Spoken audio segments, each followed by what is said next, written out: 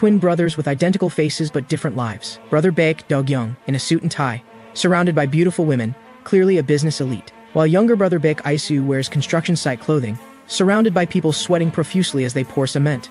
And buried under the cement are over a dozen bodies in North Korean military uniforms. Brother Baek Do-kyung calls him to suggest getting together.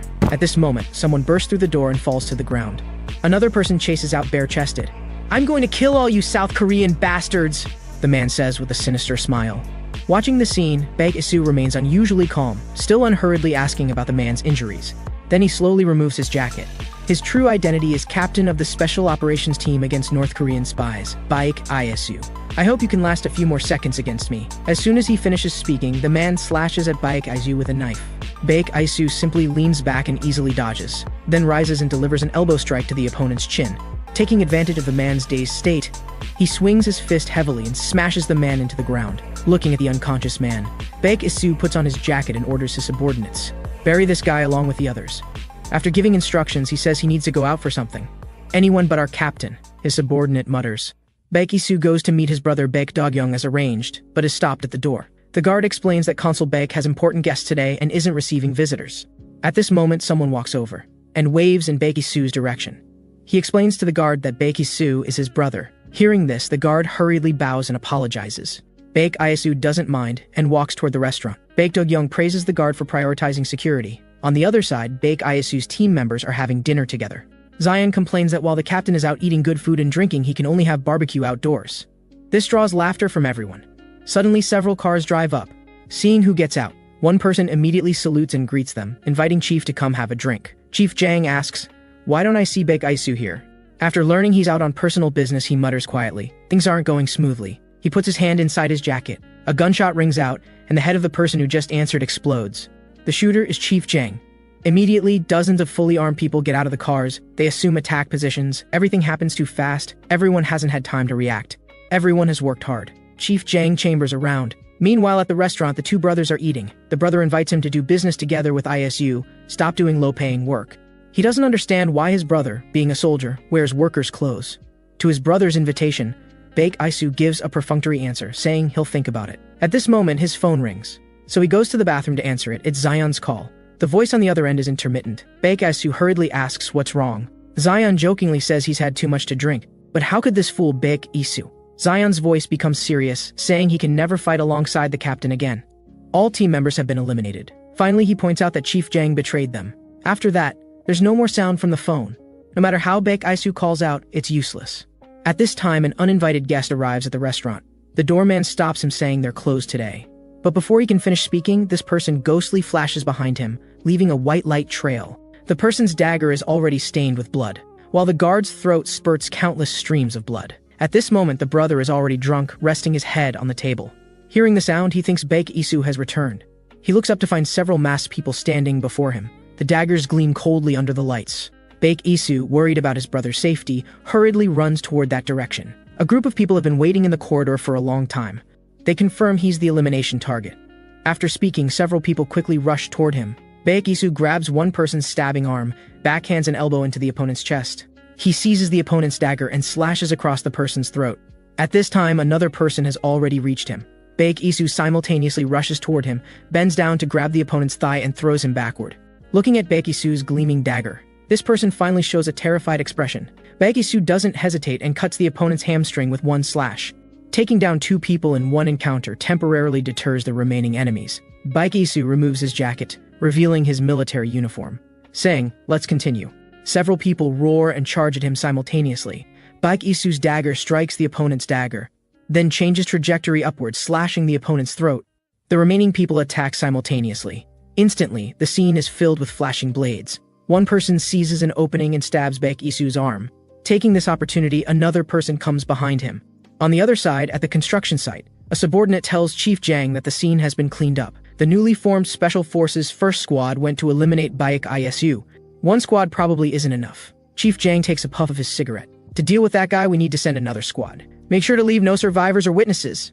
After eliminating the enemies, Baek Isu is very worried about his brother's safety. At this moment, his brother's glasses are lying on the bloodstained table, while his eyes are now red with killing intent. "Why did you have to disturb my pleasant dinner with my brother?" The brother is holding a dagger to an enemy's throat. It turns out the brother's surface identity is executive director of TF Financial Group. His true identity is president of Taesin clan, Baek Dog-young. Without waiting for an answer, he slits the person's throat. At this time, intermittent sounds come from the enemy's radio. He's curious why gangsters would use such things. Until complete words come through. Baek Isu found kill on sight. So these weren't for him, the target was his brother. Dare to target my brother? Even if the King of Heaven came, he couldn't save you. When Baek Isu rushes over, his brother has also eliminated the enemies. Baek Dog-young brushes back his disheveled hair. Are all these your enemies? He points at the people lying scattered on the ground. The brothers sit in the car. They confess their true identities to each other. Both find it incredible. Baek Isu wants his brother to stay away from him. Those pursuers aren't ordinary people. So the gangster brother is scared. Baek Dog-young says jokingly. Want me to drop you off at the police station? Baek Dog-young says teasingly. Baek Isu tells him not to joke around. Baek Dog-young's expression becomes serious, telling him to remember, I'm your brother. I'll clear away all dangers for you. Then he looks out the window saying, we've reached our destination. Baek Isu follows him out of the car and looks into the distance, seeing a group of people in black suits setting up a funeral hall. Baek Isu doesn't understand what's happening. Sua Yu comes over to tell Baek Dog-young that it will be completed within 2 hours. Baek Dog-young says he wants to hold a memorial service for Baek Isu. Only when he's dead will it be beneficial for going undercover or doing things. This is the golden cicada shedding its shell from Sun Tzu's Art of War. Baek Isu thinks the opponents might not necessarily believe it. Baek Dog-young tells him these things don't matter. As the funeral of the Taesin clan boss's brother, various faction representatives will naturally come to pay respects. These people naturally become proof. Suddenly, a car drives into the grounds. In the car is Chief Jang. In his hands is exactly Baek Dog-young's file. Only now does he know that Baek Isu has a twin brother who's involved with gangsters. At this time, Taesin clan subordinates come forward to drive them away. Chief Jang ignores them and turns to command the back seat. Today we must confirm whether Baek Isu is really dead, even if we have to open the coffin. Several people with expressionless faces straighten their clothes and get out of the car. The subordinate arrogantly looks at the rude guys in front of him, telling them to get lost immediately. This is Taesin clan territory. Seeing that they ignore him, he reaches out to lift the hat. Get lost. The opponent just throws a casual punch, knocking the subordinate unconscious. Other subordinates see someone causing trouble and all shout as they rush toward them. At this time, the two people beside the baseball cap man also take action, fighting with the rushing subordinates. One subordinate is struck in the neck with a knife hand and loses combat ability. Another subordinate is caught from behind in a rear naked choke. A few seconds later, he also passes out. These people are special operatives called Crossbow. The commotion here alarms Baek Dog-young. Jinung-ha beside him removes his jacket while walking down. He tells the opponents that only those delivering death notices can enter here. As soon as he finishes speaking, the baseball cap man throws an uppercut at Jinung-ha's chin. Jinung-ha shows no reaction, just coldly stares at him. Then his left hand suddenly grabs the opponent's cheek. No matter how the opponent struggles, it's useless. The man gradually loses strength and kneels on the ground. As Jinung-ha's left arm veins bulge, only a clear cracking sound is heard. He actually crushed the opponent's jaw purely through grip strength. This makes the remaining two people break out in cold sweat. Then they shout and charge at Jinung-ha. Jinung-ha sidesteps through between the two, again grabbing one person's cheek. The other person hurriedly comes to the rescue, throwing a punch at Jinung-ha's cheek. But for Jinung-ha, this is like scratching an itch. He even withstands the opponent's subsequent combo attacks. He raises his iron fist in return, smashing this person into the ground with one punch. The person whose cheek is grabbed sees things going badly.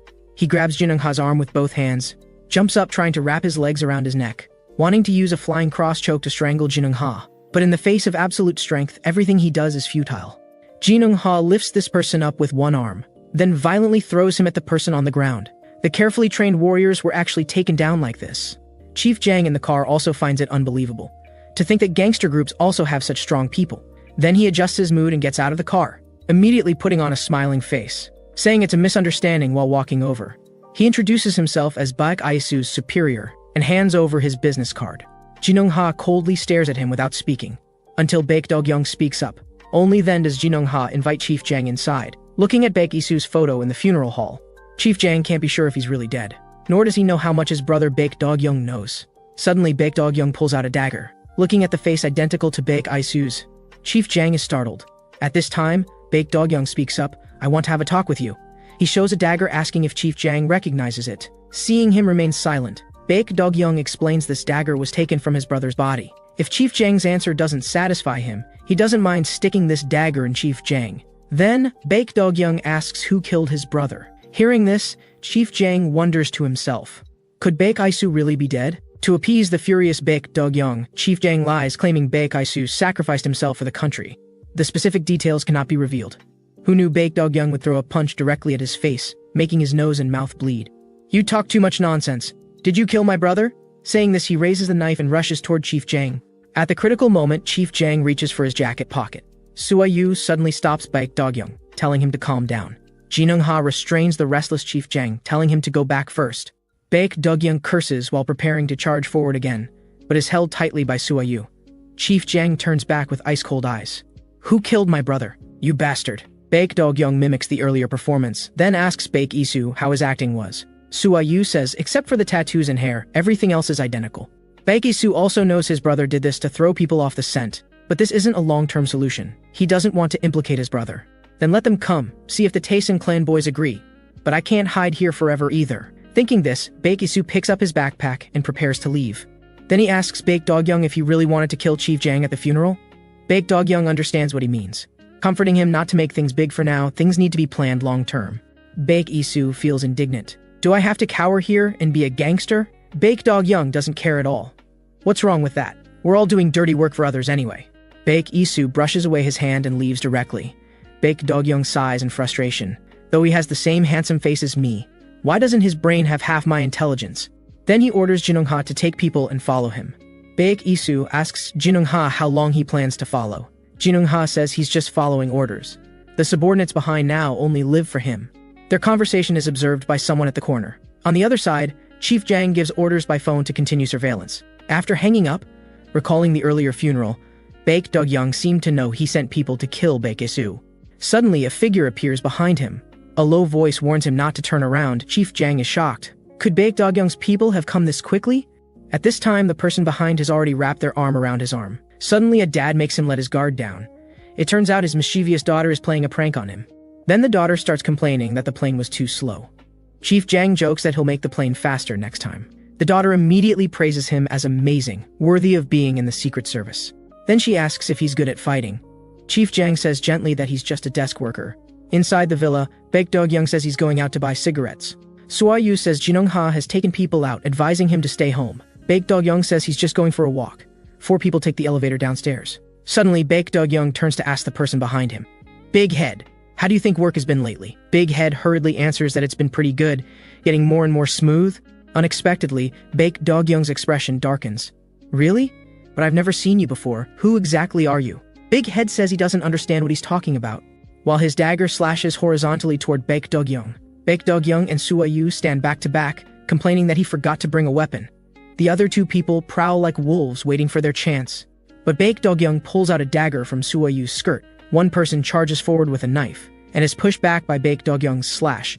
He backhands a horizontal slash at the opponent's abdomen.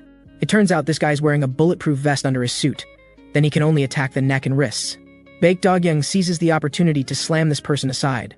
On the other side, Sua Yu falls into a predicament. The opponent seems to be deliberately targeting Sua Yu to distract Baek Dog-young. Fortunately, at the critical moment, he blocks this strike for Sua Yu, and jokes that he hasn't been cut by a knife for a long time. This person grips the knife handle, wanting to pull it back to create a bigger wound. Baek Dog-young slashes the opponent's wrist. Another person stabs at Sua Yu again. Baek Dog-young again slashes off this person's dagger. The dagger happens to fall beside another person. This person immediately reaches for the knife. Sua Yu kicks the dagger away. The enemy in front of Baek Dog-young approaches again, but is again sent flying by him, losing his dagger. Baek Dog-young's dagger stabs toward this person. This person pulls out another dagger from behind, preparing to sneak attack, but is grabbed by Baek Dog-young's left hand. Then twisting his arm, both daggers stab toward his shoulder blade. The elevator reaches the ground floor. Baek Dog-young complains that the person on duty isn't working, letting strange things run into the elevator. Then he asks a subordinate outside the elevator for a cigarette. But the subordinate pulls out a dagger from his chest and successfully sneak attacks. Damn it, I asked you for a cigarette and you give me a dagger. Baek Dog-young grabs the opponent's cheek with one hand and pulls hard, revealing another face that's grinning strangely. Baek Dog-young pushes this person back with one slash. Sharp claw-like blades dance in this person's hands. He's grinning sinisterly at the prey before him. Baek Dog-young orders his subordinates to take Sua Yu away, then inquires whether the opponent was sent by Chief Jang. The mysterious person is exactly a member of the Special Operations Assassination Team, identity unknown, collectively called Ghost. I'll tell you when you're dead. After speaking, he charges at Baek Dog-young. The 2 fight together. Ghost inquires about Baek Isu's whereabouts. At this time, Baek Isu and Jinung-ha are walking on the street, having long noticed someone following behind. So he turns into an alley at a corner. The follower hurriedly wants to look ahead, but meets an iron fist head-on, sent flying 10 meters by one punch. Although he finally protected his head with both arms, clearly his arms broke under the attack. Baek Isu asks if this person is Chief Jang's man. Seeing Baek Isu, this person actually laughs. "I knew you wouldn't die so easily." Baek Isu's heart jumps hearing this person's voice. The mysterious person removes his hood. It's actually Zion, who he thought was already dead. Seeing the misunderstanding cleared up, Zion points at his broken arm to question Jinung Ha. At this time, a pair of hands rest on his shoulders. Baek Isu blames himself, saying if only he hadn't left that day. "Next time, remember to bring me when you eat good food," Zion says with forced lightness. At this time, Jinung Ha takes a phone call, his face full of anger. What could make the usually calm and collected him become like this? On the other side, the battle between the two has entered white-hot intensity. Baek Dogyoung attacks while taunting. Is this all Ghost has got? Because he knows the abdominal wound can't be delayed. The Ghost's figure before him is already becoming blurry. Baek Dogyoung stabs at Ghost. A steel wire thin as hair flashes in the air, wrapping around Baek Dogyoung's arm, stopping his movement. Then Ghost slashes upward, wounding Baek Dogyoung. "I'll ask one more time. Where is Baek Isu?" Ghost's voice is ice cold. Suddenly, Baek Dogyoung cuts off his own long hair. "You're such an idiot! I am Baek Isu!" The sudden change disturbs Ghost's mind. Taking advantage of his moment of shock, Baek Dogyoung launches an attack. For a moment, he gains the upper hand. After a while, Ghost calms down. The real Baek Isu wouldn't be this weak. The steel wire on the claw blade wraps around Baek Dogyoung again, but he risks breaking his arm to counterattack, immediately causing serious injury to Ghost. Ghost repeatedly repeats one phrase, "You can't be Baek Isu." Then he struggles to stand up. "You're just a small-time gangster." Ghost, whose mentality is in chaos, takes multiple cuts. When he attacks Baek Dogyoung again, he's even more terrified. Because his attack stance is exactly the same as Baek Isu's. Could the person in front of him really be Baek Isu? Baek Isu is like a mythical figure within the organization. Ghost, whose mind is already in chaos, shows multiple openings. Baek Dogyoung barehanded grabs the claw blade, then stabs at Ghost. The repeated injuries have made him completely give up. His face is filled with terror, because the person before him is the killing god Baek Isu. Looking at Baek Dogyoung's descending dagger, all that's left is Ghost's terrified scream. But in the end, Baek Dogyoung's dagger grazes his cheek and stabs into the floor. He collapses weakly on top of Ghost. A few minutes later, Baek Isu arrives. Only the blood-covered Baek Dogyoung remains at the scene.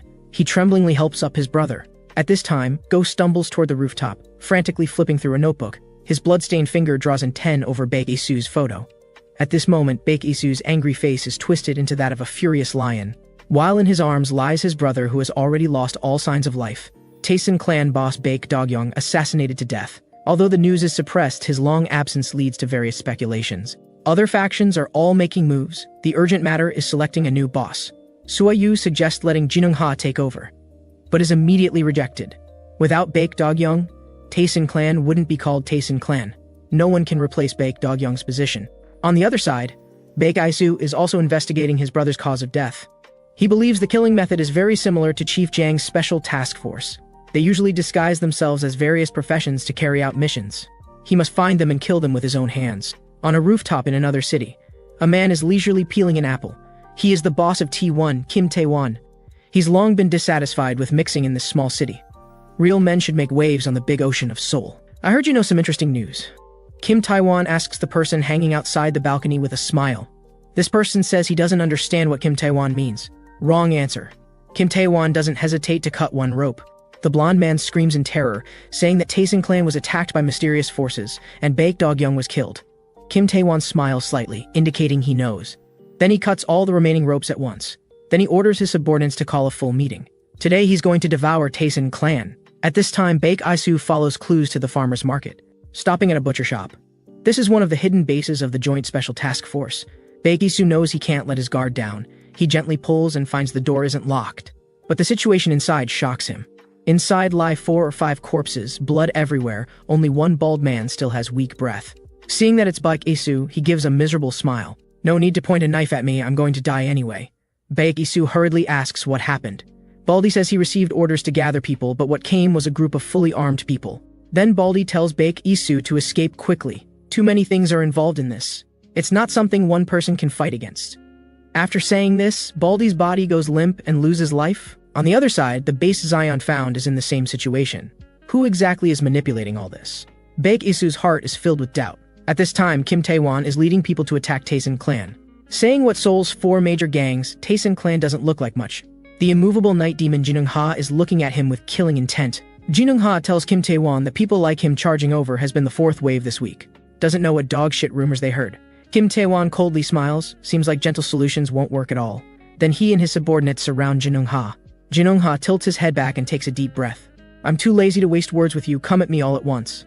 At this time, Baek Lee-soo walks over with his head down, parting the crowd, walking straight to Jinung-ha, telling him, I want to avenge my brother. I need to borrow Taesin clan's power. So Baek Lee-soo requests Jinung-ha to give him Taesin clan. Kim Tae-won sees them whispering and can't hear clearly, so he angrily walks over, threatening Baek Lee-soo to get lost quickly. Baek Lee-soo doesn't respond, throwing a punch at his nose. Kim Tae-won, about to get angry, sees Baek Lee-soo's appearance and freezes. He's already mistaken Baek Lee-soo for Baek Do-kyung. The subordinates also hear Baek Do-kyung's reputation and are too scared to move, but the boss shouts about taking down even Baek Do-kyung. They can only bite the bullet and charge forward. But Baek Lee-soo is like a tiger among sheep, easily dealing with these few people. Kim Tae-won orders the people behind him to attack together. Today, no matter what, he'll swallow Taesin clan. When several people charge at Baek Lee-soo again, his eyes are filled with killing intent. His attacks among the crowd become even more fierce. Seeing the subordinates he brought being cut down, Kim Tae-won burns with fury, preparing to sneak attack from behind. But Baek Lee-soo turns and knocks away his weapon with one slash. He knows today he's completely defeated. The man before him stands like a mountain peak, insurmountable. Kim Tae-won completely loses his fighting spirit, calling his subordinates to retreat. In contrast, Taesin clan members are happy to see their boss return. Jinung-ha also seems to see that man come back. However, taking over Taesin clan has one condition. The Seoul 4 gangs joint meeting to be held in a month? The condition Jinung-ha mentioned for taking over Taesin clan is that Baek Lee-soo becomes Baek Do-kyung. Although they're twins with identical appearances, he still needs to mimic daily behavioral habits, like the way of holding a knife. Baek Do-kyung usually likes to press his thumb against the blade when holding a knife. Although outsiders might not notice these details, when facing opponents they regularly deal with, extra caution is needed, like the general meeting they're about to attend. The general meeting is a conference of Seoul's 5 major criminal organizations. On the surface, it's to prevent conflicts between organizations and seek cooperation, but secretly they're all thinking about how to devour each other. Sua Yu doesn't understand why Baek Lee-soo would risk doing such things. Baek Lee-soo speaks frankly, saying it's for revenge for his brother and also for himself. He must borrow Taesin clan's power. Not only that, he also wants to unify the entire underworld. At the construction site, Police Chief Cho Won-ho keeps praising Chief Jang for his efficient work. Because of changes in policy toward North Korea, those congressmen all want to cover up their past shady dealings. Chief Jang, for the greater good, actually buried all his former subordinates here. Truly admirable. He even applauds after speaking. Hearing these mocking words, Chief Jang's face darkens. Cho Won-ho changes his tone, questioning whether it's difficult for Chief Jang to handle a few brats. He spent a lot of manpower and resources cleaning up the mess, and is even more annoyed about Chief Jang's request for him to deal with Taesin clan. Because Taesin clan is still the leader of the 5-gang alliance, he doesn't want to provoke them. At this time, Chief Jang suddenly removes Cho Won-ho's badge, telling him he only needs his public authority. If he's unwilling, there are plenty of people who want to be police chief. Seeing Chief Jang's rudeness, Cho Won-ho's bodyguard steps forward and grabs his collar. Cho Won-ho even mocks him for not understanding manners, ordering him to come back like a dog and retrieve the badge with his mouth. Who knew Chief Jang would sweep his leg and knock down the tall, strong bodyguard? That's not enough. He even raises his foot and stomps on the bodyguard's head. The sudden change startles Cho Won-ho. When he sees the dark gun barrel pointing at him, he almost pisses himself. You want to be buried here too? Chief Jang's eyes are filled with killing intent. Cho Won-ho is so scared he immediately kneels and begs for mercy. Saying he'll find a way to eliminate Taesin clan, the general meeting has people he knows. Hearing this, Chief Jang puts away his gun and says he'll be watching the progress. On the other side, in the restaurant, bosses of several major organizations have already gathered. Jeorang clan president Ryu Tae-hyung says Baek Do-kyung was stabbed to death, then gloats saying he has no right to appear here. HHS Entertainment's executive director, Han Hae-sung, reminds him not to get excited whenever Baek Do-kyung is mentioned. Ryu Tae-hyung says arrogant guys like Baek Do-kyung deserve to be stabbed to death. Chanung Trading Company's chairman Cha Yu-hwa teases, asking if he sent people to do it? Ryu Tae-hyung is speechless. Ilhak Investments' Lee Sung-min tells everyone to stop arguing. He says the purpose of the meeting is to resolve conflicts. This annoys Ryu Tae-hyung. Every dog wants to bark twice, really thinks he's somebody. Han Hae-sung sees the tension building and immediately mediates. At this time, Zion swaggers in saying the atmosphere here is dead. No one recognizes him. Just about to get angry, Baek Lee-soo calmly walks in. His sudden appearance surprises everyone. On the way here, Baek Isu has already familiarized himself with information about each faction. Enemy forces, friendly forces are all clear. Next, he just needs to handle things according to Baek Dogyoung's method. At this moment, Cha Yua said, "You're unrecognizable after getting a haircut." Baek Isu casually replied, "Got to look good in front of a beautiful woman."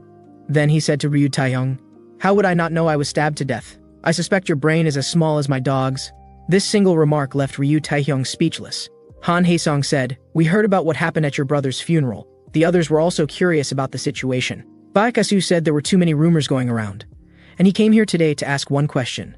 Does my Baek Dogyoung have the right to sit here? Since you all care so much about me, why don't you have the guts to come see Taesin clan?" Then he pulled out a dagger and stabbed it into the table. "Discussing Taesin clan? What are you people?" Baek Isu's aggressive momentum intimidated everyone. I, Baek Dogyoung, announce one more thing. From today on, Taesin clan withdraws from the assembly. After that, the group drove away. Jinung Ha said the earlier remarks offended everyone, asking Baek Isu if he had any plans.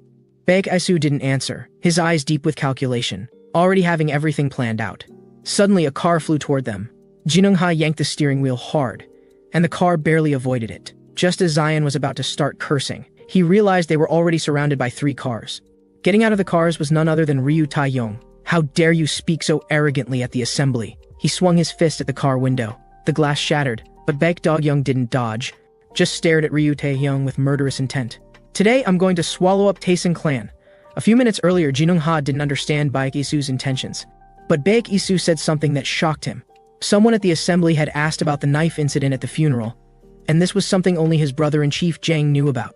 There must be a traitor in the joint assembly colluding with Chief Jang. At this point, Jinung Ha and Zion finally understood, asking Baek Isu what he planned to do. Baek Isu said there was no need to do anything deliberately.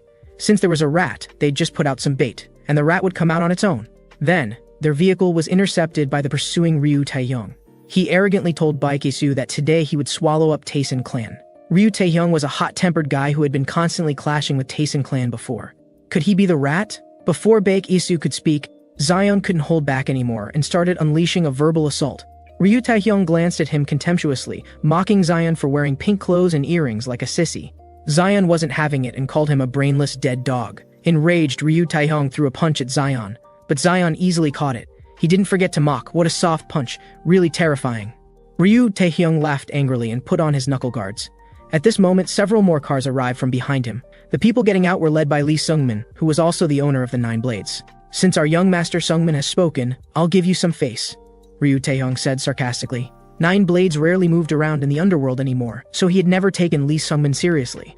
At this moment, a pair of large hands landed on his shoulders. "You've grown up a lot. No longer the little kid who used to cry over small injuries," a white-haired old man said with a smile. Zion asked Jinung Ha who that old man was. Jinung Ha told him, "Don't underestimate Ilhak now that it's weakened. It used to be a top-tier organization in Seoul, and they built their empire with 9 core members, known as the 9 Blades." Looking at how Ryu Taehyung's men were on high alert, you could tell this guy was no ordinary person. This man was the 2nd blade of the 9 Blades, Choi Chonho. Ryu Taehyung was also very wary of this man, not expecting him to come out of retirement. Jinung Ha stepped forward respectfully to greet him, and it seemed the two knew each other well. At this point, Lee Sungmin said he wanted to talk to Baek Isu. Ryu Taehyung had no choice but to leave reluctantly. Lee Sungmin invited Baek Isu to ride in the same car. Jinung Ha was worried and wanted to go with him, but Baek Isu waved him off. In the car, Lee Sungmin asked if he really intended to withdraw from the joint assembly, saying this would disrupt the balance and checks between organizations. Baek Isu was still trying to figure out his true intentions. At this moment, the car stopped at a harbor. "I need power, so let Taesin clan submit to me," Lee Sungmin said seriously. Baek Isu glanced out the window at some uninvited guests. That Ryu Taehyung kid's fists are harder than his mouth. On the other side, Choi Chonho looked at the smashed glass and said. Then he changed the subject and invited Jinung Ha to join Ilhak, saying he would reserve a spot for him among the 9 Blades. Faced with this olive branch, Jinung Ha refused without hesitation. "What if Taesin clan collapses today? Will you still persist?" On the other side, surrounding Baek Isu, were other members of the 9 Blades. "I know you're strong, so I must give it my all," Lee Sungmin said leisurely. Baek Isu rubbed his face with both hands. He already knew the identity of the rat. Then he instructed Zion to watch Lee Sungmin. A nearby subordinate was about to cause trouble after hearing this, but Zion took him down with a single hand chop. "Damn, don't bark like a dog!" Baek Isu told Zion he'd be back soon. At most 1 minute to settle everything. On the other side, Ryu Taehyung was also frustrated. He originally thought he had Taesin clan in the bag today, but didn't expect Lee Sungmin to actually bring out the 9 blades. His subordinate didn't understand what was so scary about 9 blades. They had more people, so they could just take them all down. But he got a hard slap on the head from Ryu Taehyung. Damn, are you that good at fighting? You have no idea how terrifying the 9 blades are. They once sent just 3 of the 9 blades to destroy an entire gang. And there are 9 such terrifying beings in total. I can't imagine who could defeat such people. Yet the invincible people Ryu Taehyung spoke of were being punched and sent flying, even pinned to the ground and beaten. What 9 blades? Just break them all. Young Master Lee Sungmin appeared gentle and harmless on the surface, but was actually an ambitious guy, which is why he conspired with Cho Won-ho. Cho Won-ho told him that Taesin clan had already been targeted by higher-ups and was in deep trouble. Now was the best time to eliminate Taesin clan. Lee Sungmin made excuses about having no justification for action. Cho Won-ho said coldly, "You don't think Ilhak is my only option, do you?" Seeing him still hesitating, Cho Won-ho further persuaded him. Those who do great things must be decisive in killing. Lee Sungmin hesitated no more, having made up his mind. So he brought out the 9 blades to fully encircle Baek Isu. He didn't expect that without saying a word, Baek Isu would punch the bald man flying, and then continue to brutally attack the bald man on the ground. You think you can kill me, or destroy Taesin clan? Whether you're following orders or fighting for dignity, you're all wrong. Because I'm going to slaughter you all today. Baek Isu issued a death warning. Just as Lee Sungmin was about to move, a throwing knife flew past his cheek. "Our boss ordered me to watch you," Zion said with a smile, playing with the small knife in his hand. The bald man who had been beaten took off his glasses and said easily, "Maybe in 10 years you really could kill me." The others nearby weren't worried either and mocked him, saying it had been years since they'd seen him get beaten. The bald man complained, asking if they were just going to watch him get beaten. As soon as he finished speaking, the mustache man's fist shot toward Baek Isu like lightning. Baek Isu raised his arms to block, but the red-haired man followed with another punch. Baek Isu dodged the punch, but his collar was grabbed, and the red-haired man lifted him up and slammed him to the ground. Not giving Baek Isu any chance to catch his breath, the scarred man lifted his foot to kick at his head. Baek Isu had to raise his arms to protect his head again. At this moment, the horse-faced man's heavy punch was already coming at him. Baek Isu quickly got up and pulled back to create distance, but the bald man's attack came from behind again. These people not only had impressive individual skills, but their coordination was flawless. In that case, I'll take them down one by one. The bald man who was sent flying was steadied by the mustached man, who grabbed Baek Isu's sleeve and pressed his other hand against the back of his head. Unable to move, Baek Isu faced the bald man's heavy blow. This excellent coordination made even Zion admire it. Lee Sungmin thought he wanted to go help and told him that even helping wouldn't change the outcome. But Zion just laughed after hearing this. Help? Help whom? If I don't go out, those old guys will all be killed. You have no idea who you've provoked. On the other side, Jin Eung-ha was thrown onto the windshield. Give up resistance. Our old friendship ends here. The white-haired elder straightened his sleeves. At the dock, Baek Isu also began his counterattack. But the opponent's coordination still caused him some difficulty. 2 people wanted to attack him again, but were swept in the face by Zion's kick. Do you want to die too? The 2 men glared at Zion, but Zion told them they should thank him for intervening. At this moment, the mustached man's fist was already coming at Baek Isu. But the next second, the sound of cracking bones echoed through the area. The others didn't understand what happened. But looking again, the mustached man's right arm was already dislocated. The bald man just realized something was wrong, but it was too late. The red-haired man had already lifted his leg to kick at Baek Isu. Another series of bone-cracking sounds rang out. This was what Chief Jiang had taught Baek Isu.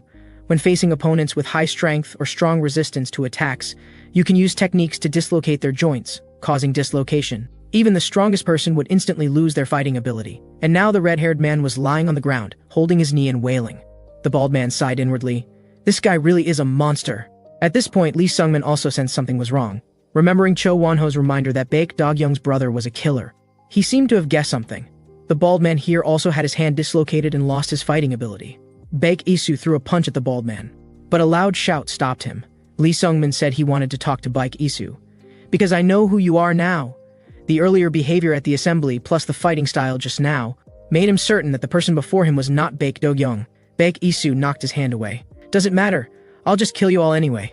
Facing this threat, Lee Sungmin said he had a better proposal. Seeing the conversation here, Zion's side also paused their fighting.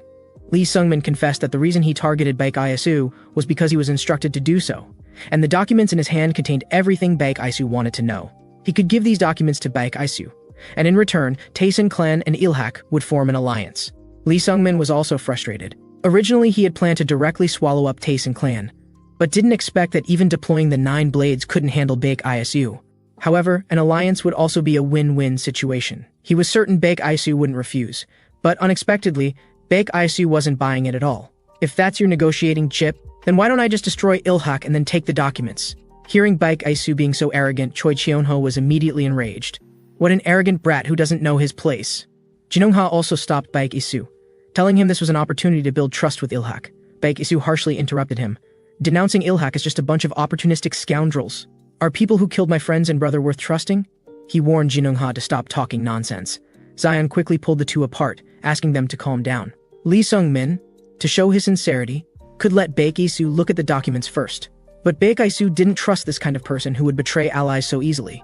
Lee Sung-min said there was no backup of these documents. With that, he moved toward a nearby furnace. Then what's the point of talking? Let's just get on with it. Lee Sung-min's behavior infuriated Baek Isu. Jinungha quickly shouted to stop him, while Lee Sung-min's people prepared for battle. If you want an alliance, you have to do as I say. Baek Isu's next words shocked everyone. He demanded that Lee Sung-min become a hostage.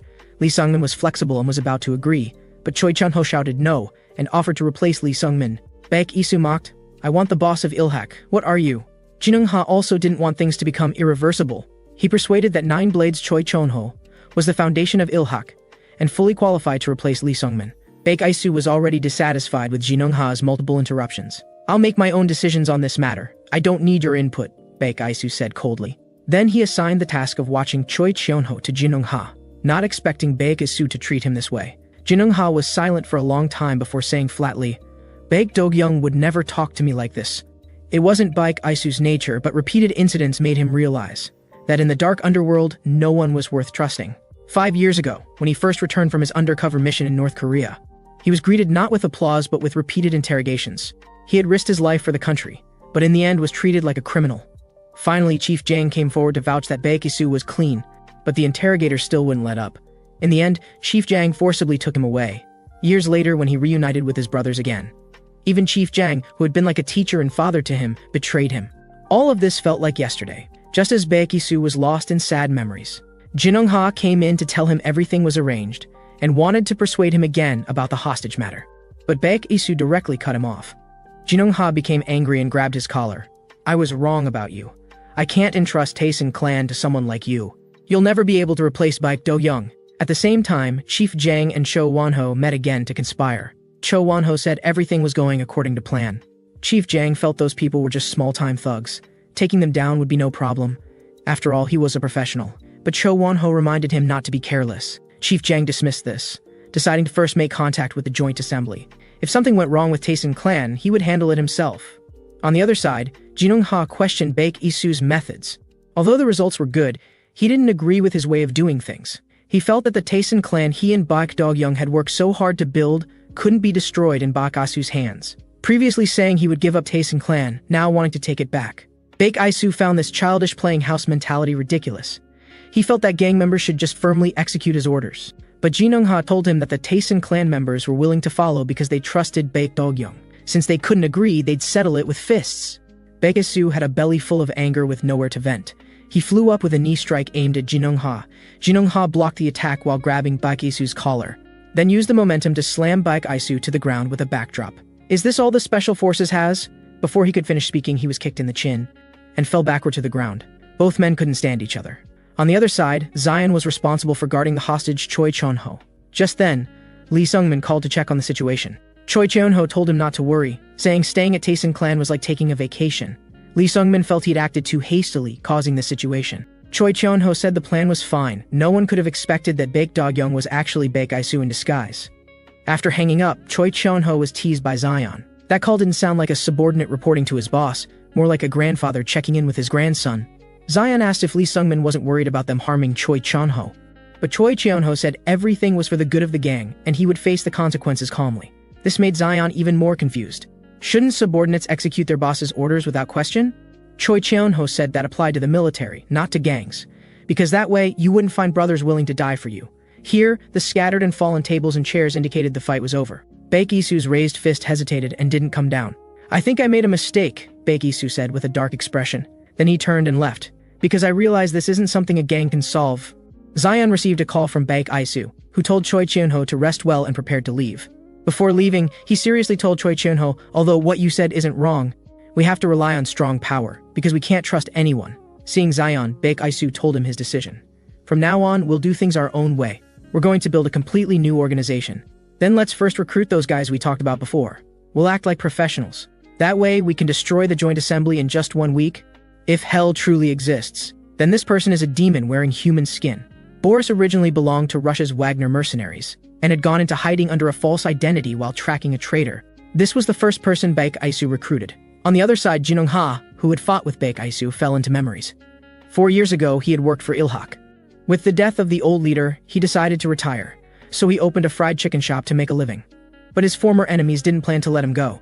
At this time, a long-haired man who frequently visited his shop intervened. Jinung-ha didn't want him to get into trouble and urged him to leave quickly. But the long-haired man wasn't worried at all. He introduced himself as Bak Do-young from Taesin clan. Jinung-ha had never heard of such a small gang. At this time, the boss of the man who had been beaten arrived, and immediately gave both of them a warm family greeting. This person was Lee Song-guk from HK, who made a living from loan sharking. Seeing his subordinate's miserable condition, he was instantly furious, saying he would sell Baek Do-young to a host club as a male model to pay compensation. Baek Do-young didn't respond, just looked at him with cold eyes. Then he grabbed Lee Song-guk's hand, and his other hand moved to the dagger at his waist. With a piercing scream, Lee Song-guk clutched his hand, sweating from the pain. He kept cursing Baek Do-young as a madman and threatening to kill him. Baek Do-young didn't care, introducing himself as a member of Taesin clan, saying he welcomed him to come for revenge any time. His subordinates quickly took Lee Song-guk to the hospital. Jinung-ha said he didn't need to get involved, but Baek Do-young told him a fact. Once someone steps into the underworld, there's no going back. Then he invited Jinung-ha to join Taesin clan. After a long silence, Jinung-ha made up his mind, thus beginning Taesin clan's glorious era. The two also became brothers who shared life and death. Returning to reality, Jinung-ha looked at the hair tie on his wrist and fell into endless sadness. At the same time, Lee Song-guk learned that Taesin clan had withdrawn from the joint assembly. Feeling this was Taesin clan's weakest moment. After 4 years of development, he now had 50 subordinates, so he gathered all his men, determined to avenge his severed finger. At this moment, violent door-kicking sounds came from outside. A subordinate went to check but was knocked down by the door. Boris looked coldly at everyone in the room. His appearance here was Baek Isu's doing. Earlier at the construction site, he had suddenly seen a pentagram pattern. He didn't know who was using this code to contact him, but he still followed the instructions to a warehouse, where he saw 2 strangers. Without a word, he drew his dagger and charged at them. But Baek Isu didn't dodge at all, just placed a USB drive in front of him, saying he wanted to make a deal. Looking at the USB drive, Boris stopped his actions. At this moment, Lee Seong-guk looked at Boris with confusion. Although he didn't know him, he felt this person must be mentally challenged to dare come alone. Then he ordered his men to kill Boris. As soon as the boss gave the order, his subordinates rushed forward, but they were met with a dark gun barrel. This scene shocked everyone. Boris shot one person down with a single shot. Another subordinate tried to sneak attack, but Boris turned the gun toward him. "Do you want to eat some bullets?" Then he knocked this person down with another punch. The rest rushed forward and grabbed Boris to prevent him from moving. But Boris wasn't panicked at all. He bit down on one person's arm, then with a shake of his neck threw the person off, and rode on top of him while grabbing a nearby dagger. Under Lee Song-guk's horrified gaze, he slowly cut the subordinate's throat. This cruel and bloody scene was like hell on earth. Before long, only Lee Song-guk remained in the room. Seemingly scared out of his wits, Lee Seong-guk didn't resist at all, waiting for fate's judgment. Just as the dagger was about to strike, Zion rushed in and shouted to stop, calming Boris down. At the same time, he called Baek Isu to report the situation, saying everyone here except Lee Song-guk was eliminated. Compared to here, Zion was more worried about Baek Isu's safety, because Baek Isu had to face the legendary Iron Weasel. Baek Isu told him to relax, saying this guy worked for money. Just in this moment of distraction, the target had already disappeared from his sight. The Iron Weasel, who had circled behind him, descended from above. "Who sent you? If I don't like the answer, leave your life behind." But the attack was blocked by Baek Isu in time. The young man questioned whether he was sent by superiors to hunt him down. Baek Isu didn't answer, directly revealing his Iron Weasel nickname. Hearing this, the young man's face changed dramatically, and he launched a fierce offensive. But the more he fought, the more shocked he became, because his opponent seemed to predict his moves, and the technique seemed familiar too. But he was certain he had killed everyone who knew him before coming to South Korea. 3 years ago, he was still an ordinary North Korean teenager named Lim Kyung-chun. Many people like him were gathered in a factory for strict military training. This one-eyed man was their instructor, Lee Woo-chang. The purpose was to train them to become spies infiltrating South Korea. This group of young teenagers were given the codename Iron Weasel. Day and night brutal training made them numb and cold, their eyes gradually changing from youthful clarity to icy coldness. The only thing that brought him warmth was a delivery driver uncle, who would bring him chocolate pie each time. Only when spending time with the uncle would he become the teenager he once was. In a flash, 2 years passed, and this group had developed strong combat and survival abilities. The superior ordered instructor Li Wu Chang to arrange for Iron Weasel to carry out missions. The Iron Weasel members worried about the dangerous mission, so they decided to escape under cover of night. Their plan was to kill the driver and use the truck to leave. The only person who was kind to him was killed, which made him emotionally collapse instantly. So he picked up a knife and became a demon, slaughtering all the Iron Weasel members, and began a life of fugitive wandering. Soon after, instructor Li Wu Chang attacked and killed everyone. When he tore off the human skin mask, he discovered it was actually Baek Aisu, who had been undercover for years. This way, the deaths of all those people could be blamed on the escaped Lim Kyung-chun. At this moment, Lim Kyung-chun was already held at knife point by Baek Aisu. He was very curious about where the opponent had learned these fighting techniques. I learned these techniques from my instructor back then. Baek Aisu still didn't answer, just saying he wanted to make a deal. Lim Kyung-chun was full of anticipation for this proposal. At the same time, in a hotel room, a man was being hit on the head with a bottle. Ryu Taehyung was taking his frustration out on his subordinates because his hotel was shut down. His connections couldn't find out who was behind it either. At this time, a subordinate rushed in with another piece of news. HK's Lee Song-guk had been destroyed by Taesun Clan. He connected the two incidents, thinking the hotel closure was also Taesun Clan's doing. So he gathered all his men to attack Taesun Clan. But in the hotel lobby, he was mocked by a mysterious man. Ryu Taehyung was already angry, and hearing this made him even more furious. The mysterious man persisted, saying this group was just a rabble. Ryu Taehyung threw a punch at this person. The mysterious man leaned back to dodge, but his punch was caught by a glasses-wearing man nearby. This guy may have a foul mouth, but he's telling the truth. Chief Jang glanced at Ryu Taehyung sideways. If you're willing to help us with something, we can help you solve the hotel issue. Ryu Taehyung said this proposal was no problem. But if they were lying to him, he wouldn't let the two men off. The mysterious man seemed to hear the joke of the century, laughing endlessly as he took off his hood. He was the ghost who had killed brother Baek Do-gyung. Ryu Taehyung immediately flared up, but Chief Jang told him to calm down. If you refuse our proposal, in the future you'll be begging for mercy on your knees. Wolves are at the top of the food chain. Even the king of the forest can only become food for wolves. They have clear division of labor, strict discipline, and a powerful wolf king creates everything. And Ryu Taehyung was the wolf king of Jiran clan. No one had ever challenged his authority, and Chief Jang's contempt made him furious. Before he could explode, Chief Jang pulled out a gun from his jacket, very arrogantly saying, "No matter what, you're just a bunch of thugs." Ryu Taehyung and all his subordinates were furious. Chief Jang told them to calm down, then handed Ryu Taehyung a document. After reading it, Ryu Taehyung's expression was uncertain. The conditions were favorable, but the risks were high. He still couldn't trust the other party. The ghost swore he was professional, but Ryu Taehyung directly tore the document to pieces. "You keep saying you're so great, then prove it." On the other side, Zion had been waiting for someone, who wasn't replying to messages either. He called Baek Aisu to ask what to do. Baek Aisu told him to keep waiting. He was now with Iron Weasel taking some action. Two people in the corridor warned them not to linger there. Iron Weasel asked excitedly, "Are these two people useful?" Before the two knew what was happening, they only saw a figure flash by, then felt a cool sensation at their necks. Iron Weasel was on the other side, looking at the two smugly. "If you don't want to die, quickly cover your wounds." Then he saw bloodstains on his clothes and yelled angrily. Zion on the phone heard the commotion and felt Iron Weasel was too young and might cause trouble. Baek Aisu told him not to worry. Turning around, someone swung at him. Baek Aisu dodged to the side and grabbed the opponent's wrist. The sound of cracking bones rang out, followed by pig-like screams.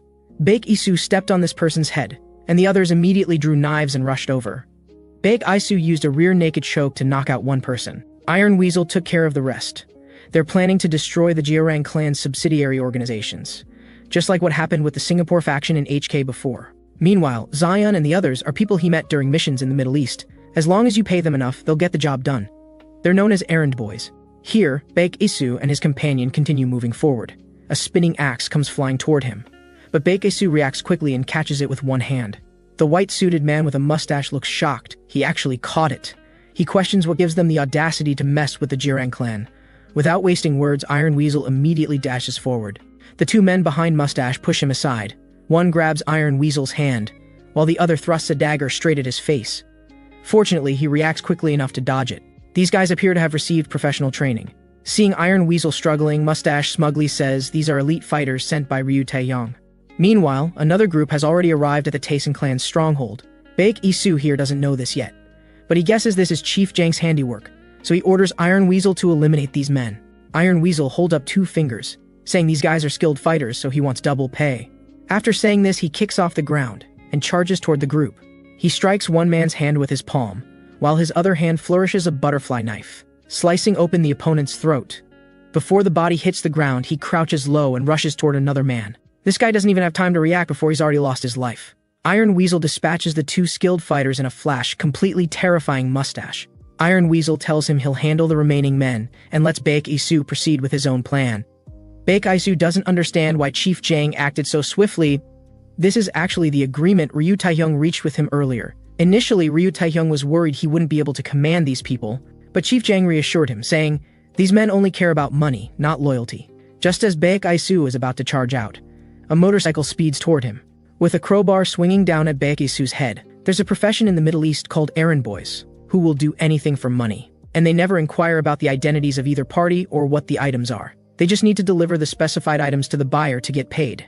But this time, the buyer was afraid of information leaking, so he planted a C4 explosive in the payment. Unexpectedly, this person miraculously survived the explosion. What followed was his crazy revenge against the buyer. He single-handedly wiped out the entire opposing team, because he is the most dangerous errand boy. Now this is who Baek Isu is facing. The man turned on his motorcycle headlight, blinding Baek Isu. Then he gunned the throttle and charged forward. With his vision obstructed, Baek Isu could only instinctively raise his arm to block. The dagger snapped on impact, and his arm took a heavy blow. The man waited quietly in the distance, like a cheetah eyeing its prey, ready to pounce and bite at the first opportunity. Meanwhile, a group of fierce-looking men arrived at the Taesin clan's headquarters. A car parked by the roadside was monitoring everything. Ghost sneered at the cooperation with Jerang clan. He didn't understand why a professional assassin like himself needed to seek help from thugs. But Chief Jang told him a shocking fact. Baek Isu might still be alive. Ghost was stunned at first, then suddenly raised both hands. Then let's kill him again. Killing twins is the most fun. It's like being able to kill one person twice. Chief Jang looked at the reflection in the glass and murmured, "Let's finish this quickly, Baek Isu." At this moment, Jerang clan members had already broken into Taesin clan. The Taesin clan members were completely unprepared and caught off guard. But Taesin clan was, after all, the leader of the 5 major gangs. After a moment, they had stabilized the situation. The battle between both sides reached a stalemate. Watching all this, the man with glasses frowned, and knocked down a Taesin clan subleader with one punch. With Chief Jang's people joining the fight, the situation reversed again, and everyone's morale soared as they attacked Taesin clan. Suddenly, the leader of Jirang clan was punched into the ground by a mysterious figure. The heavy blow from the metal knuckles knocked him unconscious immediately. This person was Nine Blades, Choi Chonho, who had been held hostage. The Jarang clan members were shocked. Why would Nine Blades appear here? Since Ilhak and Taesin clan are now allies, I can't just stand by and watch. Come at me, you little punks. The man with glasses slowly removed his glasses. Old man, instead of staying home drinking tea and maintaining your health, you come here to fight. You really don't fear death enough. He was the Special Operations Team Leader, Park Chang-hun. Choi Cheon-ho was about to retort to this unreasonable statement when Park Chang-hun delivered a heavy punch to his chin. Before he could react, Park Chang-hun landed 4 consecutive punches to Choi Cheon-ho's face. Then he gathered all his strength and delivered a devastating hook to the liver. A beautiful combination punch directly KO'd Choi Cheon-ho. Damn old man, insisting on showing off? On the other side, Baek Isu was stuck in a stalemate. His opponent kept delaying without attacking again, keeping him pinned here. If he couldn't break through quickly, the entire plan would collapse. Suddenly, the motorcycle charged straight at him. Baek Isu aimed to grab his opponent's leg, but the guy nimbly rolled away. Just as he turned around, the motorcycle came racing back. Baek Isu was about to attack, when his opponent hit the brakes hard, causing the rear wheel to lift up. The crowbar swung directly at his head. He barely dodged the crowbar, but was sent flying by the swinging rear wheel. Baek Isu exhaled and forced himself to calm down, observing his opponent before taking action. His opponent kept using the rear wheel to scrape the ground, creating smoke. To obstruct Baek Isu's vision, he could only rely on sound to determine whether his opponent's attack was coming from the left or right. This unpredictability made him feel unable to control the situation, forcing him into passive defense. Is this all a professional fighter can do? A voice came from behind. Baek Isu saw it was Jinung Ha, and Ilhak was also stunned. I think you might need an amateur's help. On the other side, at Taesin clan headquarters, Park Chung-hoon was about to leave when he was called back by Choi Cheon-ho, who had stood up again. A useless old man still so stubborn, Park Chang-hoon wanted to finish the fight quickly. Suddenly, a punch came straight at his face. This speed was completely different from before. Park Chang-hoon realized this and tried to create distance first. But Choi Cheon-ho wouldn't give him the chance, closing in again. A heavy punch sent him flying backward. Park Chang-hoon endured the sweet taste of blood in his mouth and tried to draw the dagger from his shoulder. But Choi Cheon-ho's fist came at him again, sending him flying along with the dagger. Then he grabbed Park Chang-hoon's face with his left hand. Did you think I was easy to handle? Didn't your parents teach you to be civilized and polite? Park Chang-hun felt his breathing becoming more difficult, so he pulled out another dagger and stabbed at his opponent. But Choi Cheon-ho grabbed the blade directly. We're not good at scheming, but we fight to protect our family, friends, and organization. Do you understand now, you little punk? This is our way. Meanwhile, Baek Isu looked at Jin Eung-ha and asked, "How's Taesun clan?" Jin Eung-ha told him not to worry, because the person now guarding Taesun clan wouldn't fall. As Baek Isu watched him approach the motorcycle, he reminded him that his opponent was skilled and couldn't be handled recklessly like a brute. Jin Eung-ha didn't respond. He wrapped his jacket around his right hand. You just think too much. No matter how his techniques change, I'll break through with pure force. This is what your brother told me. Jin Eung-ha's heavy punch struck the speeding motorcycle, actually shaking the rider off the bike. We're the bastards of Taesun clan. The younger brother studies so he can calmly talk to idiots. The older brother trains his fists so idiots can calmly talk to him. Although they were twins, their personalities had been completely different since childhood. Every time Baek Isu was bullied, his brother would defend him with his fists. He deeply hated this violence approach to solving problems. So after entering middle school, he studied even harder. Meanwhile, Baek Dog-young already had considerable influence. He often got into fights and caused trouble, becoming a school celebrity. This time, he had arranged another fight on the playground. However, the people around Baek Dog-young were all battered and bruised, while the opposing group was tall and intimidating, clearly not to be messed with. Someone recognized the leader as Chin Hao from the first high school. They thought Baek Dog-young was going to suffer this time. Chin Hao arrogantly said he was originally just going to teach Baek Dog-young's friends a lesson. But since someone wanted to stand up for them, he'd teach Baek Dog-young a lesson too. Looking at Chin Hao, who was a head taller than him, Baek Dog-young showed no fear. He mocked him as a coward who only dared to bully the weak, challenging him to go pick fights with real thugs in society. Hearing this, Chin Hao's expression changed and he was about to strike. Baek Dog-young's friends prepared to step forward, but he stopped them. He said he could handle this matter alone. The students watching from the classroom cheered, "So cool!" The next second, Baek Dog-young was on the ground with his head down and butt up. "Senior, I'm sorry." This sudden attitude change stunned everyone. Baek Dog-young said he had long admired Chin Hao's reputation. This left Chin Hao unsure of how to respond. However, he was quite satisfied with Baek Dog-young's attitude. He said he would go easier on them next time he beat them up. But he didn't notice Baek Dog-young's lips curling into a smile. He quietly pressed the tip of his pen and quickly stabbed through Chin Hao's shoe. Chin Hao's screams immediately filled the area. While he was in agony, Baek Dog-young flew up with a kick to Chin Hao's chin. Ji-hoon delivers newspapers every morning to help support his family, but you broke his leg! The rest of the group snapped out of their shock, and one of them threw a punch at Baek Dog-young, but he caught the man's elbow in a reverse grip. Sunguk hasn't brought rice balls to school lately because of his injury. Baek Dog-young continued talking to himself. I really miss the rice balls Sunguk's mom makes. At this point, more people charged forward. Several of them rushed together and restrained Baek Dog-young. One person threw a punch directly at Baek Dog-young's face, but Baek Dog-young grabbed his head and delivered a headbutt to the man's skull. Also, why did you hit Lee Woo in the head when he already has brain problems? Seeing how difficult Baek Dog-young was to handle, the rest all charged at him. Baek Dog-young roared fiercely, everyone who messes with me must die. At this moment, a figure rapidly approached and kicked away the person restraining Baek Dog-young. Baek Dog-young looked at the newcomer with a stunned expression. This impressive flying kick actually came from Baek Isu. I really envy having a brother like that, Baek Isu said calmly. We're brothers after all. Pulling his thoughts back to reality, Jin Eung-ha punched the motorcycle rider flying. Occasionally using Baek Dog-young's method can solve problems too, Jin Eung-ha reminded him. Baek Isu was curious about what kind of person Baek Dog-young was in Jin Eung-ha's eyes. I'll tell you. After saying this, Jin Eung-ha knelt on one knee. And I'll turn you into Taesun clan's Baek Dog-young. On the other side, Choi Cheon-ho rubbed his hands and sighed that he was really getting old. Just a little exercise, and his whole body ached. Then he called for the remaining little punks to come at him together. One person wrapped steel wire around his hand, and suddenly ambushed Choi Cheon-ho. It was Ghost, who had been holding back until now. Meanwhile, the motorcycle rider who had been knocked down earlier got back up.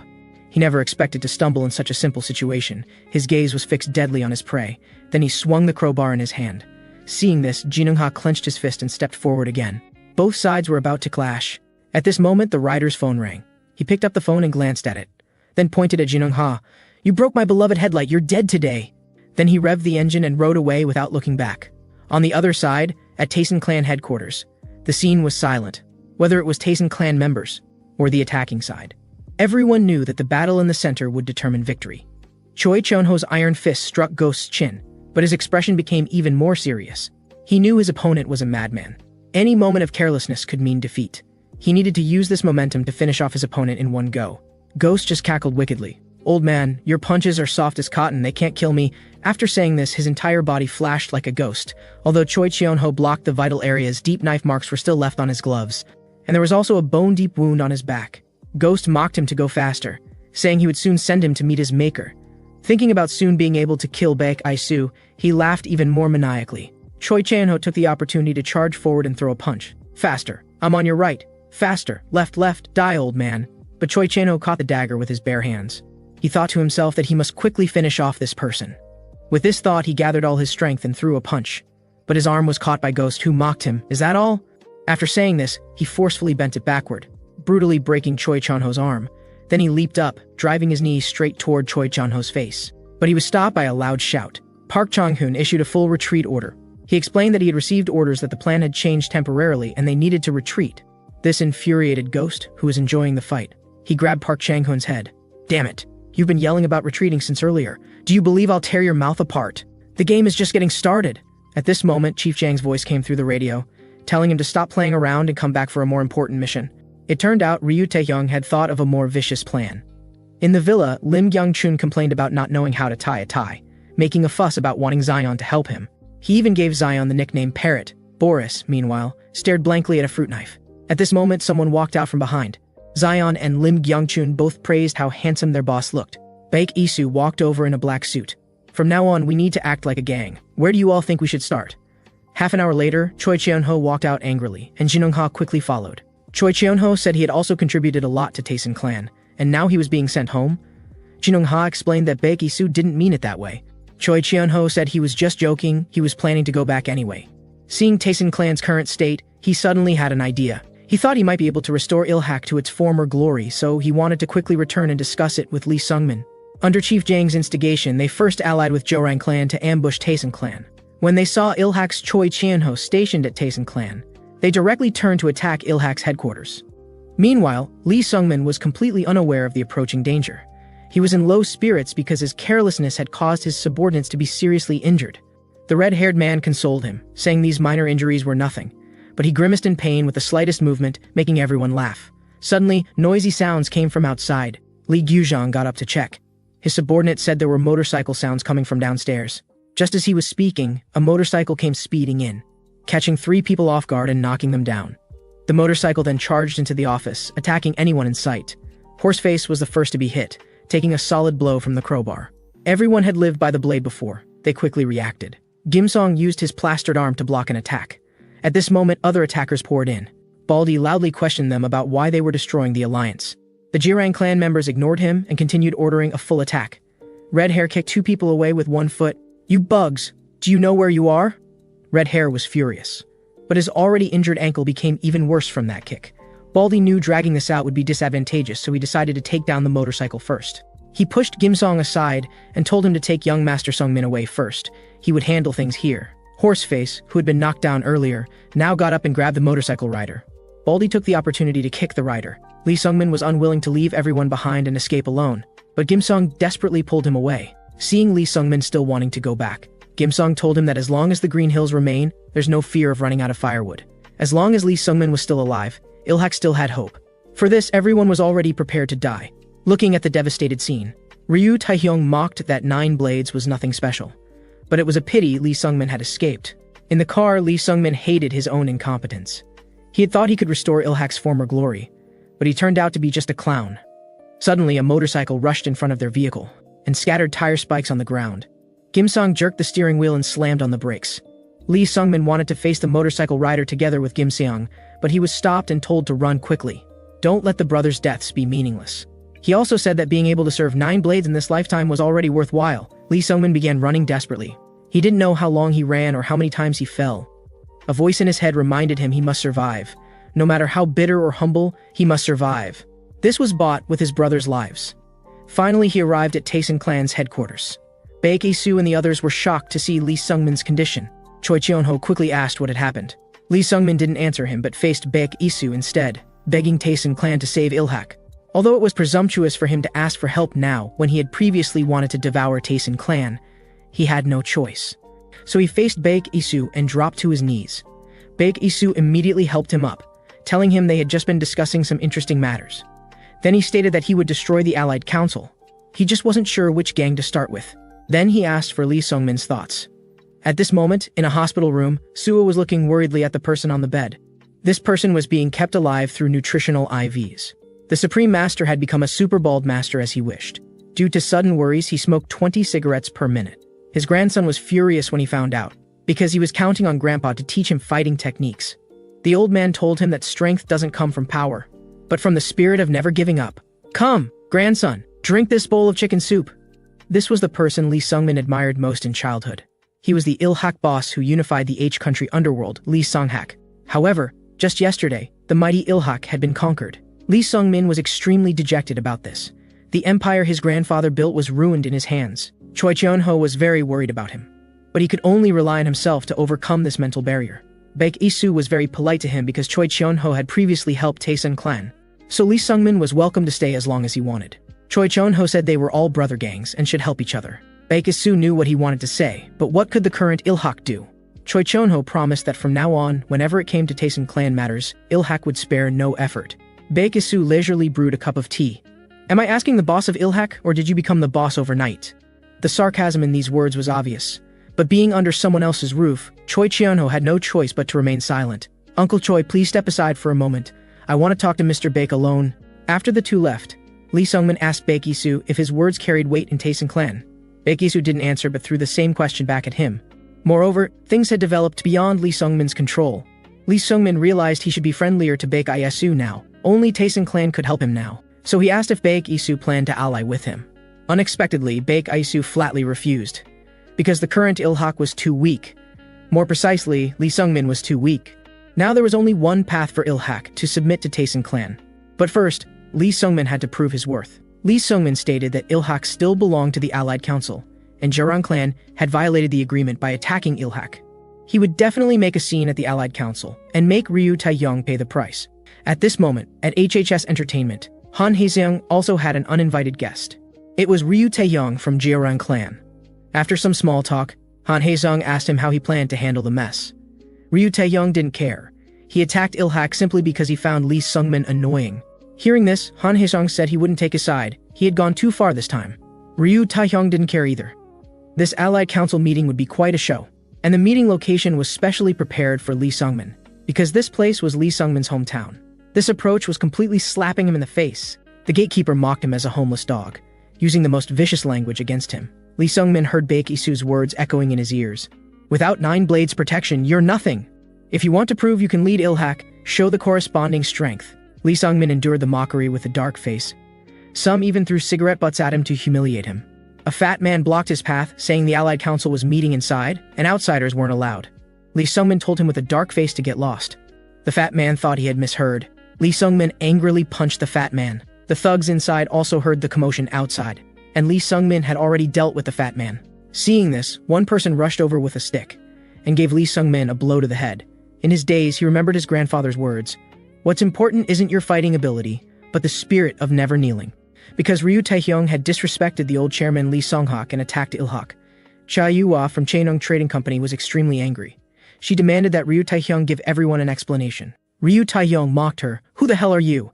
This time it's Ilhak, who knows who's next? Hearing this, Cha Yua was about to explode in anger, when Lee Sungmin walked in covered in blood. He grabbed the cigarette from Ryu Taehyung's mouth. I'm the master of this place. This is a place for humans to live, not a doghouse. Having lost face, Ryu Taehyung swept away the tableware in front of him. Our young master Sungmin is so mighty, he really has some masculine spirit now. Lee Sungmin paid no attention to his threats. He declared that he was still the master of Ilhak. And Ryu Taeyong had violated the Allied Council agreement by attacking Ilhak. So he demanded that Jeorang clan withdraw from the council and hand over their territory. Ryu Taeyong generously admitted that he had done everything. But he was also forced to do so. Then he pulled out photos of Lee Sungmin meeting with Baek Dogyong, accusing Lee Sungmin of instigating Taesun clan to attack Jeorang clan's branch first. Although he knew this wasn't the case. With photos as evidence, Lee Sungmin couldn't explain clearly. Han Haesong was in cahoots with Ryu Taehyung, and also pressed this matter. Lee Sungmin was instead put on the defensive. Ryu Taehyung pressed his advantage. Since you can't give a reasonable explanation, let's settle this with strength. As soon as he finished speaking, Jeorang clan thugs who had been lying in ambush appeared behind Ryu Taehyung. Cha Yua's eyes blazed with anger. The tiger doesn't show its power, so you think I'm a sick cat. After saying this, she put on sunglasses and snapped her fingers in the air. A figure carrying a cleaver appeared at the door. "If you want to fight, I'll take both your heads today." Lee Sungmin knew this was Chinung's ace, the butcher. Ryu Taehyung also didn't want to tear his face with Chai Yua right now. "But you can protect Lee Sungmin for now. Can you protect him for life? Without 9 blades, Ilhak is nothing." But Lee Sungmin laughed heartily. "I never said I was alone!" At this moment, a group of people walked toward the meeting hall. An untimely voice came in. "I'm late again." "You've made the atmosphere so deadly serious again." Ryu Taehyung frowned slightly and scolded. "Taesin clan has already withdrawn from the council, so you have no right to be here now." Then he mocked Lee Sungmin. "Is this the new backer you found?" Baek Isu corrected him. "Lee Sungmin is our chairman." This statement shocked everyone, not knowing what he was up to. Baek Isu said that Taesin clan inherited the old chairman Lee Sunghak's will, and fully supported Lee Sungmin as chairman. Then he even threatened everyone to choose sides, whether to continue inheriting the old chairman's will or choose to become enemies. The butcher behind the door was about to act but was stopped by Chai Yua. After Baek Isu finished speaking, he left with Lee Sungmin. He praised Lee Sungmin for having quite good presence. Suddenly someone blocked their path at the door. When Baek Isu turned to see this person, his entire face contorted with anger. The intense fury made his whole body tremble. Lee Sungmin also saw Chief Jang. Thinking that everything was because of this person, he was also filled with rage. Baek Isu revealed the dagger in his hand, his entire being radiating cold-killing intent. He calculated the distance to Chief Jang and how confident he was of a fatal strike. Chief Jang seemed oblivious to all this, and calmly greeted Baek Isu. After a long moment, Baek Isu prepared to light a cigarette to calm his nerves. Chief Jang considerately offered his lighter. In the scene, the two looked like old friends. The next second, Chief Jang's tone changed, saying he had confirmed Baek Isu's identity, and asking what his next plan was. Why didn't he act just now? Baek Isu told him this matter wouldn't end with one person's death. Then he waved goodbye to Chief Jang, saying he would tell him his plan the next time they met. The deaths of his comrade and brother were all thanks to him. Baek Isu suppressed his urge for revenge through sheer willpower, but he didn't dare look at that ugly face again. Only after the group had walked far away did Baek Isu no longer suppress himself. He sternly told everyone to begin implementing the plan. On the other side, at the headquarters of Honggu Loans, Lee Song-guk was furious about the recent decrease in income. His dim-witted subordinate said the merchants had been difficult lately. The fruit vendor's pretty daughter said she would rather pay with her body than money. Lee Song-guk felt a headache coming on. It was all because of that Russian from Taesin clan, and that blonde kid warned him to keep a low profile. Next time he saw him, he'd make him pay. Speak of the devil, and he appears. Zion appeared at the door at this moment, greeting him with a smile. The dim-witted subordinate didn't recognize him and arrogantly asked, "Where did this little brat come from?" Lee Song-guk wanted to stop him, but it was too late. Thinking of the previous beating, he shuddered. Sure enough, after a series of crashes and bangs, the dim-witted subordinate was already lying unconscious to the side. Zion said he came today to ask a few questions. One was about all the information on Jurang clan, and the other was about a place that could hold 5 people. Lee Song-guk calculated in his mind that the rumors outside were all true. Ilhak and Taesin clan had allied against Jurang clan. He must choose the right side now. So he swore to Zion that he would tell him everything. With just one small condition, he wanted to join Taesin clan. This request left Zion stunned, because this guy had previously belonged to Jurang clan. Lee Song-guk gave an explanation. A wise bird chooses its tree. Zion agreed to his request, and Lee Song-guk talked extensively about everything he knew. After finishing, Zion asked him to come along to find the place to hold 5 people. Lee Song-guk didn't want to show his face. Zion told him that since he was already a Taesin clan brother, they should advance and retreat together. At night, in a remote abandoned factory, 9 Blades Baldy was imprisoned inside. Someone opened the factory door and walked in. Ryu Taehyung told him not to look so bitter. "You're a prisoner now." Then he began talking to himself. Taesin clan and Ilhak had joined forces to suppress Jurang clan and were now looking for the 9 Blades members. Baldy didn't understand his intention and mocked whether he was afraid. Hearing this, Ryu Taehyung laughed heartily. Even if both sides united, they were nothing to fear. Apart from Jinung Ha and Choi Cheon-ho, the others were just small fry. This time it was Baldy's turn to laugh. Had this guy forgotten about an even more terrifying existence? 9 Blades had suffered at Baek Isu's hands before. At this moment, Baek Isu single-handedly infiltrated the Jurang clan branch, with a battered guy lying beneath him. Baek Isu asked who taught him the sword techniques he used. If he wouldn't talk, he'd send him to meet Marks. After Baek Dog-young was killed in the attack, Sua rarely appeared. She didn't want to see that face that was both familiar and strange. Jinung Ha shared the same feeling with him. Still, Sua saw things clearly. Setting aside other identities, at least they were still members of Taesin clan. They had to do their job properly, and this visit was for a work briefing. In the conference room, Baek Isu and Lee Sungmin had been waiting for a long time. Sua was analyzing the collected clues on stage. Currently, there were two possible locations where the 9 blades could be hidden. With Tayson clan's current manpower, they couldn't attack both locations simultaneously. The motel area had low population density, and entering rashly would quickly expose them. So Suwa suggested concentrating their forces to attack the abandoned warehouse. Baek Isu already had a plan in mind. For this kind of surprise attack, having too many people wasn't necessarily good. If the enemy set an ambush, it would be total disaster. So he planned to send Lin Qingshun and Zion to the abandoned warehouse, as they were better at stealth operations. As for the motel, Baek Isu planned to tackle it himself. In a rundown motel at night, Baek Isu is gathering information. A lackey-looking guy refuses him, citing customer privacy protection, and impatiently tells him to get lost and stop causing trouble here. Baek Isu doesn't say much, pulls out a dagger and stabs it through the man's palm, pinning it to the table. "Can you answer my question now? Is 9 blades being held here?" Before the man can answer, Baek Isu pulls out the dagger. "I'd better ask around myself." At this moment, a group of armed men surround them, but these people misjudge their opponent's strength. Just 5 minutes later, Baek Isu casually wipes the blood from his dagger. Someone grabs a person from the ground to interrogate, but he discovers there are no survivors left here. This person is Choi Chonho, who just arrived. He's had a big question in his mind: why are you helping Ilhak? And he always feels that Ilhak, even the Taesan clan, are being used by Baek Isu. Apart from those high-sounding reasons, he wants Baek Isu to reveal his true purpose. Suddenly, a group of thugs appears and interrupts their conversation, arrogantly ordering them to stand still. Suddenly, Baek Isu grabs his ankle and yanks down hard, sending the man's body flying into the air. Another man comes stabbing with a knife, but Baek Isu grabs it with his backhand. As the man is pulled down, Choi Chunho's fist also arrives at his face, smashing the thug into the ground. At the same time, Baek Isu also finishes off another one with a flying knee. Choi Chunho had only heard about Baek Isu's formidable strength before. This time, he truly experiences it. He can always find opportunities to attack enemies in the gaps and deliver fatal blows.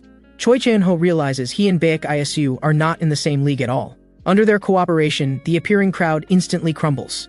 After unhesitatingly stabbing down with one knife, Baek Isu remains calm and composed. In contrast, the crowd is already terrified and thinking of retreating. On the other side, Zion and his group also arrive at the abandoned warehouse. Lee Song-guk says he's not certain it's this person, but he's noticed many new faces recently, and apparently some are carrying guns. Upon hearing this, Zion shows a worried expression. Here, Baek Isu and Choi Chunho are like two fierce tigers entering a flock of sheep.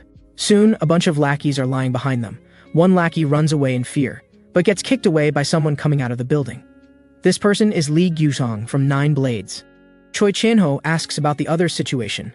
Lee Gyuzong says he escaped during the chaos, and tells them the others are in constant danger right now, asking the two to follow him. Choi Chunho wants to follow but is stopped by Baek Isu, who always feels something is wrong. At this moment, Lee Gyuzong from earlier is actually hiding around the corner with a weapon, because Chief Jang previously promised Lee Gyuzong that as long as he kills Baek Isu, he would fully support Ilhak's return to former glory. Originally, he didn't believe Chief Jang's words, but Chief Jang's one sentence got a grip on him, so he decided to side with him. Baek Isu here also senses something wrong, and prepares to use his speed to get through the corner. Choi Chunho grabs him, saying he'll handle this. He asks Lee Gyuzong why he betrayed them. He wants to have a good talk with him. Lee Gyuzong sternly stops him, saying he's not doing this for himself. Back in the day, 9 Blades fought together to create the glorious Ilhak era. But after the old boss died, this position should have been brother Choi Chunho's responsibility. Why should Lee Sungmin, that kid who knows nothing, get to sit there? And the current situation is all caused by that guy. Choi Chunho interrupts him, not wanting him to continue. In the underworld, loyalty comes first. Once we're Ilhak's people for life. Today, your betrayal is unforgivable. Brother Chunho, don't do this. Choi Chunho tells him to stop calling him brother. From today on, we're no longer brothers. I will clean house in the name of 9 Blades. Though he says this, Choi Chunho is already in tears. Seeing Choi Chunho approaching, Lee Gyuzong excitedly raises his gun to stop him, but he ignores what's behind him. Baek Isu suddenly breaks through the window. Lee Gyuzong tries to turn and shoot, but Baek Isu grabs his arm and strikes down from top to bottom with his knife. Then, Lee Gyuzong clutches his arm and lets out a piercing scream. Baek Isu sweeps his legs again, knocking him down. Lee Gyuzong's head hits the ground hard. Baek Isu grabs his neck. What I hate most is screaming. After saying this, Baek Isu prepares to finish him off. Choi Chunho quickly shouts to stop him. Baek Isu turns back with an evil smile. Anything else you want to say? At another abandoned factory, 9 Blades' 6th member, Sun Mong, is loudly complaining about being hungry. A figure walks in from outside the door. Iron Weasel says, I didn't prepare any food, but I still have a chocolate pie, do you want it? Sun Mong looks at Iron Weasel in front of him, thinking he's only about 15 or 16 years old. Wondering how he got through the layers of guards, Iron Weasel says he's from Tayson clan. Sunbong asks what about the other 9 Blades members. Iron Weasel tells him not to worry, everything's been arranged. On the other side, Zion takes out the guards and successfully finds 9 Blades' 8th member, asking if he still remembers him but gets no response. It seems the 8th member is unconscious. Zion tries to wake him up, but Zhangda's hand behind his back grips a claw knife tightly. Suddenly his body shoots up, slashing at Zion's neck with one strike, but Zion nimbly dodges it. Actually, Zion had been alert. Though the opponent was sitting in a chair, his build was smaller than in memory. Zhangda rips off the human skin mask from his head, revealing he's actually the ghost who hasn't shown up. Ghost says even Baek Isu couldn't dodge that strike just now. Zion doesn't understand what he's saying, but since he mentioned the team leader, this guy definitely can't be spared. In the blink of an eye, the two have exchanged over 10 moves. Ghost shows a sickly smile. I'm the ghost who killed Baek Isu. Zion launches the first attack, stabbing his dagger straight at the opponent's throat. Ghost dodges the attack while also judging his opponent's strength. The accuracy and speed are both excellent, but still inferior to Baek Isu. Because he's already found Zion's weakness, just as he prepares to act, a throwing knife shoots straight at his face. Ghost barely dodges the strike, but his cheek is already cut.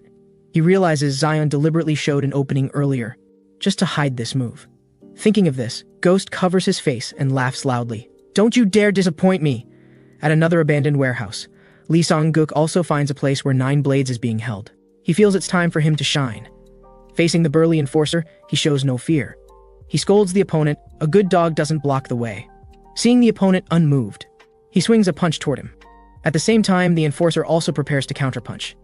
At this moment, Lee Song-guk reveals a Jurang clan badge, successfully fooling the enforcer to reach the warehouse, and meets the bald man held there. Initially, the bald man doesn't recognize him.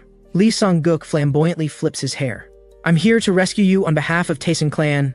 On the other side, Baek Isu leans against the car smoking. He leaves the space to Choi Cheon-ho and the traitor Lee Gyuzhang. In the car, Choi Cheon-ho asks if he regrets it. Lee Gyuzhang says he's long seen the situation clearly. We have no strength to fight against Jurang clan right now. Only by handing over Tayson clan and the young master will we have a chance at survival. Seeing Lee Gyuzhang still stubbornly unrepentant, Choi Cheon-ho punches him in the face. Then punch after punch lands on Lee Gyuzhang's body. Keep spouting nonsense and I'll kill you. Lee Gyuzhang mumbles through his bloody nose and mouth. Ilhak is no longer the Ilhak of the past. Why fight a battle we're destined to lose? Choi Cheon-ho trembles with rage, throwing another punch forward. But this time it's toward the glass behind Lee Gyuzhang. Our fight isn't about winning or losing.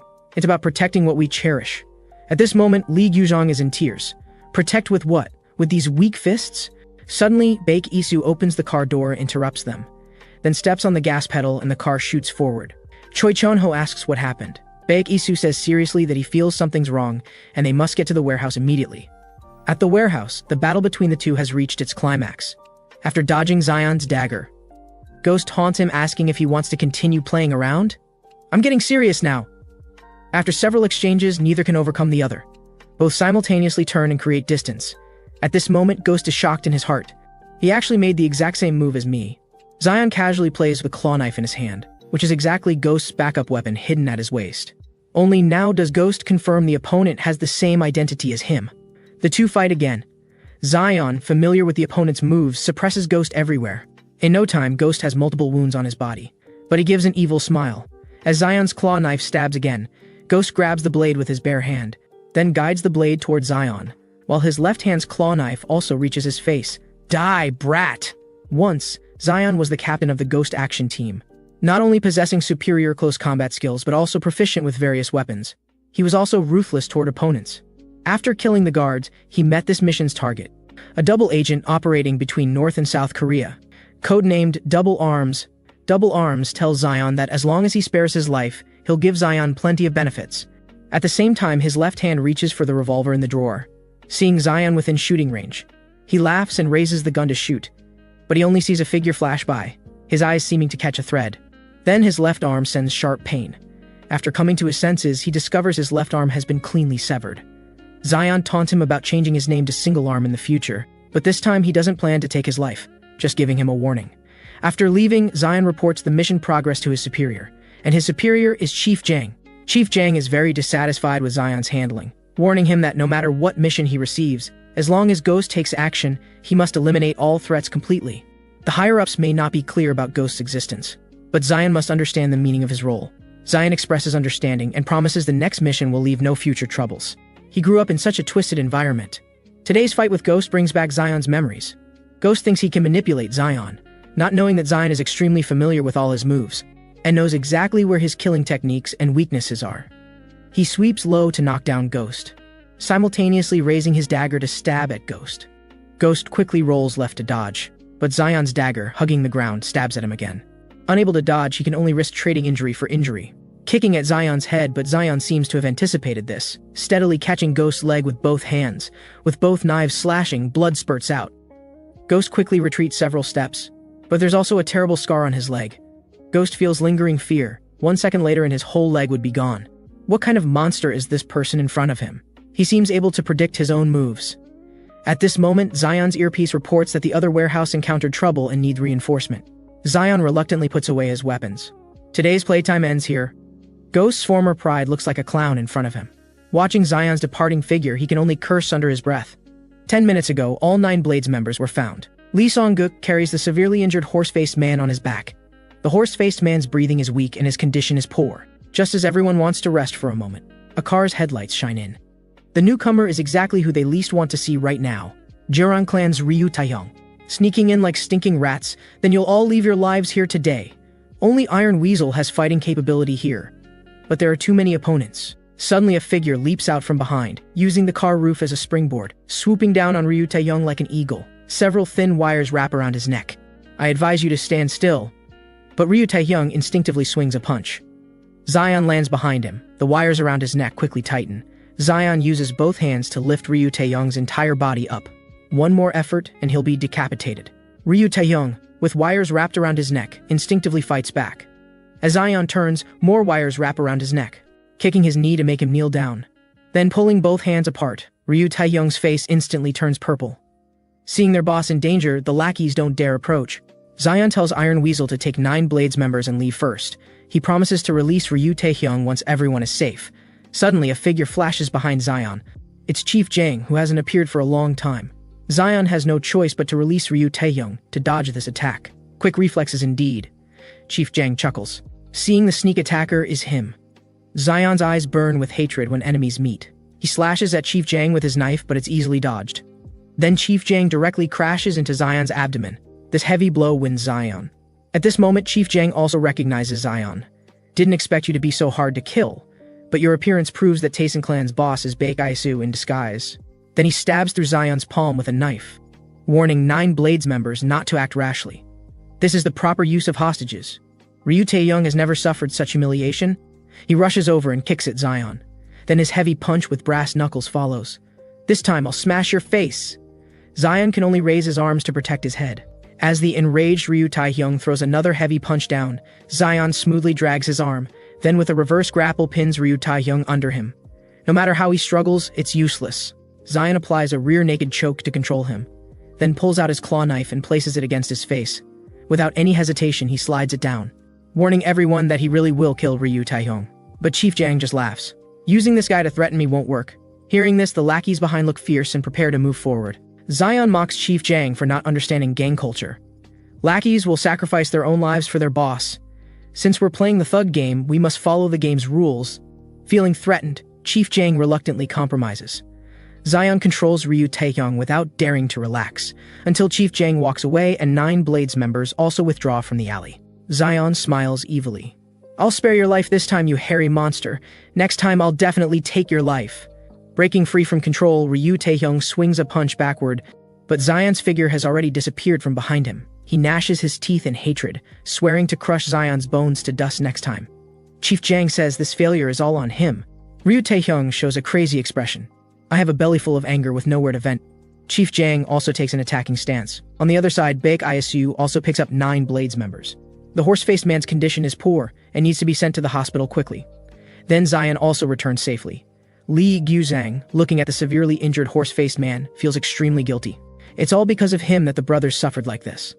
But the horse-faced man doesn't blame him, telling him to apologize to young Master Sungmin and beg for forgiveness. Lee Gyuzhang is already sobbing.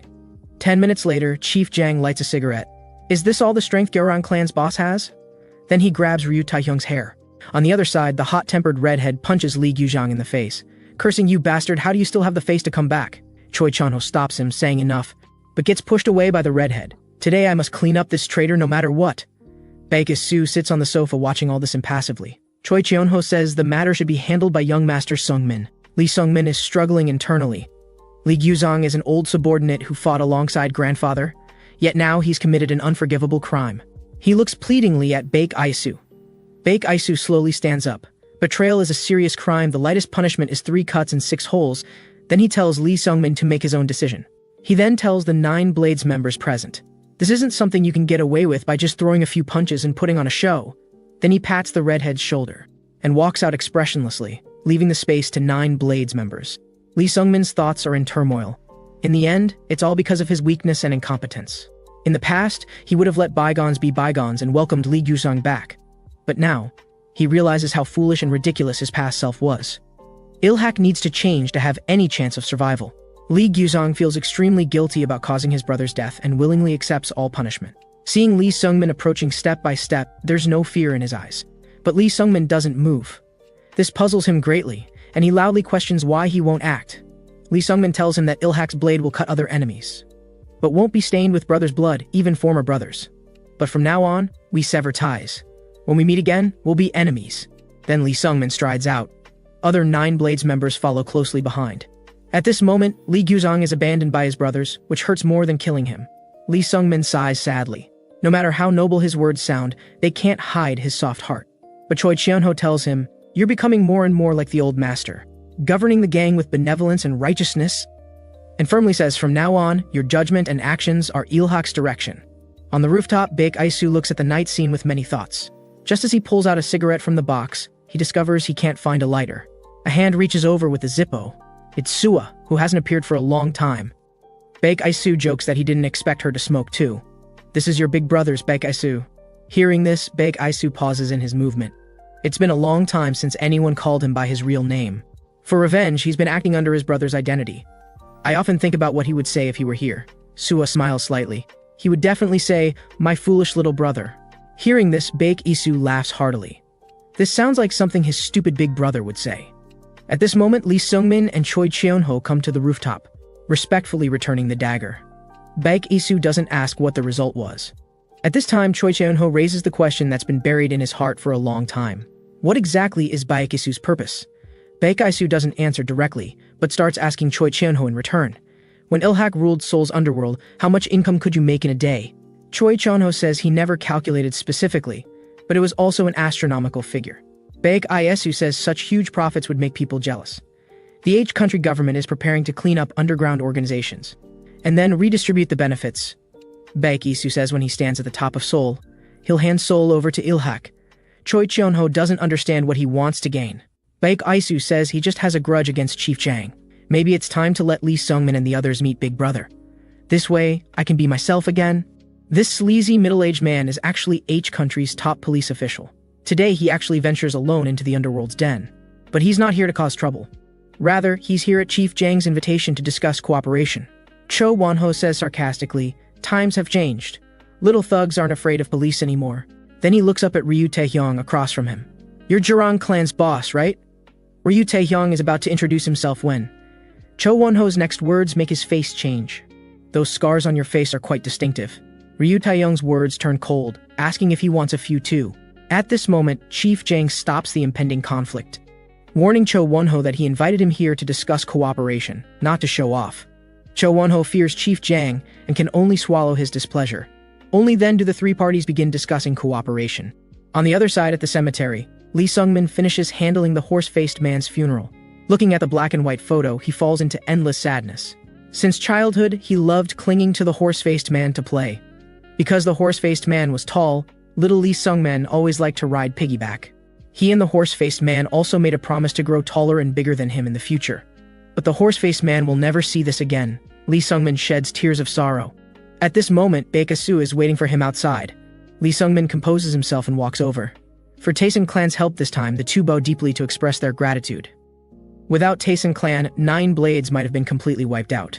Baek Is-soo accepts their thanks, and also comforts them not to be too sad, saying they should turn grief into strength because they still have very important things to do. Then Baek Is-soo says he wants to introduce someone to them, saying Boris will be responsible for protecting Lee Sungmin's safety during this period, temporarily joining Nine Blades to replace the horse-faced man's position.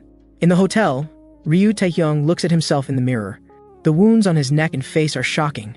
The afternoon proposal to attack Taesin clan was vetoed by Cho Won-ho. Because once war breaks out with Taesin clan, both sides will definitely suffer. Chaenung Trading Company might very well benefit from their conflict, so they might as well contact Chaenung first to see what happens. At this moment, there's a knock on the door. A subordinate reports that Chaenung has postponed the meeting time, making Ryu Taehyung extremely irritated, wondering what went wrong again. On the other side, in Daerim-dong's Chinatown, Baek Aisu walks alone into a restaurant. The owner asks what he wants to eat but gets interrupted. Baek Aisu says he's not here to eat but to find someone, then hands over a business card asking the owner to pass a message to Cha Yua. The owner smiles and says he'll definitely pass it along. Suddenly, he picks up an axe and chops at Baek Aisu. As Baek Aisu dodges, he twists the man's arm, saying he and Cha Yua are friends. But more and more thugs surround them, not listening to his explanation and directly attacking. Baek Aisu kicks a stool by his feet. The stool hits someone's knee. Baek Aisu takes the opportunity to grab his hair and smash him hard into the ground. Such skill instantly intimidates everyone. Suddenly, someone pushes through the crowd, a graceful long-haired woman. She instantly disappears from her position, leaping high to strike at Baek Aisu. Just as Baek Aisu is about to dodge to the side, the knife in midair suddenly releases from her hand.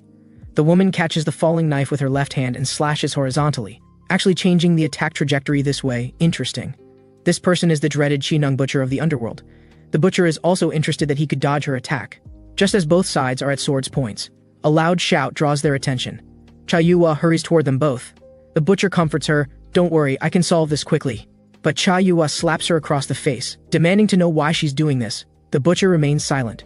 Cha Yua asks if the axe on the table was their doing, coldly asking if they've forgotten their former oath. In the past, fighting and killing claimed many brothers' lives before we achieved today's peaceful and stable situation. So Chaenung's weapons can only be drawn to protect companions.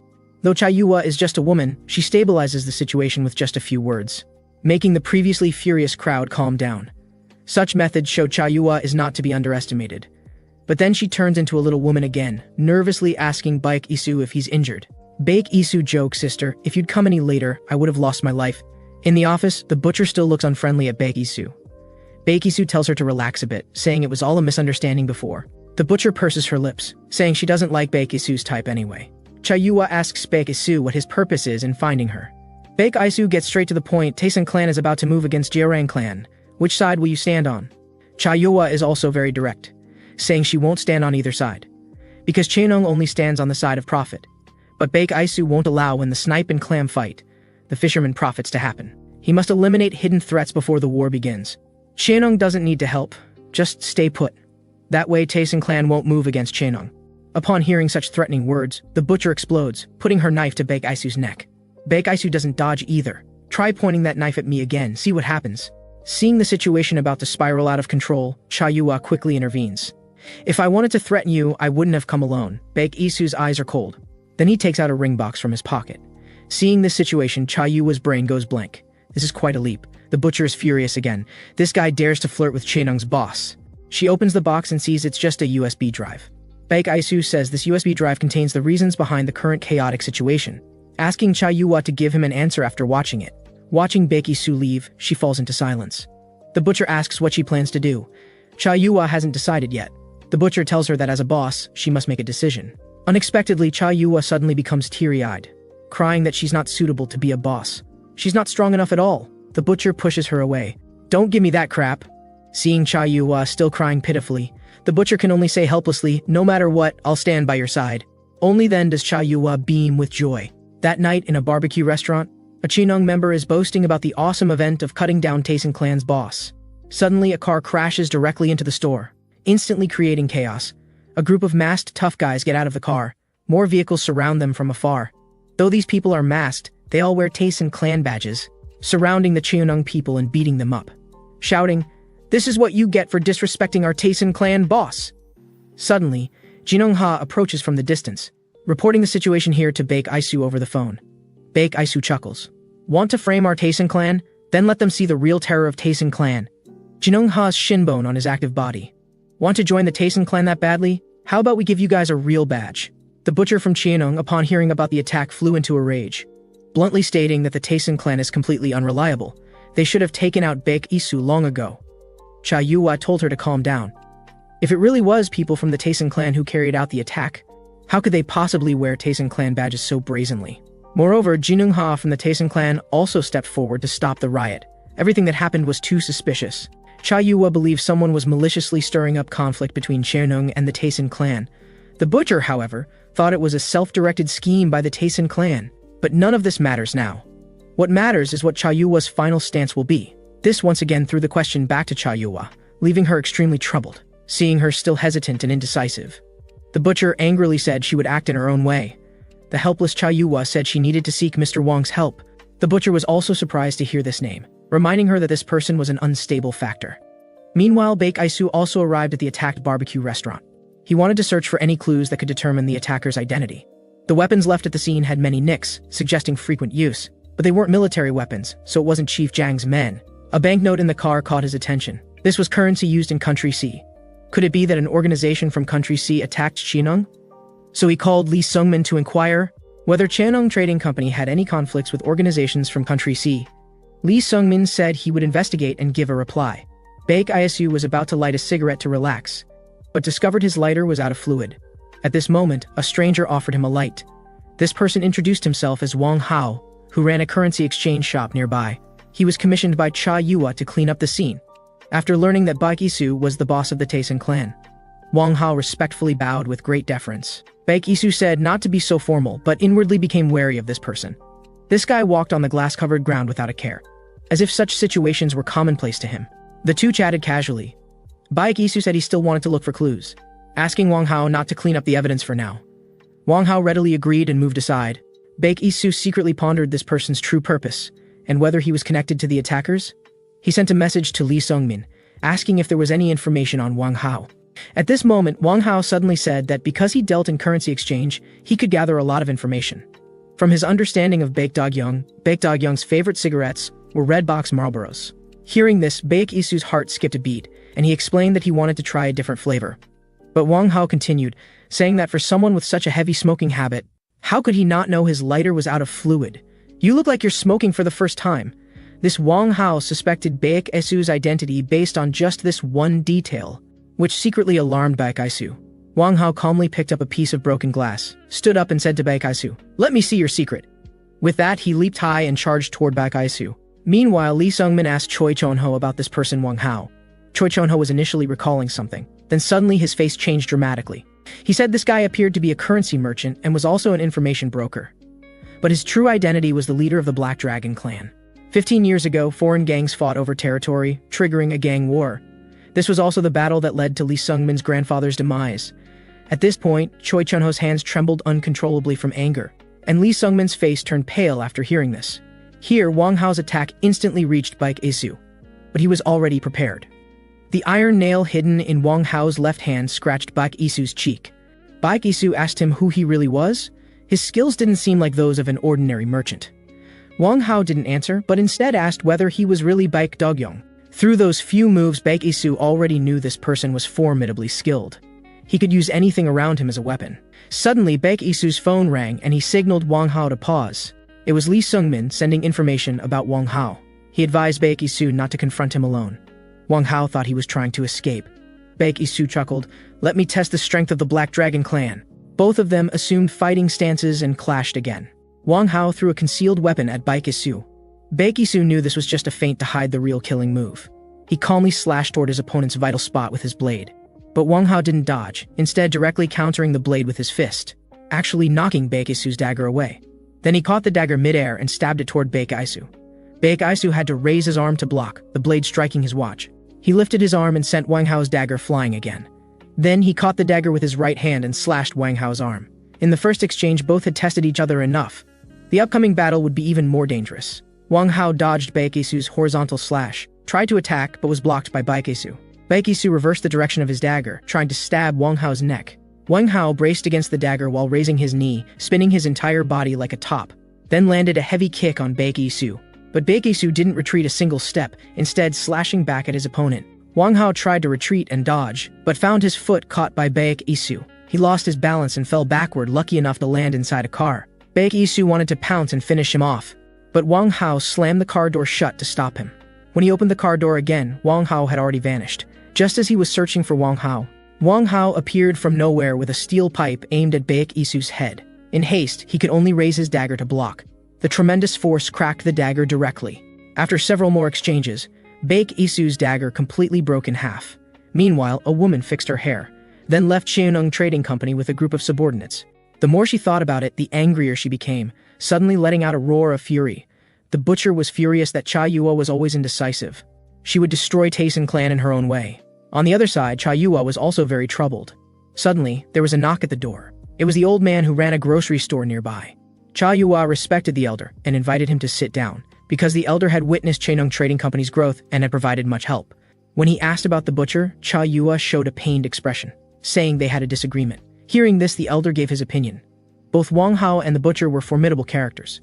But he doubted the butcher's loyalty. After all, an uncontrollable weapon can hurt yourself. Hearing these words, Cha Yua fell into deep thought.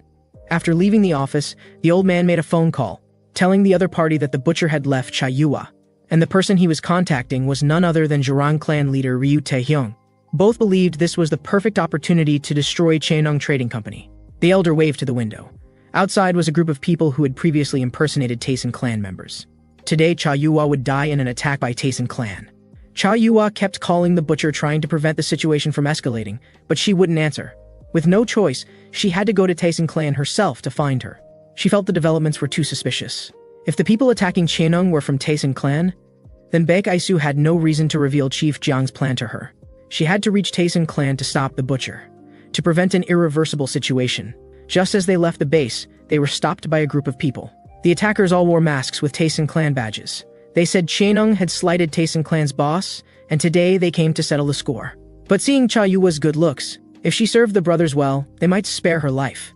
Such insulting words immediately enraged Cheonung Trading Company's people. One person questioned what they thought they were. The long-haired man behind him struck successfully. The sudden betrayal left Cha Yua in disbelief. The long-haired man threatened her to hand over control of Cheonung Trading Company. Several other Cheonung subordinates were also restrained. In an instant, Cha Yua and her group were trapped in a desperate situation. On the other side, the battle between Baek Isu and Wang Hao continued. Wang Hao's attacks were effortless, even taunting Baek Isu about liking that broken blade. Baek Isu glanced at the broken blade in his hand, dodged Wang Hao's attack sideways, but saw the steel pipe in his hand suddenly slip. Baek Isu became alert. Wang Hao caught the pipe with his left hand, changing the attack trajectory. Baek Isu raised his arm to block the strike. This attack style reminded him of that woman, the butcher. Wang Hao was also surprised he could dodge his trajectory-changing attack. Many previous opponents had been injured by this move, but he still had confidence in taking down Baek Isu because he now held the complete advantage. But Baek Isu's face showed no panic. He quietly sheathed the broken blade, then drew a new dagger. This was the weapon he used during his Special Forces days. From now on, he would fight as Baek Isu. He quickly slashed at Wang Hao. Wang Hao had just blocked the strike when Baek Isu's next attack came. The sudden acceleration left Wang Hao struggling to defend. Having just blocked the dagger attack, he was knocked over by Baek Isu's knee. Before he could recover, Baek Isu attacked again with his blade. In an instant, blades and shadows flew everywhere. Wang Hao found an opening to counterattack, but was heavily rammed by Baek Isu, his body staggering backward. Baek Isu stuck out his foot to trip him and he crashed heavily to the ground. So Baek Isu raised his blade to finish him off. Just as the dagger was about to strike down, Iron Weasel called out to him, saying there was internal rebellion at Cheonung Trading Company. Hearing this, Wang Hao was even more surprised, not understanding why this would happen. On Cha Yua's side, she was in crisis. Thankfully, her subordinates bravely protected her. Cha Yua quickly ran toward the back. The one-handed elder on the balcony coldly watched the chaos in the courtyard. No matter what, today Cha Yua had to disappear. Under her subordinates' protection, Cha Yua temporarily reached safety. She didn't understand why she was betrayed. What she hoped for most now was for the butcher to be by her side. Cha Yua hid in the room, lost in thought, repeatedly calling the butcher's name, hoping she would return quickly. Suddenly, there was a knock at the door. It was Baek Isu. He now wanted Cha Yua's attitude. Would she continue standing against him until destruction, or join him in breaking through the situation? Give an answer now! Half an hour ago, the butcher led people to Taisen clan for revenge. All along the way, she complained about Cha Yua's indecisiveness. 10 years ago, H country's largest power, Ilhak, was dismantled. To get a piece of the pie, various factions were restless. Among them were North Korea's Wee Changgo, Grey Industries' Gu Changjun, and Black Dragon clan's Wang Hao.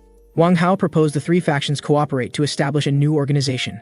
But who would be the leader was a problem. Wang Hao proposed again, let the daughter of the original Chainong Trading Company leader be the head, with others supporting from behind, sharing profits equally. In truth, Cha Yua was just a puppet. Now Gu Changjun's ambitions were growing. He sent people to impersonate Tayson clan members to attack Chainong Trading Company, stirring up conflict, and planned to kill Cha Yua while the butcher was away from headquarters. Unexpectedly, at the crucial moment, Baek Isu intervened. He now wanted Cha Yua to clearly state her position. Seeing the facts clearly, Cha Yua no longer hesitated. When she saw the bodies scattered across the hallway, she was still shocked, but the three people in front of her remained calm and composed. No time to think about this. Her most important task now was to call the butcher to stop her. The injured guy nearby told her not to waste her effort, because a dog separated from its master wouldn't live long. These words filled Cha Yua with dread. On the other side, the butcher was still furious. The subordinates around her didn't dare provoke her because of her fearsome reputation. The butcher scolded them for crowding together with her. How much longer until they reached Tayson clan? The subordinates stammered explanations. The cars behind were also full. The driver also comforted her to be patient a little longer. But the butcher soon noticed something was wrong. The car had been driving in circles. The subordinates beside her changed from their earlier timidity, grabbing the butcher's arms. The passenger in front punched her in the face. "I've wanted to beat your stinking face for so long!" But the butcher laughed out loud. "You better act fast, or you'll all die!" The driver told her not to waste her energy, but was kicked in the face by the butcher from behind. The vehicle instantly lost control. The bald guy wanted to run toward the butcher. The unrestrained butcher suddenly exerted force. The two subordinates' heads crashed together with a bang. The out-of-control vehicle overturned. The cars behind also stopped. The butcher kicked open the car door with one foot, jumping out of the vehicle. She spat, nearly capsized in the gutter. People from the cars behind got out, holding weapons and standing before her. One person shouted, "She's just a bitch, no need to fear her." Then he led the charge but was kicked in the face by the butcher. Another person came with an axe. The butcher turned and slashed at him. The blade stuck deep in the bone. Another person seized the opportunity to stab with a knife. The butcher kicked this person away, stopping his attack. Then she swung her blade down heavily. An arm flew off the person's body. Before he could scream, his body was slashed countless times. The butcher grabbed another person's arm, cutting it off with one slash. The others were already terrified by this scene. Facing the raised blade, they wanted to run, but their legs went weak. Seeing such a bloody scene, the remaining people were too scared to approach. Even with superior numbers, they had lost their fighting spirit. One person prepared to drive away. A blade fell from the sky, sticking in the car door. This person was drenched in sweat, hearing a voice like it came from hell. "Guess why others call me the butcher?" Wang Hao had spent 10 years building today's Chainong Trading Company. But the one-handed elder Gu Changjun wanted to enjoy the success alone. If not for Tayson clan's interference, today's Chainong would already be in Gu Changjun's pocket. This made Wang Hao's expression extremely dark. To save his life, Gu Changjun revealed the mastermind was NH country's government, and hoped that for the sake of their years of friendship, Wang Hao would spare his life. Wang Hao silently helped him up. Suddenly, his palm exerted force, directly crushing Gu Changjun's fingers. "This isn't a reason for you to betray me." After saying this, he slowly picked up the dagger from the ground. As long as that person is still there, Chainong Trading Company won't fall easily. Gu Changjun hastily begged for mercy, but Wang Hao gave him no chance to speak. "And Chainong Trading Company can only be mine." A week later, inside Chainong Trading Company's headquarters, Zion looked depressed about the situation. Clearly, Tayson clan had helped Chainong Trading Company, yet these guys looked ready to stab someone at any moment. Jinung Ha said Chainong Trading Company was in internal chaos. They didn't know who was the enemy now. In the room, Baek Isu and Wang Hao sat on opposite sides. Wang Hao explained, "The boss is temporarily busy. I can now fully represent Chainong Trading Company." But the truth was, Cha Yua had been placed under house arrest by him. Baek Isu wasn't surprised. He directly stated that Wang Hao was the real mastermind behind everything. Wang Hao didn't deny it, saying he liked dealing with smart people. Then came the purpose of this negotiation. He hoped Chainong Trading Company and Tayson clan would cooperate to oppose NH country government's anti-crime campaign. Baek Isu didn't give a clear answer, instead saying he was almost killed by him before. Wang Hao laughed it off, telling him not to be so petty. Suddenly, it started drizzling from the sky. A person suddenly appeared in the courtyard. It was the blood-soaked Chainong Trading Company butcher. A subordinate explained, "Baek Isu and Wang Hao are discussing business inside." The butcher didn't stop but was blocked by someone. Jinung Ha told her entry was forbidden, but the butcher directly drew her weapon, saying this wasn't the place for him to act wild. Jinung Ha said, "Today, Tayson clan came with sincerity to negotiate." But the butcher didn't buy his response at all. Both sides immediately drew weapons in confrontation. Seeing a firefight was inevitable, Zion spoke up to let her in, even mocking the butcher for having no real skills besides shouting. Hearing this, the butcher flew into a rage and charged at him. The cleaver slashed toward Zion's face. She warned Zion she'd cut out his tongue if he kept talking, but Zion showed no fear. because his dagger was already pressed against the butcher's abdomen. Just as the butcher was about to explode, Wang Hao and Baek Isu walked out side by side. The butcher said hatefully that next time she wouldn't spare Zion. Wang Hao asked what had happened. The butcher didn't answer him. Baek Isu then left with his people. Only then did the butcher tell him that Cha Yua was missing. On the way back to Taisen clan, Zion didn't understand why they were helping these ungrateful wolves. Baek Isu told him to find the mastermind behind everything. Now they at least knew their backing was also NH country's government, and Cha Yua was just their puppet, Zion said, saying that in front of the person herself was too direct. Cha Yua suddenly appeared in the car. It turned out that while Baek Isu was negotiating with Wang Hao, he had quietly arranged for Iron Weasel to rescue Cha Yua. Baek Isu welcomed her to join Taisen clan. Back at Shenong Trading Company headquarters, Wang Hao was beside himself with rage. The chocolate pie wrapper left at the scene made him recognize it was the work of that boy beside Baek Isu. Taisen clan was really going too far. This girl's Chishi festival was spent in fear, because a psychopath was chasing her all the way to campus. And the person blocking her was also a girl, who even declared if she kept hiding from her, she'd be dead. This scared the nearby classmates into wanting to call the police. But the girl told her classmates to leave first. The worried classmates said to call if anything happened.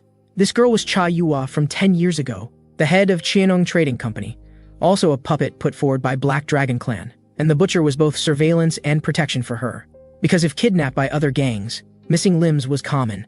Cha Yua was frightened by these words, saying she would obediently listen to her in the future. From then on, the wheels of fate began to turn. Back to the present, the butcher was called to the office by Wang Hao. He told her that Cha Yua was kidnapped by Taisen clan people.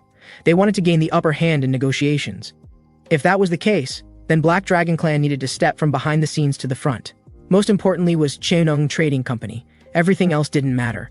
If things really reached an irreversible point, then Cha Yua should fulfill her value. The butcher didn't understand Wang Hao's meaning. The driver reminded them they had arrived at Taisen clan. The butcher ordered the driver to go directly into the underground parking garage. They would destroy Taisen clan from bottom to top. 4 or 5 cars raced into the parking garage. A group of weapon-wielding people poured out. A beam of light shone toward the butcher and her people. Baek Isu and Taisen clan members had been waiting for a long time. The butcher also knew they were ambushed. Cursing damn it, she charged at Baek Isu. She also demanded to know where Cha Yua was. Baek Isu threw a pair of sunglasses to her. She recognized these as Cha Yua's glasses. Baek Isu warned her that if she acted impulsively again, he couldn't guarantee Cha Yua's safety. Though furious, the butcher was helpless. She then ordered her subordinates to drop their weapons. She also threw away the weapon that had followed her for years. Only then did Baek Isu smile with satisfaction, then told her to follow him. At this moment, Cha Yua was standing by the window in a daze. Baek Isu said an old friend wanted to see her. Then the butcher walked in. Upon seeing Cha Yua, she immediately questioned why she was careless enough to be kidnapped by Taisen clan people. But Cha Yua said no one kidnapped her. She came to Taisen clan voluntarily. This left the butcher confused. Cha Yua said, "I can't stay at Shenong Trading Company anymore. I'm trembling with fear. Those companions I once trusted look at me with such eyes. For profit, they can casually swing their blades at me." The butcher said, "I've already killed those traitors. No one will hurt you again." But Cha Yua said she didn't know who to trust. Couldn't even tell if the butcher came to kill her. Hearing this, the butcher froze for a moment. Then she grabbed Cha Yua by the throat. "Then just die." Then Black Dragon Clan would control Shenong Trading Company, thus dominating NH country's underworld. Jinong Ha wanted to step forward, but was stopped by Baek Isu. The butcher suddenly released her grip and hugged Cha Yua. "Have you forgotten who I am? As long as I'm here, I can protect you completely, no matter who the opponent is. Because I am Shenong Trading Company's butcher, and you are Shenong Trading Company's boss." On the other side, Wang Hao kept calling the butcher. In anger, he slammed his phone on the table. Sitting beside him was none other than Jerong clan leader Ryu Taeyong. The other person was the long-absent Chief Jiang. Wang Hao said that not long ago, Shenong Trading Company was attacked by Taisen clan, and the boss was also kidnapped by Taisen clan. He asked if the two were willing to cooperate. Chief Jiang stood up with a smile, saying he would fully support attacking Taisen clan. But before that, they needed to share information about Taisen clan's twins. Hearing this news for the first time, Ryu Taehyung was also shocked. So all along, the one opposing them wasn't Baek Dogyang. But what did this have to do with them? Whether it was the older or younger brother, a knife thrust would kill either one. But Chief Jiang said just releasing this news would get someone to help deal with Taisen clan. After speaking, he pulled out a photo from his pocket and slammed it on the table. This person would become the strongest force to destroy Taisen clan. Inside Taisen clan headquarters, even after hearing Cha Yua's account of events, the butcher remained unmoved. She declared that only if Baek Isu defeated her would the matter be settled. Baek Isu confidently accepted the challenge. Cha Yuhua, who had witnessed Baek Isu's abilities, was very worried. But Baek Isu told her not to worry. After speaking, he threw away his weapon and confidently stated, "I'll go easy on the butcher." Such arrogance drove the butcher into a violent rage. Her swinging strike was nimbly dodged by Baek Isu. Her downward chop also had no effect. These attack patterns were the same as Wang Hao's. Baek Isu had already figured out the opponent's fighting style. He seized the gap in the butcher's attack. His body suddenly surged forward, landing a palm strike on the butcher's jaw. The butcher was tough too, forcibly steadying herself. Just as she was about to counterattack, a fist came toward her face. But the fist didn't continue its strike. "You were adopted by Wang Hao and Black Dragon Clan since childhood. Would you betray Black Dragon Clan to protect Cha Yuhua?" Baek Isu's words left her momentarily stunned. But then she said resolutely, "From the moment I set foot in H country, I've lived only to protect Cha Yuhua. Anyone who stands in my way becomes my enemy. Black Dragon Clan is no exception." Baek Isu felt the butcher's determination, meeting her downward slash with a punch, directly knocking the weapon away. The weaponless butcher began attacking with fists and feet. A high side kick directly struck Baek Isu's head. Just when she thought it was over, she found her foot caught in Baek Isu's hand. Then he swept her down with a horizontal sweep. Pinning the butcher beneath him, he raised his fist and told her, "Taisen Clan has the ability to do whatever it wants." At this moment in our city hospital, a car stopped at the entrance. Sua had been waiting for a long time. The people she was waiting for were Lee Sungmin and Choi Chonho. This was the mysterious person Baek Isu had promised to let them meet. They followed Sua through the internal passage to a room on the 6th floor. As the fingerprint unlock succeeded, the door slowly opened. Lee Sungmin was still somewhat nervous. Who was behind this curtain? When he saw clearly the person lying on the bed, he was greatly shocked. He didn't understand what was happening. Baek Dogyang was clearly still in Seoul now, but the person lying before him looked exactly like Baek Dogyang. Sua explained everything to them. The reason for revealing this to them was because before Baek Dogyang woke up, no one could suspect his brother Baek Isu's identity. Then she took out a photo from the folder. It was actually the same person as in Chief Jiang's photo. This person was from our country's Uyama family, Shogo Uyama. Taisen Clan was able to establish itself in Seoul only with their support. But if Shogo Uyama learned that the currently active Baek Dogyang was an imposter, then Taisen Clan would face the Uyama family's crazy revenge. What Sua didn't know was that the Shogo Uyama she spoke of had already arrived in H country. His purpose in coming was to investigate the rumors about Taisen Clan. They absolutely wouldn't allow anyone to make fools of them. Baek Dogyang, where exactly are you? On the surface, a R country international trading company, but actually the largest underground black market. Taisen Clan was their subsidiary organization in H country. This day, at their own Roppongi hotel, a guest frantically found police to report, saying he heard screams from the hotel's top floor and saw a group of black-clothed people with knives. 2 police officers quickly followed the guest to investigate.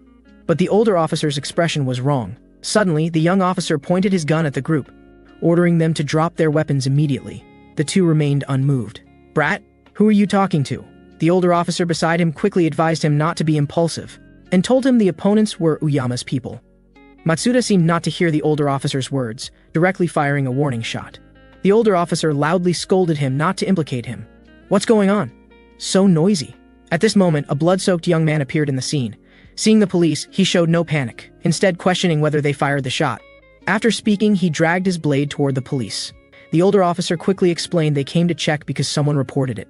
Didn't know Mr. Uyama was also here. Shogo Uyama smiled sinisterly. "Cooperating with police work is a citizen's duty. In that case, come with me." Matsuda complained unhappily. "Why bow to criminal forces?" The older officer warned him, "Shut up if you want to live." Then they followed Shogo Uyama into the room, but were directly scared senseless by the hellish scene. A group of people lay scattered in pools of blood, no longer breathing. Shogo Uyama said, "I'll greet your superior, but today you also need to apologize to us. Our hotel is in the service industry. Actually causing customer complaints over such a small matter. We'll be more careful in the future." Such casual words greatly shocked Matsuda. "Are you joking? Do you talk about murder so casually?" Shogo Uyama glanced at Matsuda, then walked directly toward him. "Young man, don't talk nonsense. Which eye saw me kill anyone? I just slaughtered a few disobedient dogs at home." Shogo Uyama's powerful aura intimidated Matsuda. At this moment, a phone nearby rang. The caller said there was a problem with H country's Taisen Clan. When he heard that Baek Dogyang seemed to be dead, Shogo Uyama was greatly surprised. That was his sworn brother who had kowtowed to him. On Taisen Clan's side, Lee Sungmin received news that Shogo Uyama was coming. He and Choi Cheonho would go to meet him. They knew absolutely couldn't let Baek Isu's identity be exposed. Otherwise, the Uyama group wouldn't let it slide. At noon, Shogo Uyama's group exited the airport. Lee Sungmin and his companion had been waiting for a long time. Seeing them, he immediately bowed respectfully in greeting. But the group ignored him. "I don't know any damn president, call Baek Dog-young over." Seeing the young master treated with such disrespect, Choi Chun-ho was also furious. Really a group of rude people. Lee Sungmin said nothing, still took their luggage, keeping his posture very low, saying Taisen clan certainly couldn't compare to Uyama group. "I'm just here to show local hospitality welcoming Uyama." Shogo Uyama smiled contemptuously. A president's tail wagging like a dog. Lee Sungmin didn't mind the opponent's mockery. Compared to Ilhak's rise, this little humiliation was nothing. Shogo Uyama seemed to enjoy the superior attitude. "But that old man doesn't seem very convinced, Oni. Teach the old man some manners." As soon as he finished speaking, an axe chopped straight toward Choi Chun-ho. Oni pounced on him like a cheetah, a hunting smile on his face. After several rounds, Choi Chun-ho was already injured. Lee Sungmin was about to make a move, but Shogo Uyama grabbed his neck. So where exactly is Baek Dog-young? At this moment, Choi Chun-ho was already cornered. He punched away the opponent's attack, then swung his fist toward Oni, but his wrist was caught by Oni. "Die, old man!" The dangerous scene made Lee Sungmin shout loudly. Suddenly, a large hand pressed down on Oni, violently smashing him into the car window. The one who acted was the arriving Baek Isu. Oni swung his axe at Baek Isu's thigh, but Baek Isu grabbed his wrist in reverse, then grabbed Oni's hair again, smashing toward the car window once more. With a crash, Oni was finished. Then he turned to Shogo Uyama and said, "Big brother, did the old man scold you?" Such a temper. But as they say, a strong dragon doesn't suppress a local snake. Now we're on Taisen clan's territory. Even dragons must coil obediently for me. Before this, Baek Isu guessed this was information Chief Jang had leaked. Since the warehouse battle, when he saw Zion, he might have already suspected Baek Isu's identity. To prevent more variables, he could only reduce contact opportunities with Shogo Uyama. But Baek Isu ultimately still acted. Otherwise, Choi Chun-ho might have been chopped by Oni. After dealing with Oni, he told Shogo Uyama, "This was his territory. Though you're my sworn big brother, you still have to follow the rules." Shogo Uyama looked at the Baek Isu before him. The exact same face as the Baek Dog-young he knew. The arrogant way of speaking was also the same. But he still felt something was off. Suddenly, the blonde behind him moved, suddenly stepping forward, stabbing a blade toward Baek Isu's neck. Baek Isu recognized this person from the files as Kaito Ishizuka, an assassin from the Uyama group. But this should be their first meeting. Baek Isu grabbed Ishizuka's wrist. "You're really disrespectful to your senior."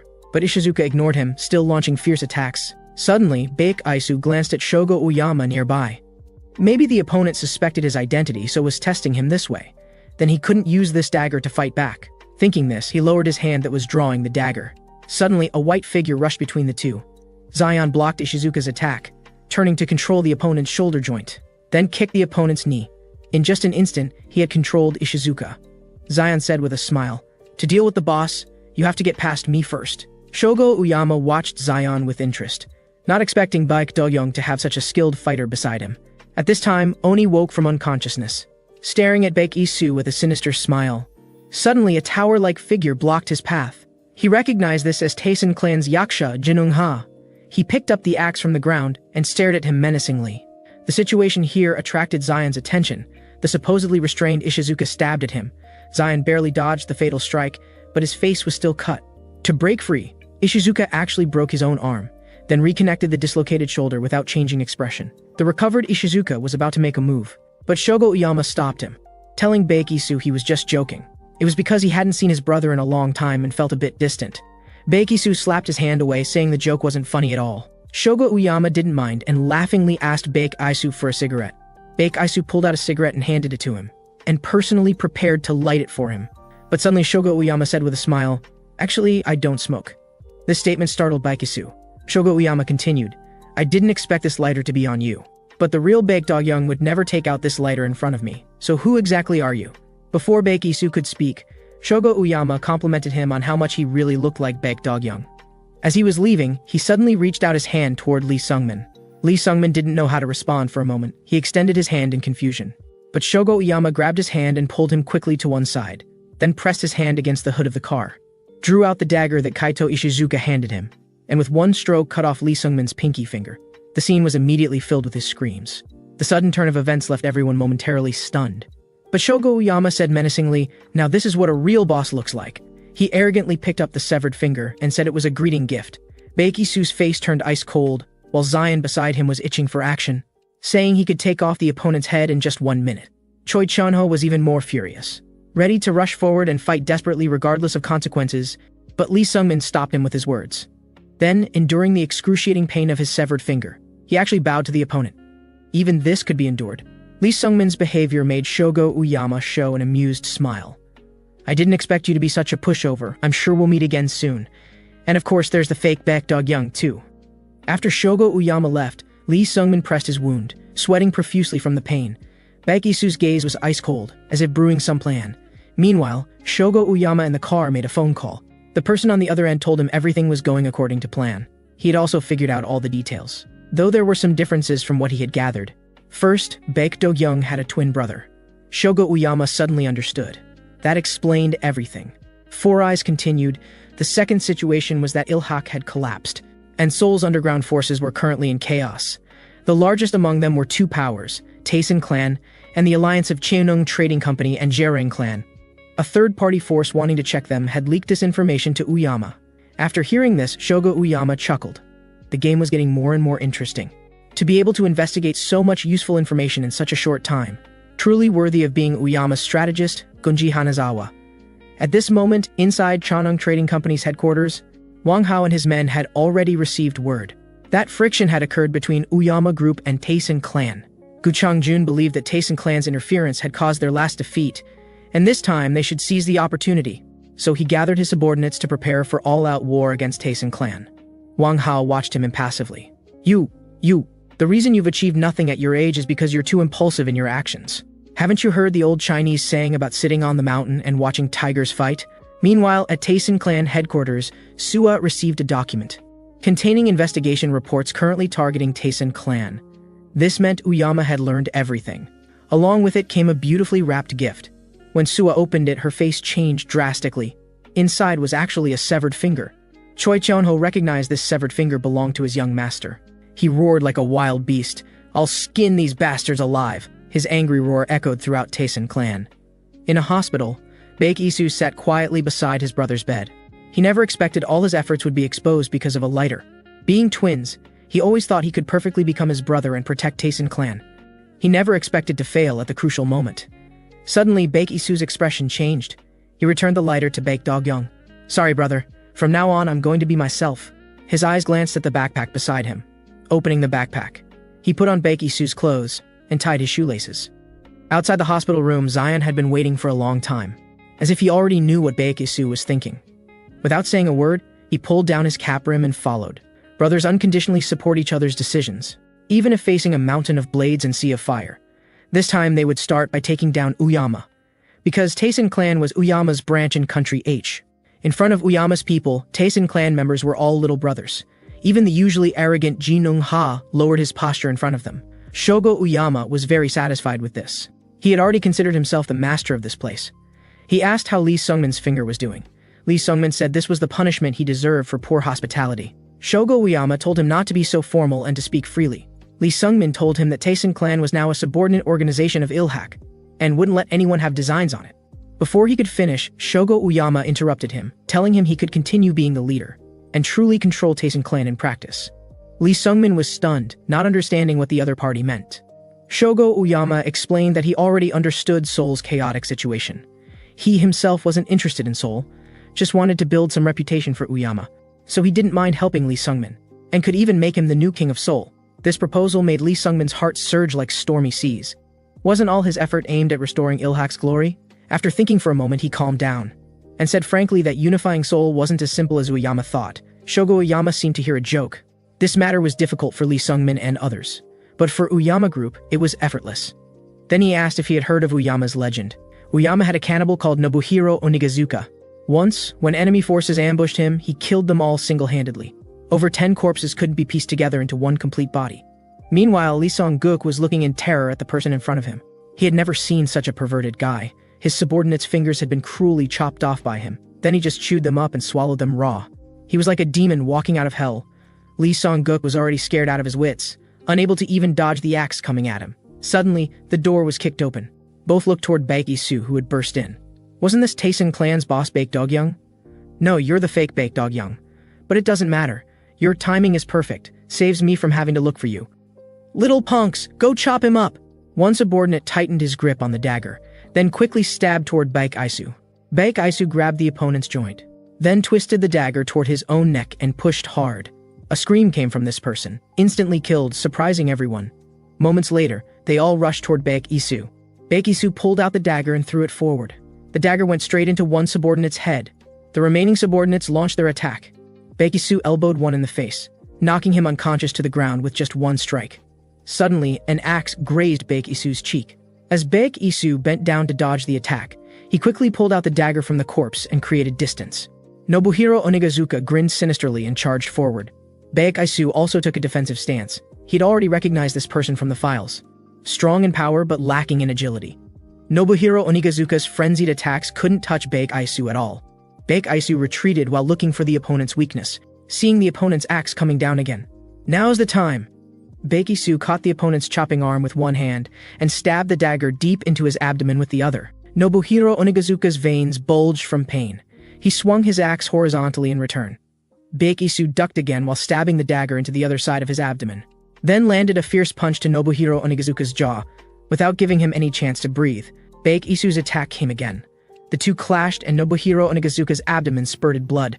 He could no longer support himself and fell to one knee. His face was filled with horror. Who the hell was this guy?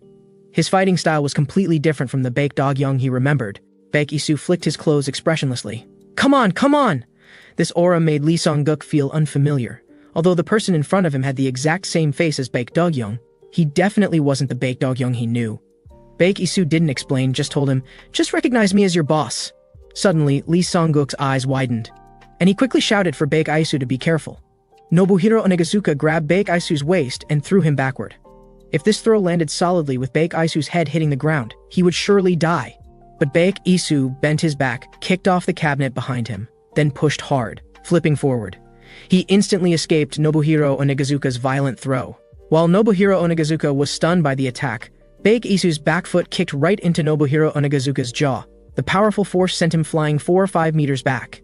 While Lee Song-guk marveled at both men's skills, he was even more amazed by Baek Dog-young's strength. At this moment, Nobuhiro Onigazuka, who had suffered repeated heavy blows, stood up again. "I've never suffered such humiliation. I'm going to tear you apart, you bastard." With that, he lunged at Baek Isu. But Baek Isu just looked at him coldly, then landed a quick hook punch on Nobuhiro Onigazuka. Nobuhiro Onigazuka had completely lost it. With only one thought left in his mind, just hit him once. Once would be enough to kill this bastard. But Baek Isu was like a ghost, impossible to touch. Instead, his heavy punch again struck Nobuhiro Onigazuka's abdomen, making him spit up a large amount of blood. Nobuhiro Onigazuka was so angry his teeth were about to shatter. He threw another punch at Baek Isu. The feeling from his fist told Nobuhiro Onigazuka he had finally hit his target. He was just showing a triumphant expression when he saw his fist was being held firmly in the opponent's hand. "Is this all the strength you have? Then it ends here." With that, Baek Isu forcefully broke Nobuhiro Onigazuka's arm. At this moment, Baek Isu was like an insurmountable mountain, making Nobuhiro Onigazuka both furious and terrified. Baek Isu held nothing back, landing a sweeping kick to his lower abdomen. Nobuhiro Onigazuka's eyes rolled back and he fainted. Baek Isu pressed his knee on him and pulled out a dagger, piercing his palm, making him wake up from the pain. Baek Isu still had questions that needed answering. That was why Shogo Uyama had identified his identity just by seeing the lighter. Nobuhiro Onigazuka said the lighter was a symbol of Uyama Group, something country bumpkins like them wouldn't understand. Since he didn't want to answer, Baek Isu didn't want to waste more words. He then cut off his pinky finger. "I'll collect some interest from you first. The rest of the debt will be collected from your people." Such humiliation drove Nobuhiro Onigazuka completely mad. Ignoring his severed finger's pain, he attacked Baek Isu again, but was punched into the floor by Baek Isu, and completely lost consciousness. This scene terrified Lee Song-guk, who watched from the side. Baek Isu straightened his clothes and reminded him to leave quickly. After saying this, he turned and left directly. Then he called Suwa, wanting to learn about the lighter's origin from her. But Suwa also didn't know what was going on, though she happened to be going to the hospital and could bring the lighter back. But Suwa had no idea she was being watched. And this person was Uyama's strategist, Gunji Hanizawa. He vaguely guessed Suwa's purpose for going to the hospital, but still needed to personally confirm his suspicion. As Suwa was talking on the phone and opening the door, suddenly her eyes widened, and her phone dropped to the floor. Baek Isu's anxious inquiries came from the phone. At this moment, a man holding a lighter sat by the bed. It was Baek Dog-young, whom Suwa had been worried about for so long. She tried hard not to let tears fall. Long time no see, but danger was approaching at the same time. Gunji Hanazawa's subordinates had already reached the upper floor. A notice on the wall caught his attention. 6th floor closed due to construction. He ordered his men to go up and check while he looked for other routes. For Taisen clan members to give up soul and choose medical treatment in another city, they were obviously hiding something. The truth was about to surface. In the hospital room, Baek Dog-young was quietly listening to Suwa describe recent events. Hearing about Shogo Uyama's series of actions, he was no longer calm. Feeling he couldn't continue dragging this out, Suwa told him to rest and recover, leaving the rest to them to handle. At this time, Uyama's people had reached the 6th floor, while Jinung-ha was guarding the corridor. The moment they saw him, these people smiled because it proved they had found the right room. Jinung-ha told them this area was off limits. Several people ignored his warning, mocking him as just Taisen clan's watchdog, trying to force their way past but being blocked by Jinung-ha. The mustache man's words were full of threats. "You dare obstruct Uyama's business?" Before he could finish, a large hand grabbed his head and smashed it hard into the floor. The other two hadn't expected Jinung-ha to start fighting without warning. By the time they reacted, Jinung-ha had already attacked them. He landed a solid heavy punch to one person's abdomen. The remaining person was sweating coldly, shouting, "Don't come closer!" But Jinung-ha showed no expression, grabbing the hand holding the knife. His iron grip squeezed, and the crisp sound of breaking bones rang out. This person fell to his knees in pain. "Stop your pathetic barking!" As his words fell, this person's screams echoed through the corridor. This scene was heard by Gunji Hanazawa from the other corridor. He continued toward the hospital room without showing any reaction. 2 Taisen clan guards blocked his path. Before they could finish saying no entry, one person's throat was already slashed. Then Gunji Hanazawa quickly charged at the other person, holding down his hand, drawing the sword, and repeatedly stabbing him several times. "You're lucky to be in a hospital. Press on the wound and you might still live." Then he searched through one person's belongings. "Let me borrow your card." Gunji Hanazawa opened the hospital room and finally saw Baek Dog-young on the bed. Baek Dog-young also saw him at the same time. The two were old acquaintances. "Long time no see, Baek Dog-young." Chaotic footsteps sounded in the corridor. Suwa discovered the injured guards. The guard managed to squeeze out a few words from his throat. "Hurry! The boss is in danger!" Hearing this, Suwa's face changed drastically. She rushed into the hospital room in panic, but found Baek Dog-young safe and sound, with Jinung-ha also in the room. Baek Dog-young told her that Gunji Hanazawa had been there. Then he sighed. What must be faced must eventually be faced. He asked Suwa to bring him the phone. He needed to call that person. At this moment, a mysterious person answered the phone, and a deep voice came through. "Long time no see, Godfather."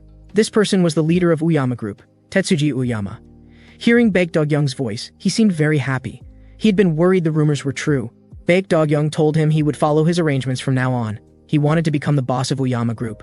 Tetsuji Uyama was curious why Baek Dog-young had changed his mind. He had previously hidden and sold to refuse becoming Uyama Group's boss. However, his ideal successor was still Baek Dog-young. Otherwise, he wouldn't have given him his lighter. All of Uyama's people would recognize this token. Baek Dog-young said he changed because someone had crossed his line. The person he spoke of was naturally Shogo Uyama. He shouldn't have, absolutely shouldn't have touched his family. Tetsuji Uyama said times were different now. Many people in the organization no longer recognized Baek Dog-young. Baek Dog-young didn't care. He declared that those who weren't convinced could gather their forces and come to Seoul. He could beat these guys into submission. After hanging up, Suwa complained to Baek Dog-young, "Ready to go to war with Uyama as soon as you wake up?" But Baek Dog-young looked nonchalant. "No matter who the opponent is, we're Taisen clan." At this time, urgent footsteps sounded outside the door. Baek Isu burst through the door with a whoosh. The two brothers looked at each other. Tears instantly appeared on Baek Isu's face. "Oh, my foolish little brother, still that crybaby kid." Handed Taisen clan over to Ilhak. Made enemies of strong opponents like Chanong Trading Company and Jerang clan. And now stirred up chaos with Uyama Group. The current situation is really exciting. Facing Baek Dog-young's nagging, Baek Isu didn't talk back but had tears in his eyes. This was his familiar big brother. "But now I'm back, stop being so wimpy and crying. From now on, big brother's got your back." Then he asked Baek Isu about his plans. Baek Isu's tone was calm but extremely confident. "I'll find Uyama's people one by one and kill them."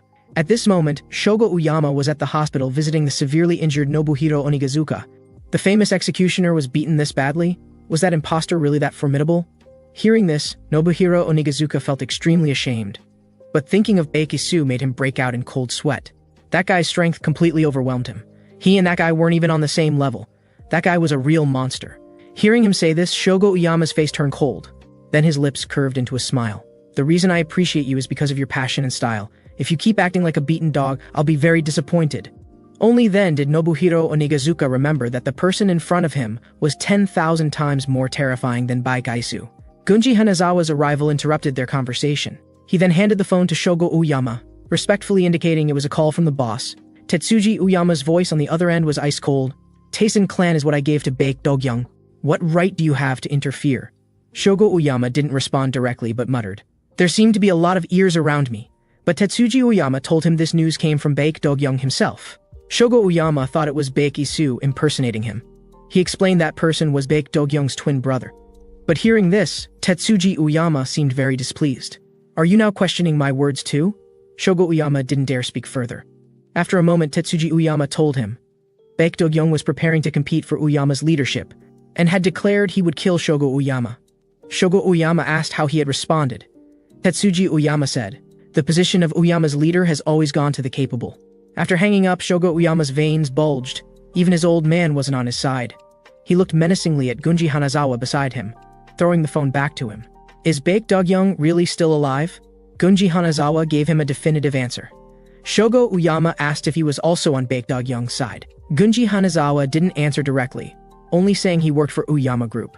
Then he handed Shogo Uyama a report, saying he had found information about the third-party organization that had been leaking information to them. If used properly, this would be a great asset to you. Looking at the report in his hand, Shogo Uyama showed a meaningful smile. A car stopped in the rain. Chief Jang was clarifying Taisen clan's situation. Everything was proceeding according to plan. Suddenly, a mysterious person approached the vehicle. Seeing this person, Chief Jang looked panicked. He quickly threw away his cigarette. It turned out to be his daughter, Hyona. Hyona looked angry. Dad, you're smoking again? The whole car reeks of secondhand smoke. Chief Jang smiled apologetically, saying he would definitely quit. Just as the car was about to start, another mysterious person approached and opened the car door without saying a word. Hyona looked at this stranger in surprise. Who are you? Though angry, Chief Jang restrained himself from taking action. Shogo Uyama grabbed Hyona's hand. Miss, don't be so nervous. I'm your father's friend. Then he glanced at Chief Jang. Or rather, about to become your father's friend. Hyona couldn't understand at all. Her father was just an ordinary office worker, so why would he have such friends? Seeing his daughter's panicked expression, Chief Jang's chest felt like it was burning with fire. For his daughter's safety, he could only suppress his anger and tell Hyona this person was indeed a work colleague. Since it was about work, it would be more convenient to talk outside. Shogo Uyama didn't refuse, saying he would follow Chief Jang's arrangements. He directly stated his purpose was to discuss cooperation. Chief Jang's tone was ice cold. You bastards are seeking death. No matter how much power you have in Country R, this is Country H. You have no right to be arrogant. Shogo Uyama paid no attention to the naked threat, instead joking that this tone was just like the fake Baek Dogyung's. He was truly worthy of being personally trained by Chief Jang. They had already done detailed research on Chief Jang before coming. He was harsh on others, subordinates, and even himself, but his daughter was his only weakness. The blonde stared provocatively at Chief Jang. Chief Jang's tone softened, asking what they wanted. Shogo Uyama told him not to be nervous. They both had common enemies, and the enemy of an enemy is a friend. He wanted a piece of the pie in taking down Taisen clan. After learning his intention, Chief Jang couldn't help but sneer.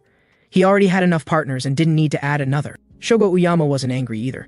Just get rid of those useless waste partners, and there would be room, right? Chief Jang was considering the pros and cons. Shogo Uyama wasn't in a hurry for him to take a stance, saying he would let him see Uyama's strength. With their purpose achieved, they prepared to leave. Hey, that blonde!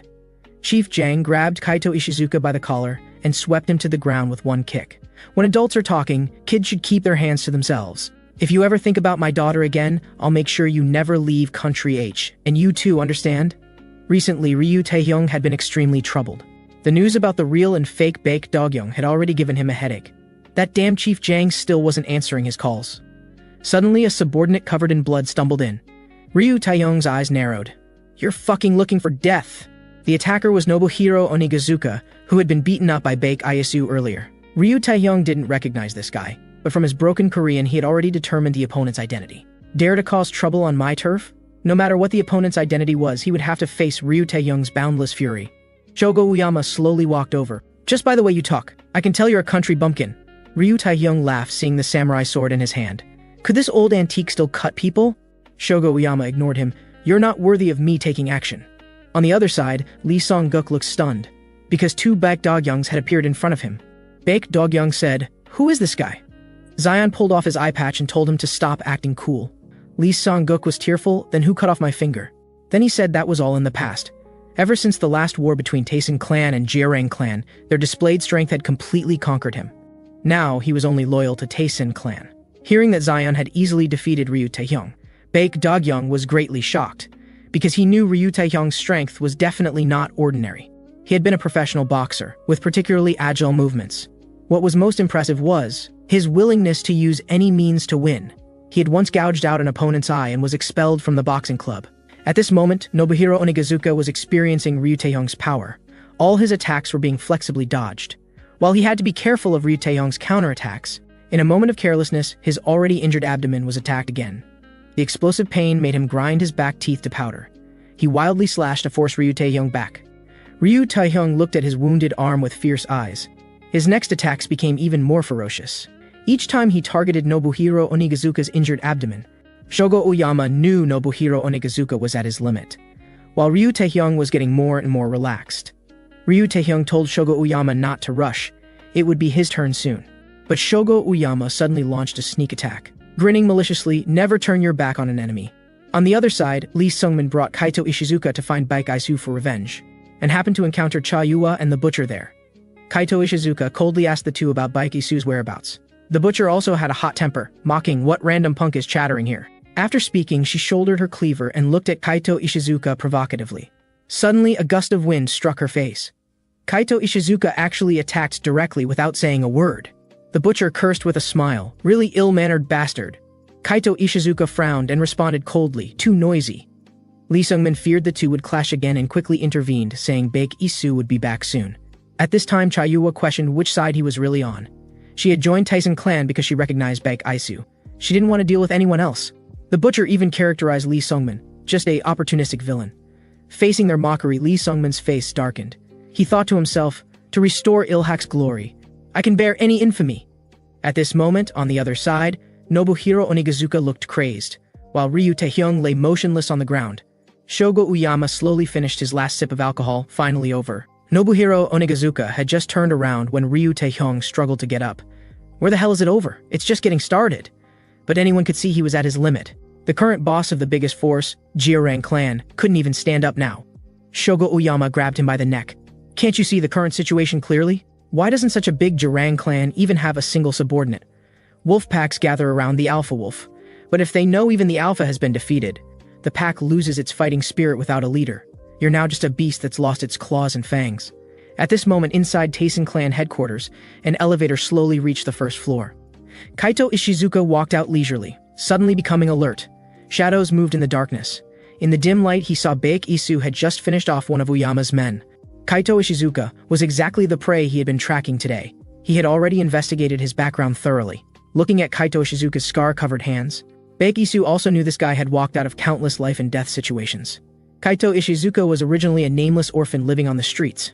Street survival had caused him to lose his sense of pain, but this was actually a good thing for him, allowing him to survive one vicious fight after another. At this moment, facing the famous Baek Isu, he didn't retreat, because without pain, he was fearless.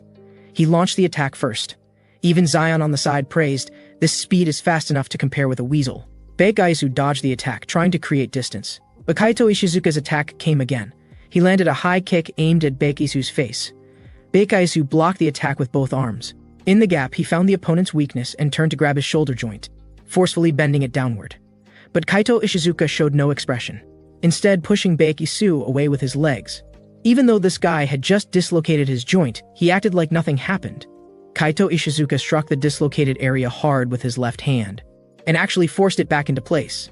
Baek Isu rubbed his wrist. "What an interesting guy. If you feel no pain, then what are you going to do next?" Baek Isu struck Kaito Ishizuka's arm with his elbow. Kaito Ishizuka countered with a punch to Baek Isu's face. But before he could celebrate, he noticed his own arm was bent at a grotesque angle. "You just don't feel pain, but you're not invincible." For the first time, Kaito Ishizuka showed anger. He kicked toward Baek Isu again. Baek Isu caught his foot and punched hard at his knee joint. Losing his balance, Kaito Ishizuka fell to the ground. Baek Isu raised his foot and stomped on his injured leg again. "If you're the ghost of street fighting, then I'm the demon from hell." Facing such a Baek Isu, Kaito Ishizuka showed fear for the first time. Meanwhile, Baek Dogyoung was heading back to Taisen clan. Jinung Ha said it wouldn't look good to return empty-handed should they bring some gifts. Baek Dogyoung teased him, "Since when does Taisen clan's demon make jokes? And my foolish brother, too.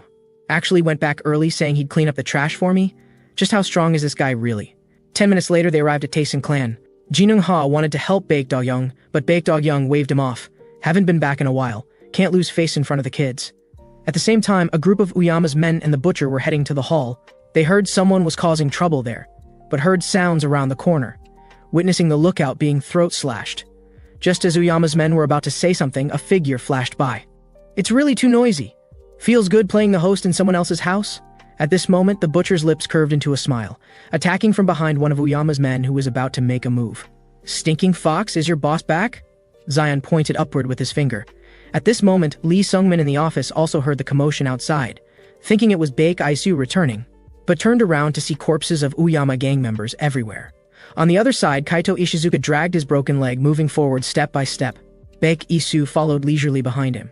Still able to stand up. What tenacious vitality. Suddenly, someone entering through the door caught both their attention. This shocked Nobuhiro Onigazuka beyond belief. He recognized this person as the real Baek Dogyoung. You actually want to target Taisen clan? If you want to see Taisen clan's height, then lie on the ground like this and crane your neck to look up. The next day, everyone gathered in the meeting room.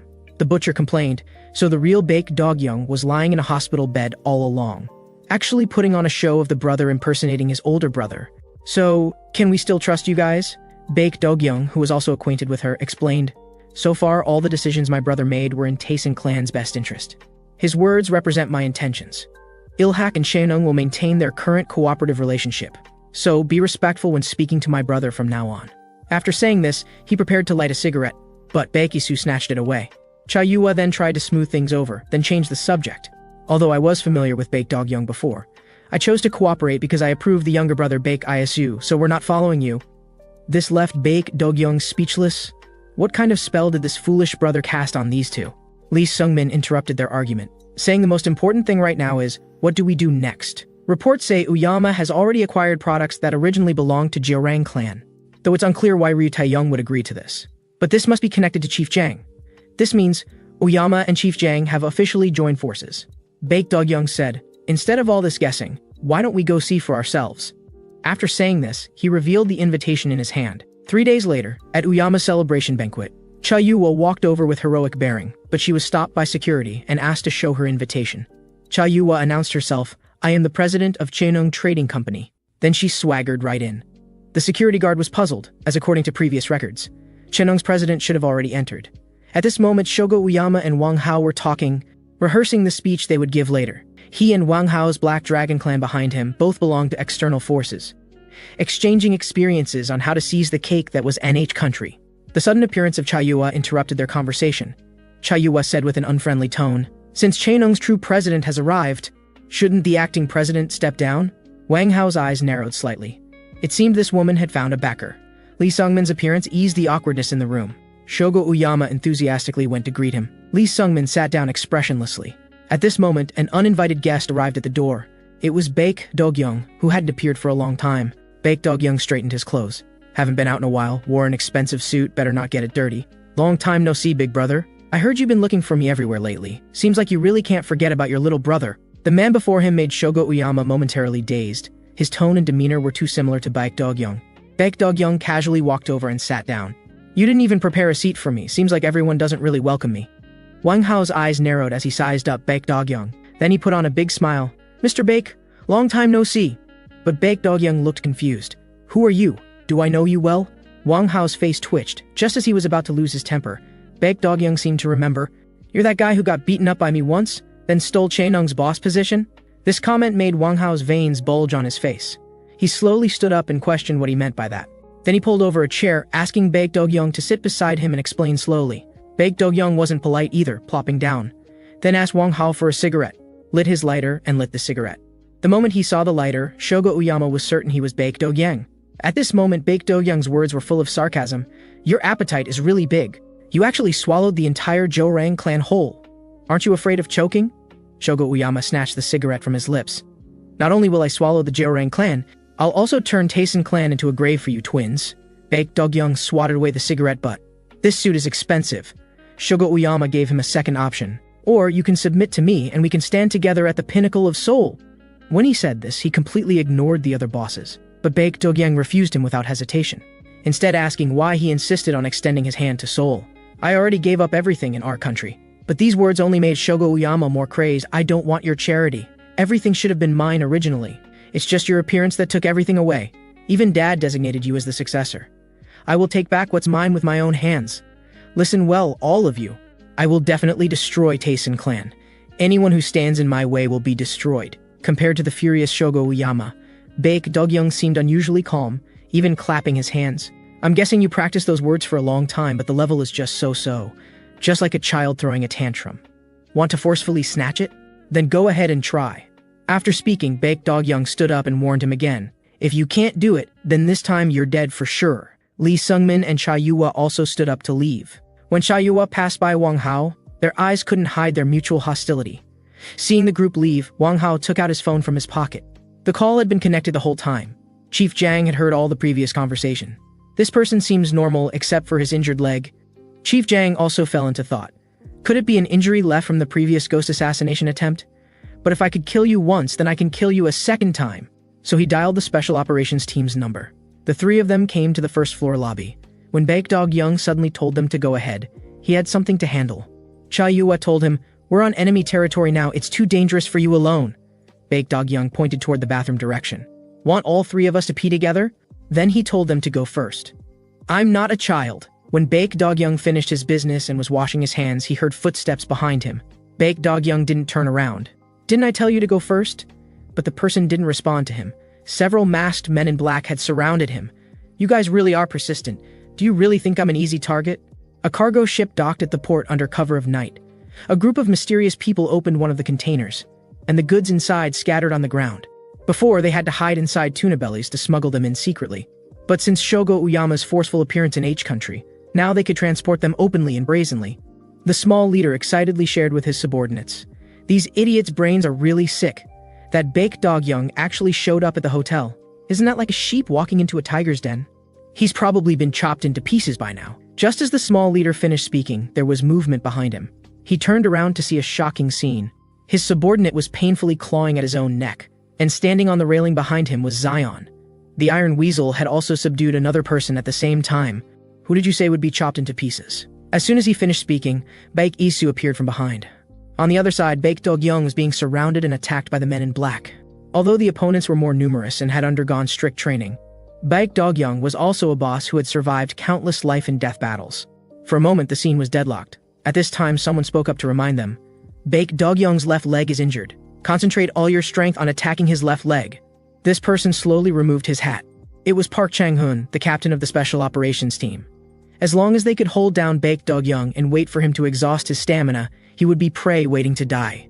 Following his command, the men in black continuously launched attacks on Baek Dogyoung. Just as Baek Dogyoung punched one person back, he was grabbed by the arm. Then the whole body hugged Baek Dogyoung, while another person stabbed at him with a dagger. Baek Dogyoung grabbed his neck with his backhand, then stuck out his foot to trip him, throwing the opponent out. At this moment, Park Chang-hoon drew his dagger and joined the battle, stabbing at Baek Dogyoung from behind. As Baek Dogyoung dodged, the opponent's knee was already at his abdomen. Baek Dogyoung could only use his arm to block.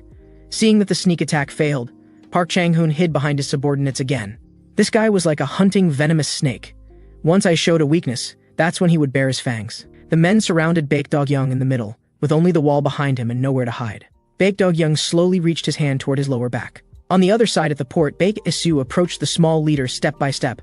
The small leader was very panicked, because he knew the opponent's strength was extremely formidable. But he still forced himself to calm down, and said Baek Isu shouldn't be here. Without his protection, Baek Dogyoung would be a lamb for slaughter. Hearing this, Baek Isu laughed. "This damn building wall is so hard to climb. Now my leg hurts badly." Zion immediately supported Baek Isu. The small leader heard this and looked like he'd seen a ghost, because the information he got was that Baek Dogyoung's leg was injured. Could it be that the person in front of him was Baek Dogyoung? He guessed right, the person at the hotel was actually Baek Isu. Others treated them as prey, but weren't they also hunters? Baek Isu forcefully kicked off the ground. His body shot out like a cheetah, instantly killing the three men in front of him. Park Chang-hoon also noticed that Baek Isu had just used his supposedly injured leg to exert force. He realized he'd been deceived. At this moment, all of the men in black's moves were anticipated by Baek Isu. He then made preemptive counter-moves, seriously injuring the two men in front of him again. One person still wanted to sneak attack from behind. Baek Isu directly caught his arm, then slammed this person hard on the ground. Then with a slash of his dagger, he severed the person's hand tendons. Park Chang-hoon wanted to confirm Baek Isu's identity, but got only a meaningful smile. Park Chang-hun hurriedly spoke into his radio about executing Plan B. Then he had all team members retreat first, and he would deal with Baek Isu together with Ghost. You're like a legendary existence to us. A superfan really wants to meet you. Before he finished speaking, a big slap hit his face. Chattering nonsense, so annoying, get lost. Ghost's tone was both unwilling and a bit excited. I clearly killed you before. Baek Isu instantly understood. His big brother had almost died at this person's hands. Then you won't be leaving today. There was such a special operations team that didn't exist in public. They specialize in carrying out assassination missions for the H country government. Members had no past, no relatives, no names, only cold numerical codes.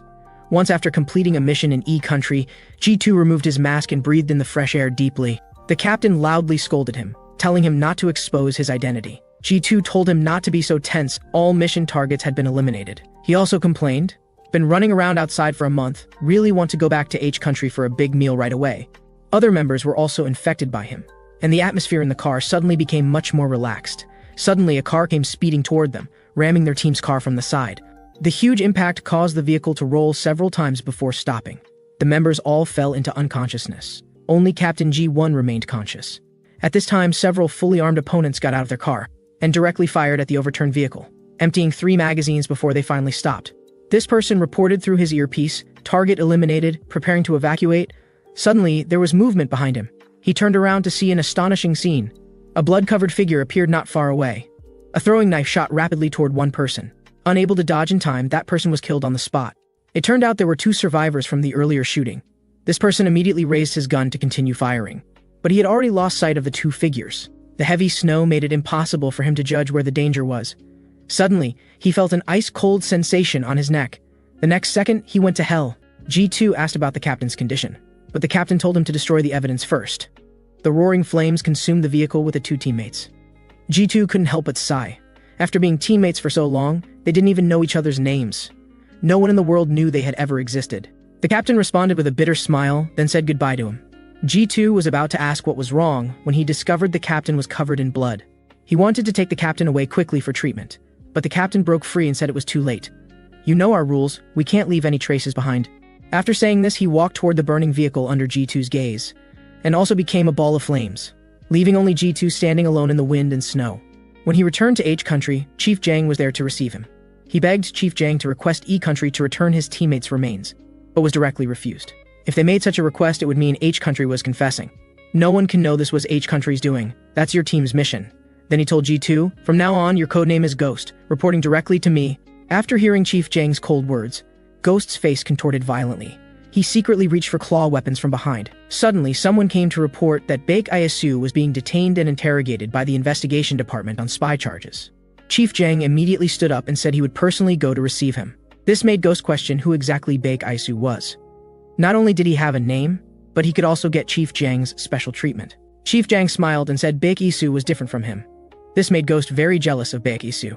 He vowed to kill Baek Isu to prove his own worth. Ghost thought he had succeeded last time, but he had killed the wrong person. Baek Isu didn't care about his psychological activities. He only knew his brother had almost died at this person's hands. So he directly launched an attack, kicking Ghost in the chest. Ghost staggered to steady himself, then told Park Chang-hun to go downstairs and turn off the power. Although Park Chang-hun didn't understand what he wanted to do, he still followed his instructions. Ghosts should exist in darkness, staring at their prey, then delivering a fatal strike. A throwing knife shot rapidly toward Baek Isu. Although Baek Isu's vision was impaired, the blade's reflection allowed him to make an accurate judgment. But then he noticed something wrong. A steel wire was wrapped around the weapon's handle. The life and death battle between the 2 began. The twin brothers had both become targets that Chief Jang must eliminate. If he had to choose one as the target, undoubtedly Baek Dogyong, who was still recovering from serious illness, was more suitable. Baek Isu keenly perceived everything, so the brothers switched identities to carry out the mission. Zion said Ghost had been beaten half to death by him before, but they still had to be careful of that guy. They undergo strict training and are Ghost specialized in assassination missions. Baek Isu interrupted Zion's rambling. Don't nag like an old mother. Ghost was indeed, as Zion said, an excellent hunter hiding in darkness. But don't forget, Zion had learned his fighting skills from Baek Isu. Ghost attacks were all blocked, and Baek Isu seized the gap in his attacks, using a reverse grappling move to slam Ghost into the ground. Just as Ghost was about to die under Baek Isu's blade, Park Chang-hun intervened to help. Facing the 2-man attack, Baek Isu still handled it with ease. This terrifying strength made Ghost even more excited. but he didn't dare to rush forward recklessly. To win, he could only wait for an opportunity. He had almost killed Baek Isu's brother. Baek Isu must be especially angry now. When people are angry, they might show weaknesses. But all this didn't seem to apply to Baek Isu.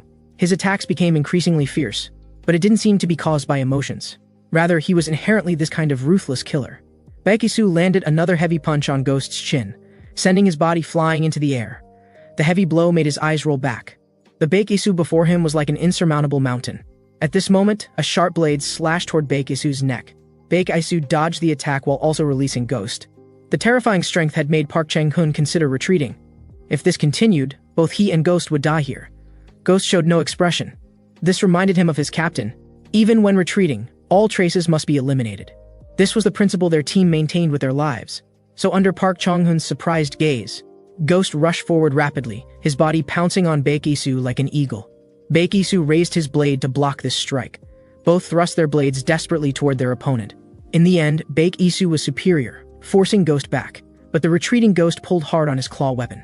The thin cord had wrapped around Baek Isu's ankle. Losing his balance, he fell backward. Ghost had been waiting for this moment. He leaped forward, determined to end the battle with this strike. But Baek Isu, who had already lost his balance, forcibly twisted his body, dodging the attack while counterattacking. Park Chang-hun watched in disbelief. Ghost, who had taken a heavy blow to the face, fell to the ground again, coughing up blood, but his expression became increasingly crazed. Baek Isu cut the cord around his ankle with his blade, looking at him coldly. Ghost supported himself on the ground again, preparing to attack Baek Isu's lower body, but his gaze was attracted by something on the ground. Baek Isu didn't understand why he suddenly stopped, but saw Ghost staring at a lighter on the ground. It had fallen from Baek Isu during the fight. Ghost picked up the lighter, his thoughts returning to that mission many years ago. Ghost lit the lighter. Burn it all. Nothing can be left behind. On the other side, Baek Dogyung, with Zion and the Iron Weasel's help, dealt with a group of enemies, then set everything on fire. Zion teased Baek Dogyung, asking if he felt sorry about it. Baek Dogyung didn't answer this question. He said to himself, foster father never allowed Uyama's people to touch this stuff. It can only be Shogo Uyama secretly manipulating it. That guy will do any dirty thing as long as he can make money.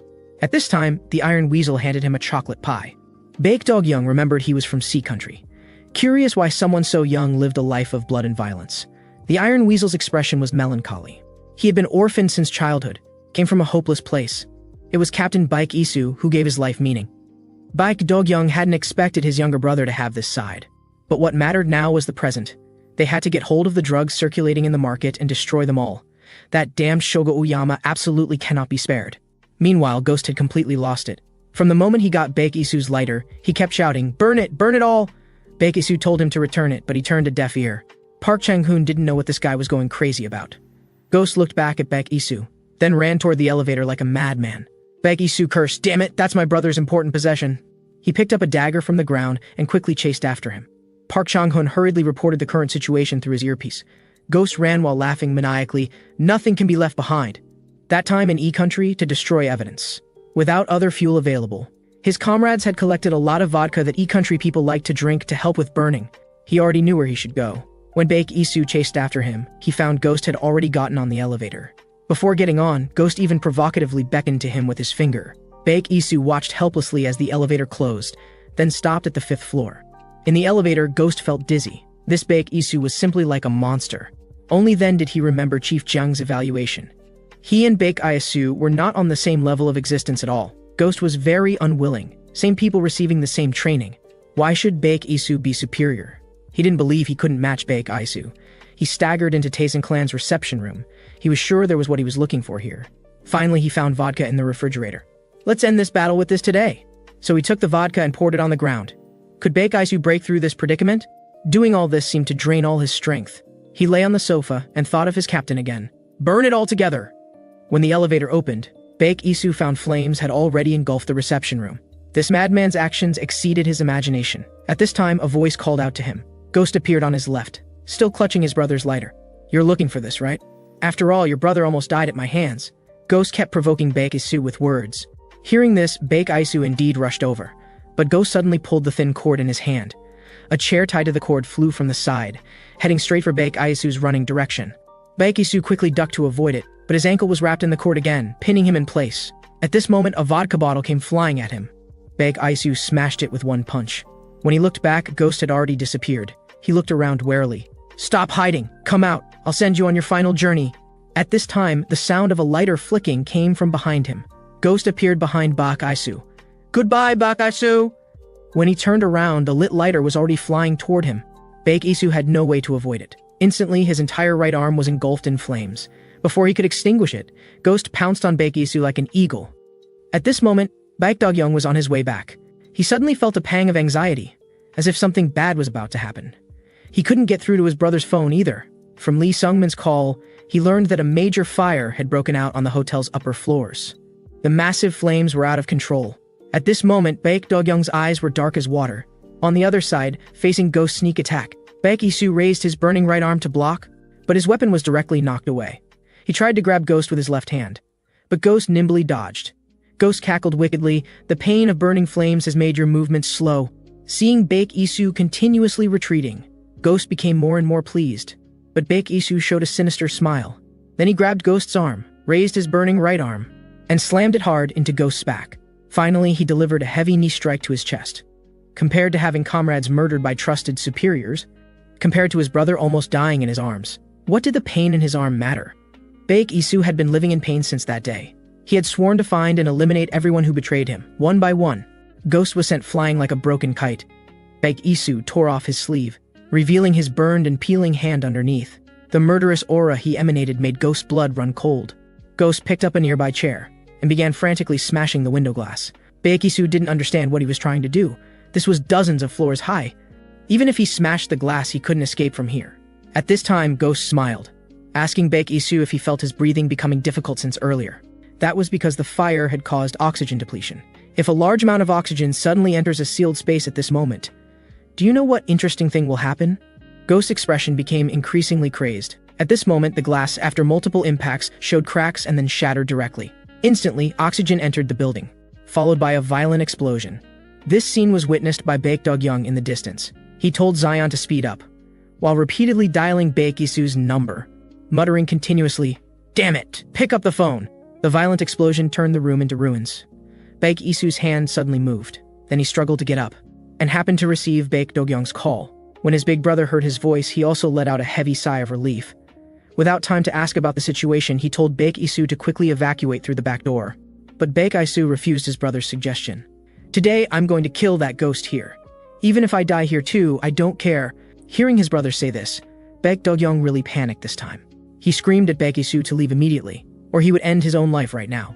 His brother's threat of death finally made Baek Isu compromise. After a long silence, he followed the directions toward the back door. At this time, a hand emerged from the ruins. Ghost crawled out from the debris, but there was no sign of Baek Isu around. "Weren't we supposed to burn together? Why did you leave me alone?" At this time, someone appeared in front of him. It was Park Chang-hun who had come looking. Ghost complained, "I thought you had already escaped. Baek Isu is seriously injured. Let's quickly catch up and kill him." Before he finished speaking, he felt a sharp pain in his abdomen. Park Chang-hun's dagger had penetrated deep into his abdomen. A cold voice sounded in his ear. "Don't blame me, I'm just following orders." On the other side, Baek Isu opened the rolling door. A beam of strong light hit his face. Standing outside was Shogo Uyama's group. Chief Jang also walked out from the crowd. "Long time no see, Baek Isu." Baek Isu reminded him of what he had said at the funeral before, that their conflict couldn't be resolved by just one or two deaths. When they met again, it would be time to give an answer. It seemed today one of them must fall. Chief Jang calmly removed his glasses and tucked them into his shirt pocket. At the same time, Baek Isu's attack arrived. Chief Jang also drew his claw weapon to meet him. He crouched to avoid the slash. Baek Isu's leg attack followed immediately. But Chief Jang was very familiar with his attack patterns and had already prepared to block. However, contrary to his expectations, his face still took a heavy blow, worthy of being Chief Jang's best student, able to forcibly change attack patterns after attacking. Before he could catch his breath, Baek Isu's dagger came at him again. The two locked weapons. While both were struggling, Chief Jang rotated his wrist and attacked toward Baek Isu's chin. The sudden change caught him off guard. Chief Jang had already seen that emotions were affecting Baek Isu's movements, making his attacks slow and stiff. This meant he had the upper hand in this battle. After saying this, the two grappled together again. In the blink of an eye, they had already exchanged more than 10 attacks. Watching from the side, Shogo Uyama and others were shocked. Nobuhiro Onigazuka, who had lost to Baek Isu before, wasn't very convinced. This time, seeing the evenly matched battle between the two, he finally realized he and Baek Isu weren't even in the same league. Shogo Uyama noticed his hand was trembling and consoled him not to worry too much about winning and losing. Then he found Kaito Ishizuka and asked about his injuries. Ishizuka said his right arm and right leg had compound fractures. Shogo Uyama's voice turned cold. What about the left hand? Ishizuka didn't know what was happening. Shogo Uyama grabbed his left hand and shoved a gun into it. At this moment, the hotel's front entrance had been blocked by police and firefighters. Baek Dog-young's car couldn't get through at all. He anxiously called Lee Sungmin and learned that Lee Sungmin and Cha Yua were waiting at the front entrance, but hadn't seen Baek Isu at all. Then he could only have gone through the warehouse back door. Lee Sungmin reminded him that if the front entrance was sealed, the back door was most likely sealed too. But Baek Dog-young couldn't care about that now. If necessary, he planned to force his way through. Cha Yua took the phone, disagreeing with Baek Dog-young's reckless behavior. What Baek Dog-young needed most now was to stay calm. Otherwise, before they could charge through, they'd be turned into Swiss cheese by the police. Cha Yua told Baek Dog-young to guard the warehouse back door and rendezvous with the approaching butcher to ensure they had backup for the retreat. The situation inside the hotel was left to them. This time Lee Sung-min had brought all 9 knives. This was also 9 knives' chance to prove themselves. Baek Dog-young followed Cha Yua's arrangement. Zion jerked the steering wheel hard, making the car do a 180-degree turn. Meanwhile, police reported over the radio, suspicious vehicle spotted. At the same time, someone else received the message. This person calmly took out a cigarette. Little punks, get ready for battle. This person was Wang Hao and his men, who had been lying in ambush. The battle between Baek Isu and Chief Jang continued intensely. Both had sustained varying degrees of injuries. Baek Isu asked the question that had been weighing on his heart. Why did you do this to me? His words were interrupted by a gunshot. The shooter was Kaito Ishizuka. Shogo Uyama apologized repeatedly. Sorry, it was just too boring standing here. We should have ended this earlier. Only then did Baek Isu notice blood gushing from his abdomen. Chief Jang also looked incredulous. At this moment, Wang Hao was smoking at the back door. Once the balance of the underground order is broken, a new player is needed to maintain it. This is the same thing they've been doing for over a decade. In the end, nothing has changed. Just then, a car came speeding from the distance. The person he'd been waiting for had finally arrived. But he didn't know whether it would be Taesin clan leader Baek Dog-young or his younger brother Baek Isu, the special task force captain. Baek Dog-young ran his fingers through his hair. I don't have time for your nonsense today. Either get out of the way or die. Wang Hao's face turned fierce. You'll have to ask my brothers behind me if they agree to let you pass. With his younger brother's life hanging in the balance, Baek Dog-young was already on the edge of losing it. Suddenly, gunshots in the distance caught both men's attention. Zion and the Iron Weasel both became alert. Baek Dog-young was stunned for a few seconds. Then, with a roar, his figure lunged at Wang Hao like a leopard. A speeding car interrupted him. It was the arriving Taesin clan members, led by someone who was once Wang Hao's subordinate, but now stood on the opposite side, the butcher. The butcher said she would be the vanguard. Let Baek Dog-young do what he should do. On the other side, Kaito Ishizuka was also startled by the gunshots. Shogo Uyama explained nonchalantly. Being a spectator is really boring. Then he put his arm around the trembling Kaito Ishizuka, telling him to relax. This shot was aimed at Baek Isu's head. The gunshot rang out again. Baek Isu suddenly rolled to the side, taking cover behind a bulldozer. Chief Jang approached the two men with a stern expression, kicking the gun out of Kaito Ishizuka's hand. Shogo Uyama didn't understand what he meant. The two of them were in a cooperative relationship now. Chief Jang grabbed him by the collar. Who gave you permission to shoot here? This isn't our country. Before Shogo Uyama could speak, an axe was placed against Chief Jang's neck. Move again and I'll take your head off. It was Nobuhiro Onigazuka who had acted. But Shogo Uyama wasn't grateful, angrily telling him to get lost. Only then did Nobuhiro Onigazuka lower his axe. Shogo Uyama slowly pushed away Chief Jang's hand. Are you angry because I fired the gun, or because you feel guilty about Baek Isu? This seemed to hit Chief Jang's sore spot. He directly pulled out his pistol from his jacket and aimed it at Shogo Uyama. Baek Isu can only be dealt with by me, understand? Shogo Uyama smiled mockingly and said he understood. After all, Baek Isu wasn't his target anyway. Suddenly, a group of people appeared on the scene. I told my godfather long ago that mad dogs should be beaten to calm them down. Baek Isu also heard his older brother's voice. Shogo Uyama seemed very happy. The person he was waiting for had finally arrived. My brother, tell me who's been bullying you. Who do I need to kill first? Shogo Uyama was also excited to see him, as his target was Baek Dog-young. However, he was also curious about how Baek Dog-young managed to break through Wang Hao's defenses. Baek Dog-young told him not to worry about it, and suggested he worry more about whether he'd live to see tomorrow's sunrise. At this moment, Wang Hao was facing off against a menacing butcher, with intense headlights making it impossible for Wang Hao and his men to open their eyes. Gu Changjun didn't understand why they let Baek Dog-young in. while Wang Hao nonchalantly lit a cigarette. Shogo Uyama was never really one of them. So wouldn't it be perfect to let Baek Dogyoung and them fight each other like dogs? Besides, if Baek Dogyoung didn't die by his hand, they wouldn't become targets of the Taesun clan's revenge. All they needed to do was hold off the butcher in front of them and wait for the outcome. However, the weapon he had trained was now turned against him, which made him extremely displeased. Wang Hao quickly dodged the butcher's slash. "Let me teach you what respect for your teacher means." But the headlight behind the butcher shone directly at him, making his eyes unable to open from the glare. The butcher seized the opportunity to strike again, cutting his sleeve. Wang Hao thought to himself, "That was close." The butcher gave him no chance to catch his breath, unleashing countless strikes, forcing Wang Hao to retreat repeatedly until he hit an obstacle. The butcher found the perfect opportunity and immediately pressed forward, while Wang Hao barely managed to dodge this attack. "You've improved quite a bit from before, but your biggest problem is being too impatient." After saying this, Wang Hao braced himself against the obstacle, then launched his body into the air and kicked away the butcher's weapon. While the butcher was stunned, he delivered another kick directly to her face, causing the butcher to stumble backward. Wang Hao then launched an even more ferocious attack. "Although you've grown a lot, it's still far from enough. If this is all you've got, then your life ends here today." On the other side, Baek Dogyoung also drew his blade to face Shogo Uyama's group. Nobuhiro Onigazuka pushed through the crowd and walked forward, then popped a whole bottle of pills into his mouth. He wanted to wash away his previous humiliation. Zion told him to come play with him instead, then told Baek Dogyoung to go find team leader Baek Isu. Kaito Ishizuka on the side was preparing to grab a gun, but Iron Weasel blocked his path. "How can you be so shameless? Taking potshots while others are fighting? Believe me when I say I can have you lying down obediently within a minute?" Chief Jang saw the menacing Baek Dogyoung and felt the situation was getting increasingly complex. His primary mission was to find Baek Isu, but there was no trace of him behind the bulldozer. Suddenly, Baek Isu leaped down from on top of the bulldozer, striking down from above. Baek Dogyoung walked step by step toward the crowd, shouting, "Get out of the way if you don't want to die." Hearing his arrogance, everyone charged at him. Baek Dogyoung severely injured one person with a single horizontal slash, then rushed into the crowd with his blade flashing, filling the area with screams of agony. Although Baek Dogyoung hadn't received professional training like his younger brother, long-term street fighting had honed his ruthless edge. While his movements weren't flashy, every attack targeted his opponent's vital points. Before long, everyone was left with broken arms and legs, wailing in pain. Yet these people didn't retreat and continued charging at him with loud shouts, only to be met by a group of people in white suits who suddenly appeared. Baek Dogyoung momentarily didn't recognize who they were, until Lee Sungmin appeared on the scene. These were the 9 blades he had brought. He told Baek Dogyoung that he would hold off this group, urging Baek Dogyoung to hurry and find Baek Isu.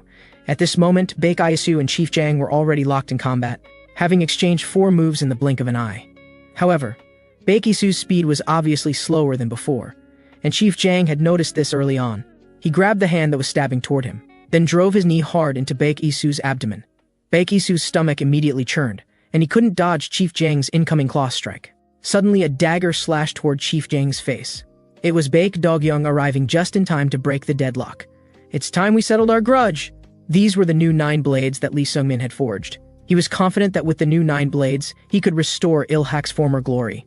The 3 men calmly watched the enemies surrounding them. Suddenly, a figure flashed in front of one person, then delivered a heavy punch that sent him flying with an afterimage. When someone tried to ambush Lee Sungmin, this person turned around and pulled out a dagger, then landed another heavy punch to the opponent's abdomen. This was one of the new 9 blades, Hercules, a former professional boxer who had been the club's promising genius. But during one match, an accident occurred when his opponent illegally extended his fingers, driving them deep into his eye socket and blinding his left eye on the spot. The opponent even taunted him as a loser, and this person was the former Jerang clan leader Ryu Taeyong. He agreed to join the 9 blades for revenge. Hercules was incredibly brave on the battlefield, but someone was preparing to attack him from behind. As he was about to turn and block, his comrade Longmao severed the attacker's hamstring with a blade. Hercules complained, "You got my stylish clothes dirty." Longmao told him to shut up, or he'd dye all his clothes blood red. This was the son of the original 9 Blades Old 8, Gujun. The two wreaked havoc in the crowd. Zion watched this scene with considerable interest in the new 9 Blades. But he forgot he also had an opponent to face. Zion hurriedly dodged backward, only to see that Nobuhiro Onigazuka's condition seemed off, acting like a madman with saliva flowing. "I bet what you just took wasn't cold medicine." Unexpectedly, he was grabbed from behind and couldn't move. Nobuhiro Onigazuka told him to hold on tight, then swung his axe at Zion with a maniacal laugh. Seeing this, Zion tripped the person behind him with his foot, then fell backward to dodge the strike. When Nobuhiro Onigazuka's axe came down again, Zion rolled hard to the side, and the person beneath him became collateral damage. Zion was stunned by this bloody scene. This was Nobuhiro Onigazuka's own subordinate. But Nobuhiro Onigazuka didn't care at all, saying he had plenty more subordinates like that. On the other side, Baek Dog-young's dagger slashed at Chief Jang, leaving a deep wound on his face. It's time we settled our accounts. Chief Jang seemed unable to believe he could be injured by Baek Dog-young. Baek Dog-young asked how Baek Isu was doing and was told he was fine. Chief Jang gentlemanly lit a cigarette, telling Baek Dog-young to go take care of his younger brother first. He could wait for them. Seeing that his younger brother was in so much pain he couldn't stand straight, Baek Dog-young told him to sit and watch. He would deal with Chief Jang quickly. The battle between the two was about to begin. However, what Chief Jang didn't expect was that Baek Dog-young made no probing attacks at all, charging straight at him. Chief Jang thought he had found an opening and tried to finish Baek Dog-young with a horizontal slash, but saw Baek Dog-young retreat in a strange posture. Then he kicked Chief Jang in the lower abdomen. Chief Jang had never seen such fighting techniques, and his consecutive attacks were all read by Baek Dog-young. He now had to reassess the man before him. Baek Dog-young was more troublesome than expected, truly worthy of being someone who could dominate the underworld. Suddenly, the sound of a blade scraping against the ground rang out behind him. Baek Dog-young turned to see a terrifying sight. Someone was raising their weapon high above their head. Baek Dog-young urgently shouted a warning. But Baek Isu seemed to have no strength left to dodge. It was too late for Baek Dog-young to rush over and stop it. Shogo Uyama intended to turn this place into the brothers' graveyard. Baek Dog-young screamed in despair, an unprecedented sense of powerlessness welling up in his heart. Suddenly, someone leaped through the air and split Shogo Uyama's weapon in half. It was Iron Weasel, who had been holding back. Shogo Uyama didn't expect the Taisen clan to have such a skilled fighter. The two quickly engaged in several exchanges. An evil smile spread across his lips, as his katana flashed like lightning toward Iron Weasel's neck. Iron Weasel barely managed to dodge by leaning back hard. The opponent's sudden change in speed left him shaken. He quickly pulled back to reassess the man before him. Baek Dog-young urgently warned Iron Weasel not to be careless. While Shogo Uyama looked casual on the surface, he was actually a skilled swordsman. Chief Jang saw him distracted and exposed, so he attacked, wounding Baek Dog-young again. Baek Dog-young was in agony. Not only was his opponent troublesome, but he also had to constantly watch his younger brother behind him. The situation looked grim. On the other side, the butcher had been defeated. Wang Hao told her, "When I gave you this 100 flowers weapon, I hoped you would bloom brilliantly like a flower. But I never expected you to end up opposing me. Since you're so ungrateful, I'll send you on your final journey." Suddenly, dozens more cars arrived on the scene. Wang Hao sneered, "I didn't expect we'd have more guests." The arrivals were Nine Blades member Choi Chien-ho and Yaksha Jinung-ha. The subordinates were also stunned to see these legendary figures. "Wang Hao, we still have a score to settle." Then Choi Chien-ho told Jinung-ha to do what he needed to do. He'd handle things here. Wang Hao also sent his subordinates to other battlefields, knowing what score Choi Chien-ho was referring to. The original Nine Blades captain had died by his hand. When Underworld enemies came seeking revenge, he would face them head-on. Choi Chien-ho launched the first attack, throwing a heavy punch at Wang Hao's abdomen. But Wang Hao steadily blocked it. Wang Hao countered with a whip kick that hit Choi Chien-ho, but it was also blocked. However, Choi Chien-ho's next punch landed solidly, sending Wang Hao staggering back 5 or 6 steps. The butcher was amazed by Choi Chien-ho's terrifying strength. A subordinate told her that legend had it Choi Chien-ho was once a man who stood at the peak of the underworld. At this moment, Wang Hao loosened his joints and mocked Choi Chien-ho for being old, his strength no longer what it used to be, while he himself had always been in the thick of the underworld maelstrom, never daring to slack off in training. He then swung his weapon horizontally at Choi Chien-ho. Choi Chien-ho tried to block, not realizing Wang Hao's attack was a feint. Wang Hao's back kick landed solidly on Choi Chien-ho's chest, followed by a blade strike that wounded him. Choi Chien-ho was forced back against a car. With nowhere left to dodge Wang Hao's attacks, he could only punch forward to meet them head-on, landing a solid hit on Wang Hao, and sending him flying backward. Wang Hao couldn't believe it. He had clearly been winning. Yet his opponent had found an opening and struck back. Choi Chien-ho told him they were both old-timers from a bygone era, with no place among the new generation. This time, he wasn't here for revenge.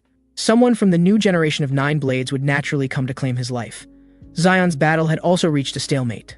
Every time he dealt with one person, another group would charge at him. And there was also that madman Kaito Ishizuka launching sneak attacks. This guy seemed tireless. He wanted to break free quickly and find Baek Isu. Then Jinung-ha appeared beside him, telling him to hurry and find Baek Isu. He'd handle the remaining riffraff.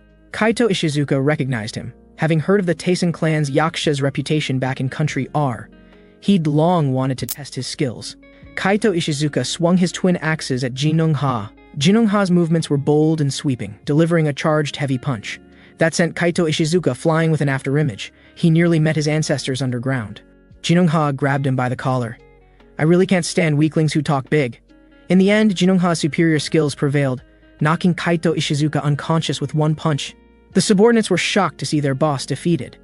Jinungha flexed his shins and ordered his men to finish everyone off. On the other side, Choi Cheonho warned Wang Hao that someone would naturally come to claim his old life. Wang Hao had long lost patience with his rambling. Though both he and Choi Cheonho were old-timers from the previous era, he still had great ambitions. He then told Choi Cheonho to bring it on. Facing the charging Choi Cheonho, he sneered inwardly. Though he possessed speed that didn't match his large frame, his attack patterns were too predictable. He seized the opening and punched toward his opponent's abdomen. But Choi Cheonho didn't budge an inch, and instead smiled, then concentrated all his body's power into his rear hand. Wang Hao realized something was wrong, and felt like he'd been hit by a train. At this moment, Choi Cheonho showed no joy at landing the hit, because Wang Hao had seized his arm, then stepped on his shoulder, and delivered several kicks to Choi Cheonho's face. The two separated. "You're not going down that easily, are you?" Wang Hao's voice reached Choi Cheonho's ears. "If you don't give it your all today, you'll lose your life here." Hearing this, Choi Cheonho charged again, but Wang Hao kicked his knee, then chopped down on Choi Cheonho's neck with a knife hand strike. While his opponent was dazed, he landed another whip kick on Choi Cheonho. The giant of the 9 blades finally fell to the ground.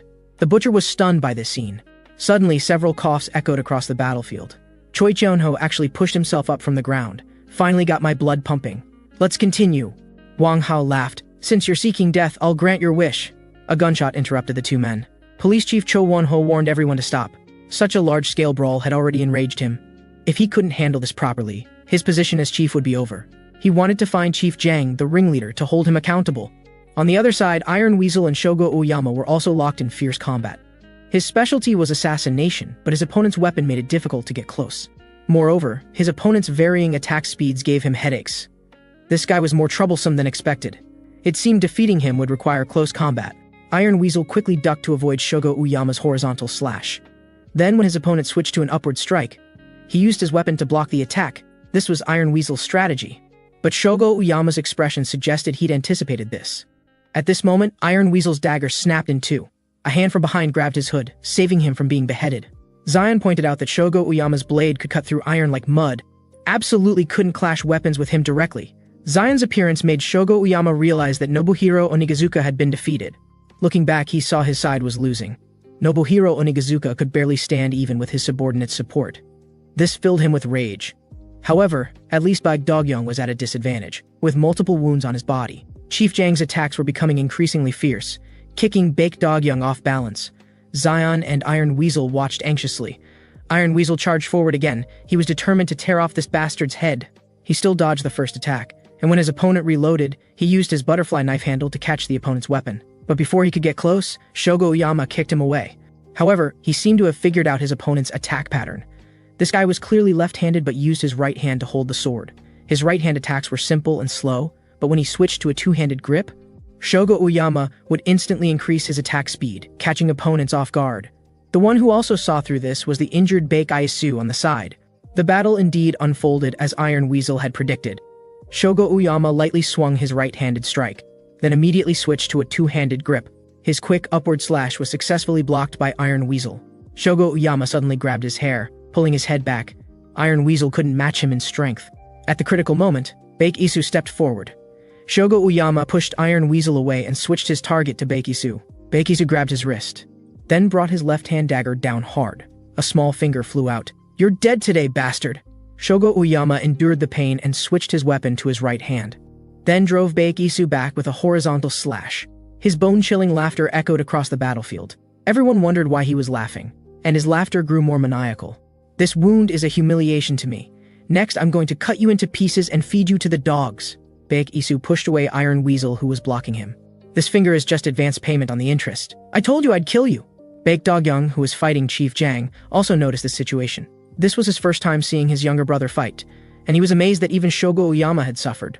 While he was pleased that his younger brother was so capable, Chief Jang's size 44 foot came flying at him. "Getting distracted while fighting me?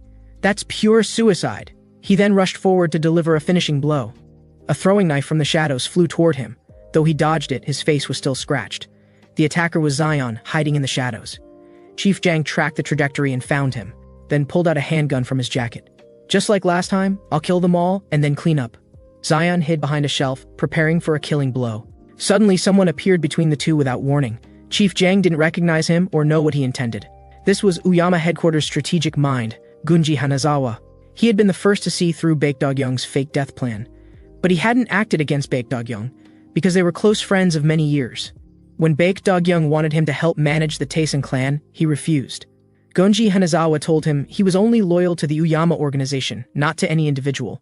Back when Baekdog-young was with the Uyama group in Country R, Gunji Hanazawa had chosen to support him because their philosophies were similar. But after Baekdog-young left the organization, Shogo Uyama gradually took control of Uyama. Though this guy used bloody methods against hostile forces, the end result was that Uyama's influence in Country R became more stable. Baekdog-young tightened his grip on the lighter, still believing the current Taisen clan was his best choice. Here, Gunji Hanazawa introduced himself to Chief Jang, then pulled out his phone and handed it to him, saying the Uyama group chairman wanted to talk to him. Hearing this, Shogo Uyama also stopped his actions. He didn't understand why his father wanted to interfere. Tetsuji Uyama's voice was ice cold as he asked, "My two sons are fighting, and what role are you playing in this?" Chief Jang knew well the Uyama group's immense power in Country R, and that Tetsuji Uyama was not to be trifled with, so he spoke in a moderate tone about the current situation. After hearing this, Tetsuji Uyama said this was just a family matter, and hoped Chief Jang would withdraw from the brothers' conflict. Right now, both Shogo Uyama and Baekdog-young belong to independent organizations. And before either side won, the Uyama group wouldn't support anyone. As a show of sincerity, he could transfer the hotel's operating rights to Chief Jang. Otherwise, he would personally come to have a chat with Chief Jang next time. Such a blatant threat left Chief Jang silent. At this moment, Shogo Uyama became emotional, questioning what his father really wanted. Tetsuji Uyama didn't answer his question, but asked him in return if he weren't his son, and was just an ordinary Uyama member, would he still be loyal to Tetsuji Uyama? This conflict also ended due to Tetsuji Uyama's intervention. Cho Wonho was extremely furious at this moment. Such a large-scale fight would drag him into a huge media storm. He sternly warned Chief Jang that he wouldn't pretend this never happened. Wait for punishment from above. Baek Isu, supported by his older brother, walked out of the hotel. The fight between Wang Hao and Choi Cheonho also ended. Only Shogo Uyama was deeply frustrated. He had set up an elaborate trap. If his father hadn't interfered, the Baekdog-young brothers would have died here today. The hatred that couldn't be vented in the burning flames would surely ignite new conflicts. Someone was drinking red wine while overlooking everything happening below. The fires of a new era would burn with the wind. 2 months after the hotel arson case, Cho Wonho held a press conference about the incident. He first apologized to all citizens, then explained that the arson case was unrelated to the violent conflicts between organizations, and that the suspect had been arrested in Country R. But the reporters didn't believe this nonsense at all. With Country H's violent crime escalating, reporters questioned what measures Cho Wonho had. Cho Wonho righteously declared that to clean up Seoul's violent organizations, the police would join forces with the military to establish a new enforcement department, One Sink. These people were all professionally trained and could easily overwhelm ordinary gangs. But the truth was that these people used extremely bloody and violent methods. After eliminating small gang leaders, one person would randomly point at a bald subordinate and tell him he was now the boss. The bald man didn't understand what was happening and hesitated about whether to agree. The person's cold voice entered his ears again. "If you don't agree, I'll kill you first, then let someone else be the boss." The bald man fearfully agreed repeatedly. Next, this person threw a travel bag at the bald man's feet. The bald man tremblingly opened the bag and found it full of white powder. This person told the bald man that from now on, he would receive this stuff every month and was responsible for turning it into money. He wouldn't ask about the methods. Within the Taisen clan, they were also analyzing the current situation. In these 2 months, One Sink had already swallowed many small forces. The Taisen clan needed countermeasures, or they would be in danger. Left Eye didn't really understand these brain-intensive matters. Lee Song-guk continued explaining to him. Previously in Seoul, there were 5 coexisting powers: Jarang Clan, Cheonung Trading Company, Ilhak, HHS Entertainment, and Taisen Clan. The various forces checked each other, maintaining balance. But now we're facing a major reshuffling. One Sink has absorbed the Jarang Clan and some small forces. Currently, it has formed a 3-way standoff with Taisen Clan and HHS Entertainment. Moreover, One Sink has government backing, so they can act without any scruples or bottom lines. This way, some fence-sitters still watching will gradually approach them. And HHS Entertainment currently shows no movement. Han Haesong and Ryu Taeyong are close friends, but he didn't appear in the last conflict. So now HHS Entertainment is a very big, unstable factor. Once they betray us, it's just a matter of time before Taisen Clan gets swallowed. Lee Sungmin suggested they should avoid friction with HHS Entertainment now, and could negotiate an alliance under Ilhak's name, since many organizations once belonged to Ilhak. He then asked for Baekdog-young's opinion. Baek Dog-young agreed with this approach while also reminding him to be mentally prepared. Not many organizations still felt loyalty to Il-hak anymore. Such blunt words made Left Eye and others quite displeased. Baek Dog-young announced that this time Taesun Clan and Il-hak would act separately, one playing the good cop, the other the bad cop. Lee Sung-min didn't understand his plan. Baek Dog-young said this wasn't a plan, it had already begun. At the same time, in the Gangnam district on HHS Entertainment's territory, a bald man was pushing through crowds and running frantically down the street, then hid behind an alley to observe the situation. He didn't understand where those bastards had come from. Just as he was about to call for backup, a figure appeared before him and slammed the bald man against the wall. The bald man was knocked unconscious. This person was Baek Isu, who should have been recovering from his injuries. Hearing Baek Dog-young say that Baek Isu had already made his move, Lee Sung-min thought he was too impulsive. Chayua also thought it was inappropriate since Baek Isu had been seriously injured before. But Baek Dog-young told them domineeringly that if HHS Entertainment didn't bare their fangs, everything would be fine. But once they did, they'd eliminate them first. Most importantly, Baek Isu was currently very angry inside and needed an outlet. At this moment, Baek Isu threw a phone in front of the bald man. The bald man trembled, not knowing what he wanted. Baek Isu stepped on his chest, telling him to make calls for backup. Call anyone. Get everyone you can call here. Tell them Baek Isu from Taesun Clan is here. Lee Sung-gook was not only well-versed in the structure of various forces, but also graded people based on actual combat situations. Seeing the expectant looks of the new Nine Blades members, Lee Sung-gook became even more carried away, starting to lecture them like a senior. This immediately angered Gujun, and Left Eye quickly tried to calm him down, since this data was indeed helpful to them as newcomers.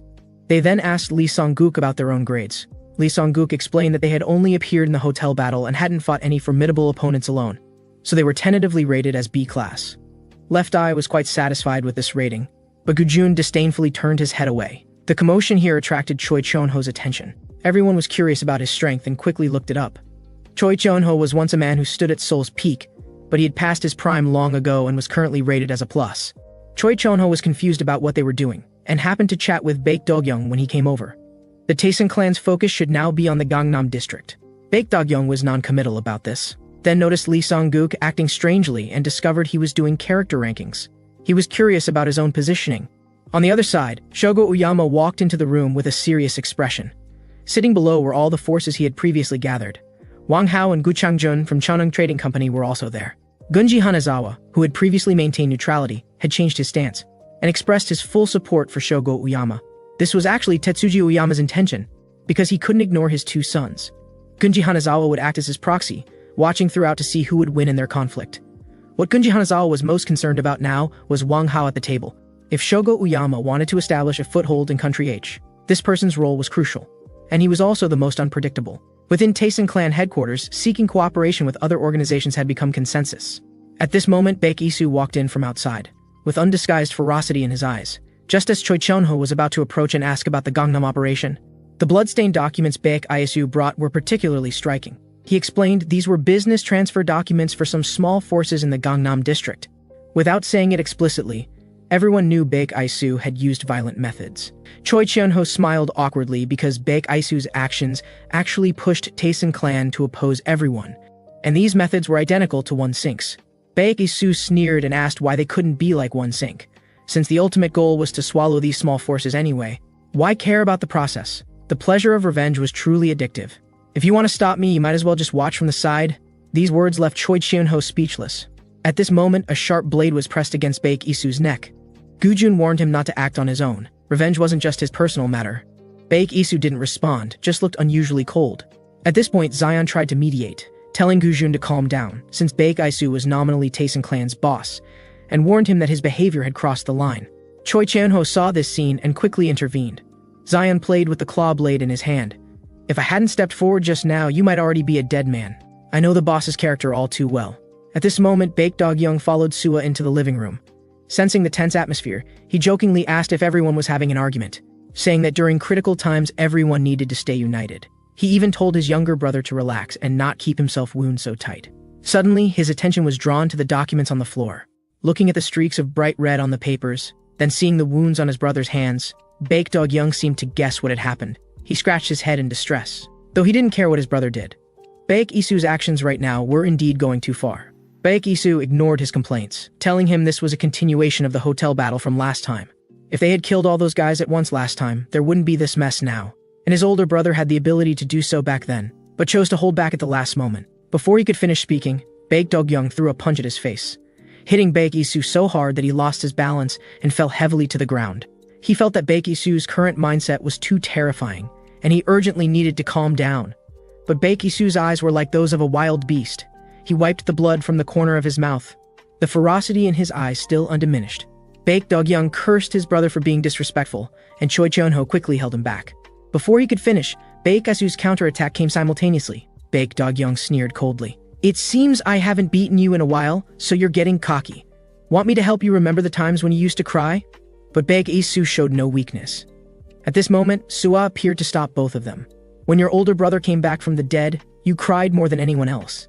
Do you want to send him to the hospital again?" Baek Dog-young chimed in from the side. Exactly. This kid has no manners at all." But he was scolded by Sua. "You're no better. You don't act like an older brother at all." Choi Cheon-ho quickly pulled Left Eye and the others away from the center of the conflict. At this time, an uninvited guest arrived at Tetsuji Uyama's residence in Country R. The guard seemed very afraid of this person, stuttering as they asked about his purpose for coming. This person explained that he came to find the boss to confirm something. The guard informed him that the boss didn't want to see anyone today, but this person didn't want to dwell on this issue. A pair of large hands rested on his shoulders, and the calluses on his knuckles indicated he was a martial arts expert. "Are you two trying to stop me?" At this moment, Tetsuji Uyama was studying a chess game when a rough voice came from outside. "Big brother has been cooped up in his room so long he's become an old man."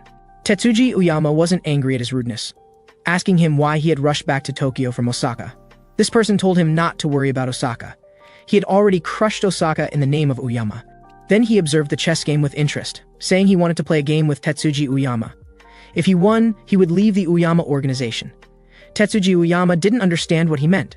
Taiga Muto said it was all because of Shogo Uyama. Shogo Uyama was grabbing territory on Country H's soil, and as his teacher, he should have stood by his side. Hearing him say this, Tetsuji Uyama tightened his grip on the chess piece in his hand. If Taiga Muto intervened, it would break the balance. He didn't want anyone to get involved in the succession struggle. Taiga Muto said this was why he was leaving Uyama. From now on, he would stand by Shogo Uyama's side in a personal capacity, and no one could use this as leverage. Moreover, it had always been Tetsuji Uyama who broke the balance. From the moment Shogo Uyama left Country R, Uyama had cut off his support. What was the difference between this and abandoning him? Tetsuji Uyama had favored Baek Dog-young from the very beginning. These words enraged Tetsuji Uyama, and he swept away the chess pieces in his hand. But Taiga Muto ignored his fury, pointing out that he had no chess pieces left in his hand, so he had already lost. Then he left without looking back. Inside a small loan company in the Gangnam district of Country H, Left Eye came to negotiate in the name of Taesin Clan, hoping the other party would join Taesin Clan, for which Taesin Clan could provide them with security protection. Baek Isu stood outside the corridor listening to their conversation. The small boss looked at Left Eye with amusement, saying there were 3 issues that needed explanation. The first was that this kind of cooperation required at least the Taesin Clan boss to show up in person. Left Eye explained that the boss was busy with other matters, and he was fully responsible for the cooperation. The other party seemed unconvinced by this explanation. The second issue was that they were all waiting for HHS's orders before one sync would move. If they wanted them to switch sides, they needed to show advantages over one sync. Hearing this, Baek Isu stepped on the coffee table. "The fact that you can sit here and negotiate with us is already our greatest sincerity." The boss stopped his subordinates who were about to make a move, then said he knew Baek Isu, knowing he was the shadow boss of Taesin Clan and the most prominent figure on Seoul's streets recently. "But the more prominent you are, the more people envy you." He turned around to see the corridor filled with people watching like tigers eyeing their prey. These nobodies all wanted to step on Baek Isu to climb up. Left Eye looked panicked. "There are way too many people." Baek Isu smiled wickedly. "My older brother told me not to go crazy, to stay restrained, but I was just worrying about finding an excuse to fight." Then he said he'd leave the remaining 3 people to Left Eye, while he took off his shirt. People in the corridor were frantically smashing doors and windows. A fist wrapped in clothes broke through the window, slamming one person hard into the ground. Left Eye frantically dealt with the 2 people rushing at him, knocking one out with an uppercut, then grabbing the other's head and slamming it hard on the table. On this side, Baek Isu took out one lackey with a single punch. This invincible momentum intimidated everyone. At this moment, a figure appeared behind the crowd. It was Baek Dog-young carrying a box of milk. "Are you causing trouble again? I even brought gifts." Baek Isu took out another lackey with one punch, then explained. This time they threw the first punch. Hearing this, Baek Dog-young threw away the milk. "Since we can't reason properly, I happen to know a skill or two about fighting." Afterward, the 2 brothers leaned against the wall corner smoking. Baek Isu handed him an ordinary lighter. Seeing his older brother's slight frown, he explained guiltily, During the big fire last time, I lost the lighter you gave me. Baek Dog-young cursed him for being a wastrel. That lighter was a symbol of Tetsuji Uyama, but then he became resigned. Anyway, he now had irreconcilable conflicts with Uyama Group, so it was time to cut ties with them. However, Baek Isu had gone too far this time. Although he was now the boss of Taisen clan, he had also become the target of everyone's attention. His every word and action wasn't just personal behavior, but represented the attitude of the entire Taisen clan. What was needed most now was personal ability to unite people, not violent means to suppress them. That way the organization would be very unstable. His older brother's words made Baek Isu fall into deep thought.